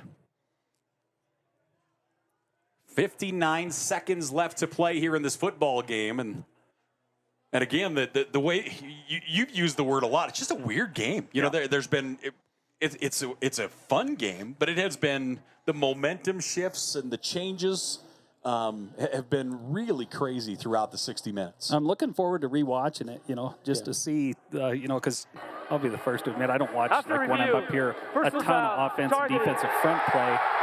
But you're going to get the targeting. Yep. So a 15-yard penalty, which is more important than anything, and a fresh set of downs. That is huge for Montana Tech. So a TDS first down. Again, thanks for joining us here on this Thursday night. Montana Tech trailing by 1, 22-21. 59 seconds left to play here in this ball game. The Digs have the football right at midfield. You figure you need a minimum of 20 yards here to get your kicker in a comfortable field goal situation. But again, you're working with a new kicker. Yeah, you've got Dylan freshman. Root, a redshirt freshman out of Jefferson, and he can meet it. Yep. You don't doubt his ability. You work on this stuff, and the kid. I talked to him the other day. Not cocky, but certainly confident. He's well aware he can meet a football. So, just getting in that opportunity, you'd like to get across the goal line, right? But 1st and 10 from midfield. The nose of the football right at the 50. Montana Tech down by 1. 59 seconds left. One receiver left, 2 to the right. Blake Thielen out of the shotgun. Thielen awaiting the snap. 4-man pressure coming. Thielen stands, delivers downfield, overthrown. That's going to fall incomplete. Looking for Wyatt Alexander down the left sideline. They're just, I don't know the route combinations. I just don't like them right now. They're not getting anybody down the middle of the football field. They're not clearing safeties, getting underneath coverage out of there. So guys can either work for first down catches or, deep crosses, that kind of stuff. I'm just not seeing a lot of action down the middle of the football field between the hash marks. 2nd and 10 here for the Digs. 55 seconds left to play. 2 receivers each way. Tigers bring 4 defensive linemen up. Thielen dropping back. He has time. Airs it up. Pass complete. Kyle Torgerson turns it upfield. He's down to the 32. 1st and 10, Montana Tech, clock running. 44 seconds. The Digs have 2 timeouts. They will not use one, it doesn't look like. They're calling the play. We're down to 36 seconds. Thielen out of the shotgun, trying to get set. We're down to 30 seconds. Thielen gets the snap, dropping back. Blitz coming. Thielen across the middle, tipped, incomplete. Kyle Torgerson off his hands. Good coverage that time by Jason Hayes. as Hayes all over him. So 26 seconds remaining here in the football game. Montana Tech down by 1, 2nd and 10 from the 31-yard line. Looking at a 48, 49-yard field goal as it stands right now, certainly within the kicker's range. 2nd down and 10. Again, the Digs have 2 timeouts here. It's always this point where I'm like, man, I should have talked to Coach what they thought his range was going to be today. I feel like it's always, I never think about it until we get to this situation. Don't rule out the fact of handing the ball to Lander Smith here either. I know it'd sound and look a little crazy, but you got 2 timeouts. 2nd and 10. Out of the shotgun, blitz coming. Thielen stands, delivers downfield. Kyle Torgerson down to the 14-yard line. 1st and 10, Montana Tech. A TDS first down. They're probably going to look at this one, too. They're calling it an incompletion. See if we can get a look at it here. Yeah, it looked like he had it, and then he just struggled to get it tucked as he was going to the ground here. So as he makes the route, slant into the center. It must have bobbled. It must have hit the turf and hopped up, huh? Yeah, and he got banged up a little bit on that play.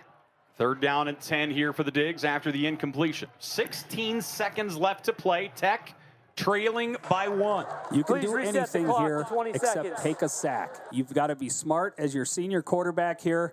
Find something, but be aware of the pass rush and get the ball delivered safely. Here's a good look at it here.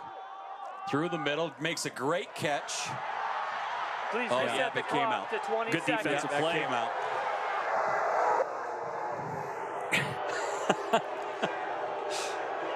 3rd down and 10.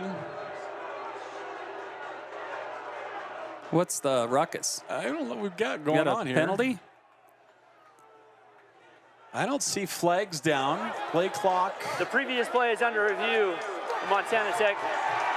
20 seconds remaining here. The team's coming together to chat. Coach Sampson going out to talk to the officials. Georgetown coaching staff out on the numbers as well.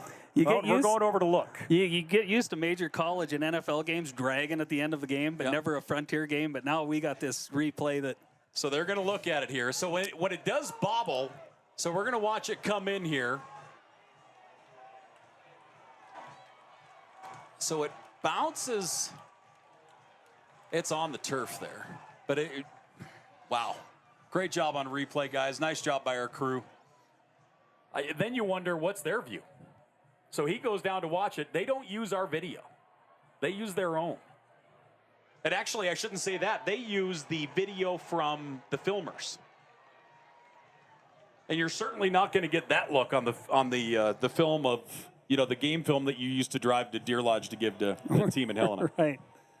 Imagine trying to pick that up on a 3 times recorded VHS tape. 3 times, heck. You'd be lucky. That's brand new. With all the trick plays dubbed out of it. There's your look at our replay booth, if you will.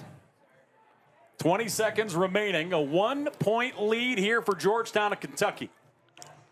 Our 2nd time we have gone to the replay booth here today.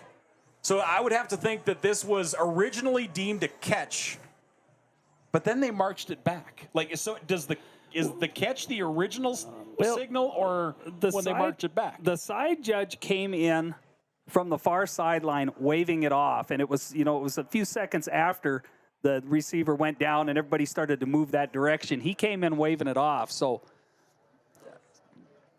so then they subsequently went back, right? So they took, say, his call. I don't know. We have totally failed our rules questionnaire here this evening. Letter of the law and being consistent with what you've seen for how many years now, incompletion, correct? Yeah. Yep. 1-point lead here for Georgetown of Kentucky, 22-21 over Montana Tech with 20 seconds left to play. If the incompletion holds, Montana Tech is looking at 3rd down and 10 from the 31-yard line at Georgetown. If the pass is deemed complete, then it would move down to the 15-yard line and get a fresh set of downs. Montana Tech, 62 offensive plays, 324 yards. On the other side, Georgetown has run 55 offensive plays, 279 yards. They have 1 fumble recovery. for 95 yards. Yeah, both teams with a defensive score. So the white hat comes out. Pretty even game. Penalty-wise, pretty even game. Turnover-wise. Pass is incomplete. 3rd down. Incomplete.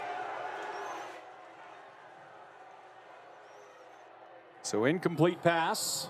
The Tech faithful doing what the Tech Montana faithful are Tech supposed is to do. charged with their 2nd timeout of the half. 3rd down and 10 here. 20 seconds remaining in this football game. And the Digs with 1 timeout. Out of the shotgun, Blake Thielen. 3-step drop. Thielen steps up. He's going to run. Oh, Thielen stops. He's going to air it up towards the end zone one-on-one. Got it.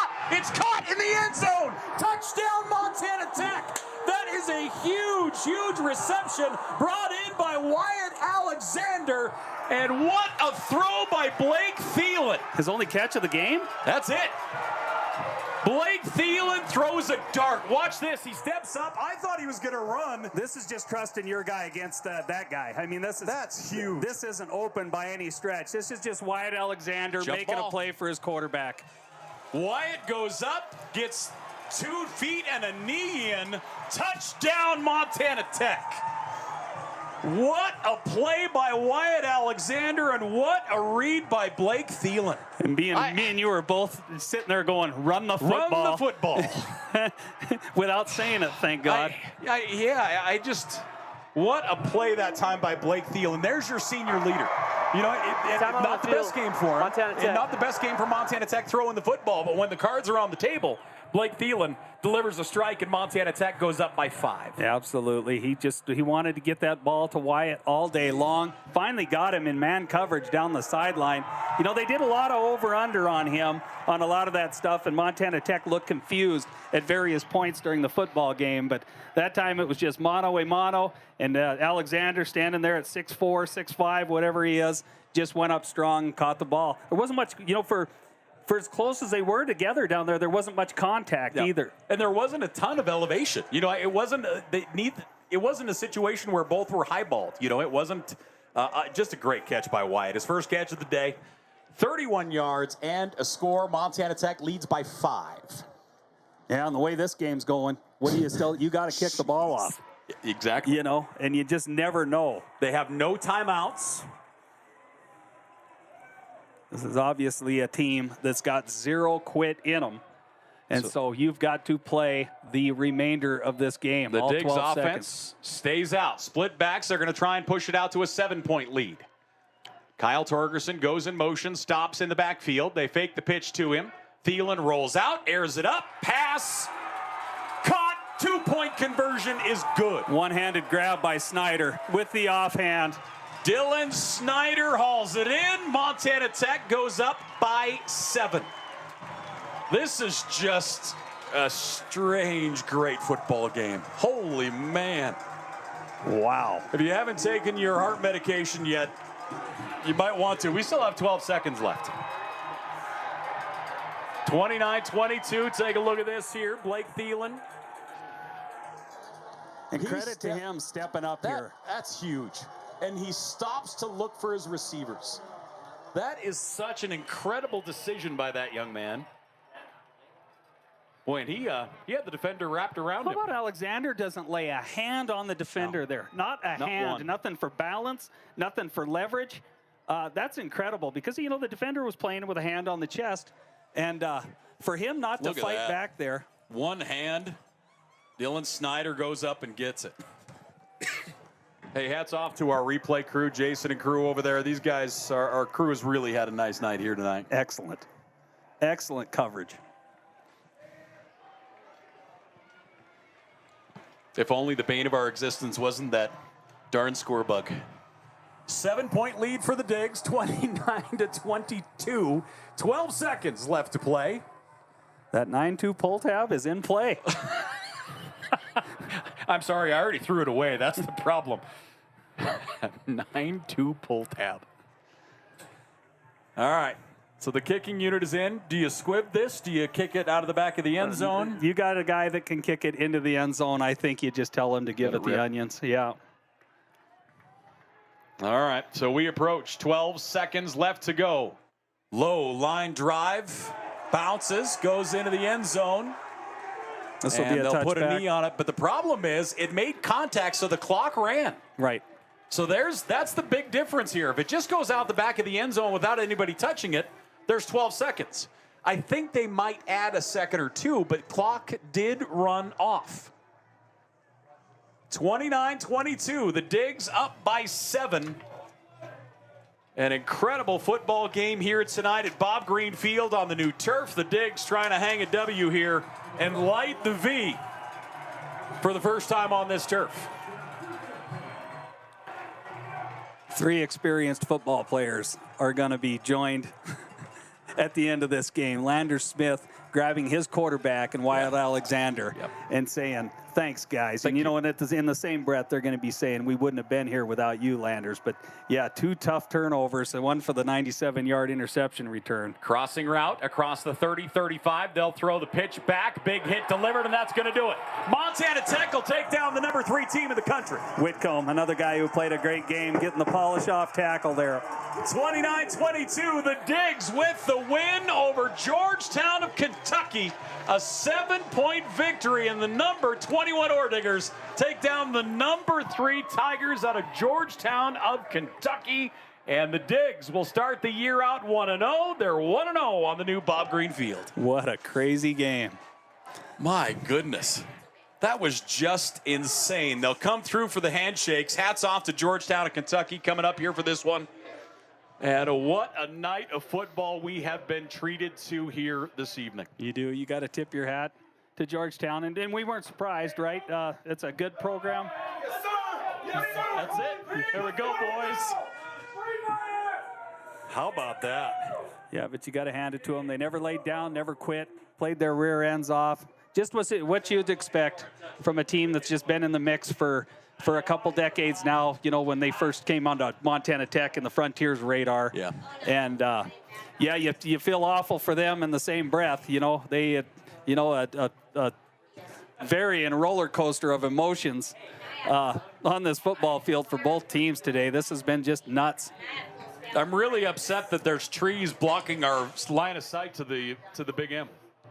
Like, I had to go look, and I can barely see the bottom of it. We got Light that sucker. It's lit. Light the V, baby. Montana Tech takes down Georgetown of Kentucky, 29-22. Let's take a quick break. We'll come back. We'll give you the numbers and wrap this one up from Bob Green Field. Ladies and gentlemen, we're back after this.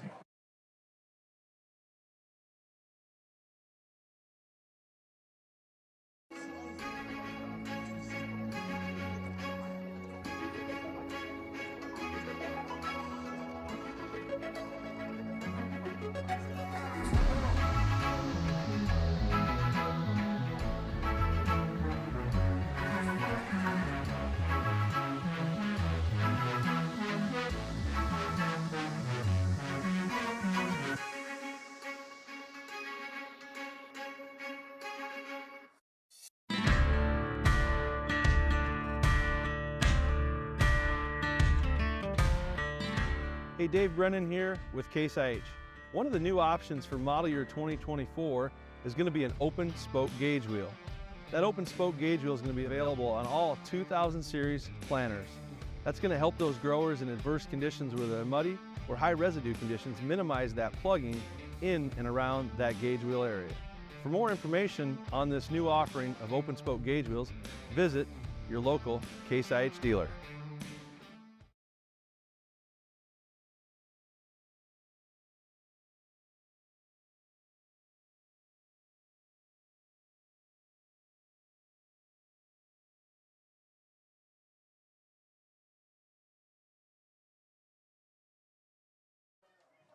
Hey, welcome back here once again as the Digs take down Georgetown of Kentucky, 29-22. Montana Tech again, number 21 in the preseason polls. Georgetown of Kentucky, number 3 in the country in the preseason poll. Like I said, we were expecting a brawl and just a great football game. You know, there were so many turns. I like that neither team rolled over. You know, both teams, there were opportunities for both teams to just go, you know what, let's just get out of here. let's just go home, get on the bus, whatever the case is. Both teams had opportunities, and it says a whole lot about both coaching staffs and the character of these teams that they maybe extended a digit and were like, all right, let's go fight. Yeah, it was a really hard-fought, hard-hitting football game. The tough. Well, I guess the good news is it's a Thursday night game. You're going to get a couple extra days, both teams, before their next. The 9 or 10 days before their next game, which is nice because there are a lot of banged up bodies out here today. Yeah. And getting back to the Georgetown Tiger who went down and was taken off on the ambulance. Hopefully he's doing good. The thoughts go out to him and his teammates and of course his family. But it was a hard hitting game. Certainly some guys, some bumps and bruises. They'll get a couple extra days.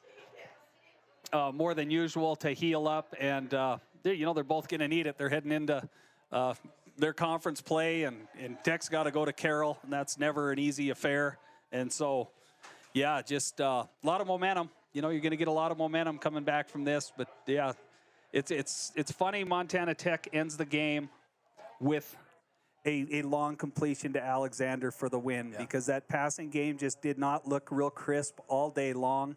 And it's kind of surprising, right? Well, and it's so out of character because we have grown so accustomed to watching that. I mean, it was such a well-oiled machine every minute of last year. Yeah. And so hopefully maybe it was just that one completion that's going to spark, a little more gel in that offense throwing the football. But, you can take a lot from this. But the number one thing is to get in that locker room, training room, home, eat right, and heal up because this was a hard-hitting football game here today. Well, let's run through the numbers. Please jump in at your leisure, my friend. Let's start things off. Let's go with Georgetown of Kentucky. Georgetown ran 56 plays for 290 yards on the day. They kept Neal under 100 yards. That's a great day at the office when you hold a first-team All-American to under 100 yards on the ground. He goes 20 carries, 93 yards, no touchdowns, average 4.4 a carry. Ackerson had 6 carries for 37 yards. Through the air, Sluniker was 10 of 21 for 158 yards. He had 1 touchdown. He was sacked 3 times, which is a great number to see. It's another one we didn't get much pressure last year, and he threw 4 interceptions in this ball game here tonight. On the other side for Montana Tech, they ran 63 offensive plays for 355 yards. Blake Thielen was 13 of 26 for 134 yards and 1 touchdown coming right there at the end. Lander Smith, 34 carries, 201 yards for Lander Smith on the day. He had 2 touchdowns, average 5.9 yards a touch. Then from there, receiving Torgerson. Kyle had a great ball game, 6 catches, 66 yards. Wyatt Alexander, 1 catch for 31 and a score. Dylan Snyder, 2 for 14 and that 2-point conversion. Logan Kennedy had a catch for 14. And that's where we stand. The big one across the board for both of these teams is turnovers. Turnovers played a huge factor. They do in every game of football, but turnovers were a monster factor in this football game. I just don't anticipate that being a problem with Lander Smith moving forward. I mean, he's fighting for yards. He's a dog. He goes hard, fights for every extra yard, and sometimes you just maybe get a little careless with the football. That's something he will correct. I don't doubt that. But I want to go back to the question mark coming into this season after last year was, clearly the defensive front play. Tech was solid there last year, but just not real deep, right? Mm-hmm. You look at guys like DJ Brown and Anthony Oakes and Newton and DeVos, a whole bunch of them in that defensive front, played their rear ends off today, ate up blocks. They allowed Wyatt to get to a lot of tackles. They allowed Beller to make a lot of plays. And outside on the edge, I just don't see many people playing better football than Whitcomb right now. He's all over the place. He got a hand on a football and handed Jaden Downs one of his interceptions. But he made the big play there at the end, the last tackle, how fitting. But he just played a great football game. So many good efforts here today, but you got to tip your hat to that defensive front, those 4 down guys and that linebacker set. Whether it's a nickel in there or the 3 linebackers, they played a good game today. They learned early from when they were getting beat a little bit, and really shut this team down in the second quarter. And hats off to Georgetown. They came back in the third and fourth, and they were able to move the football a little bit. But this defense they just didn't ever really look porous.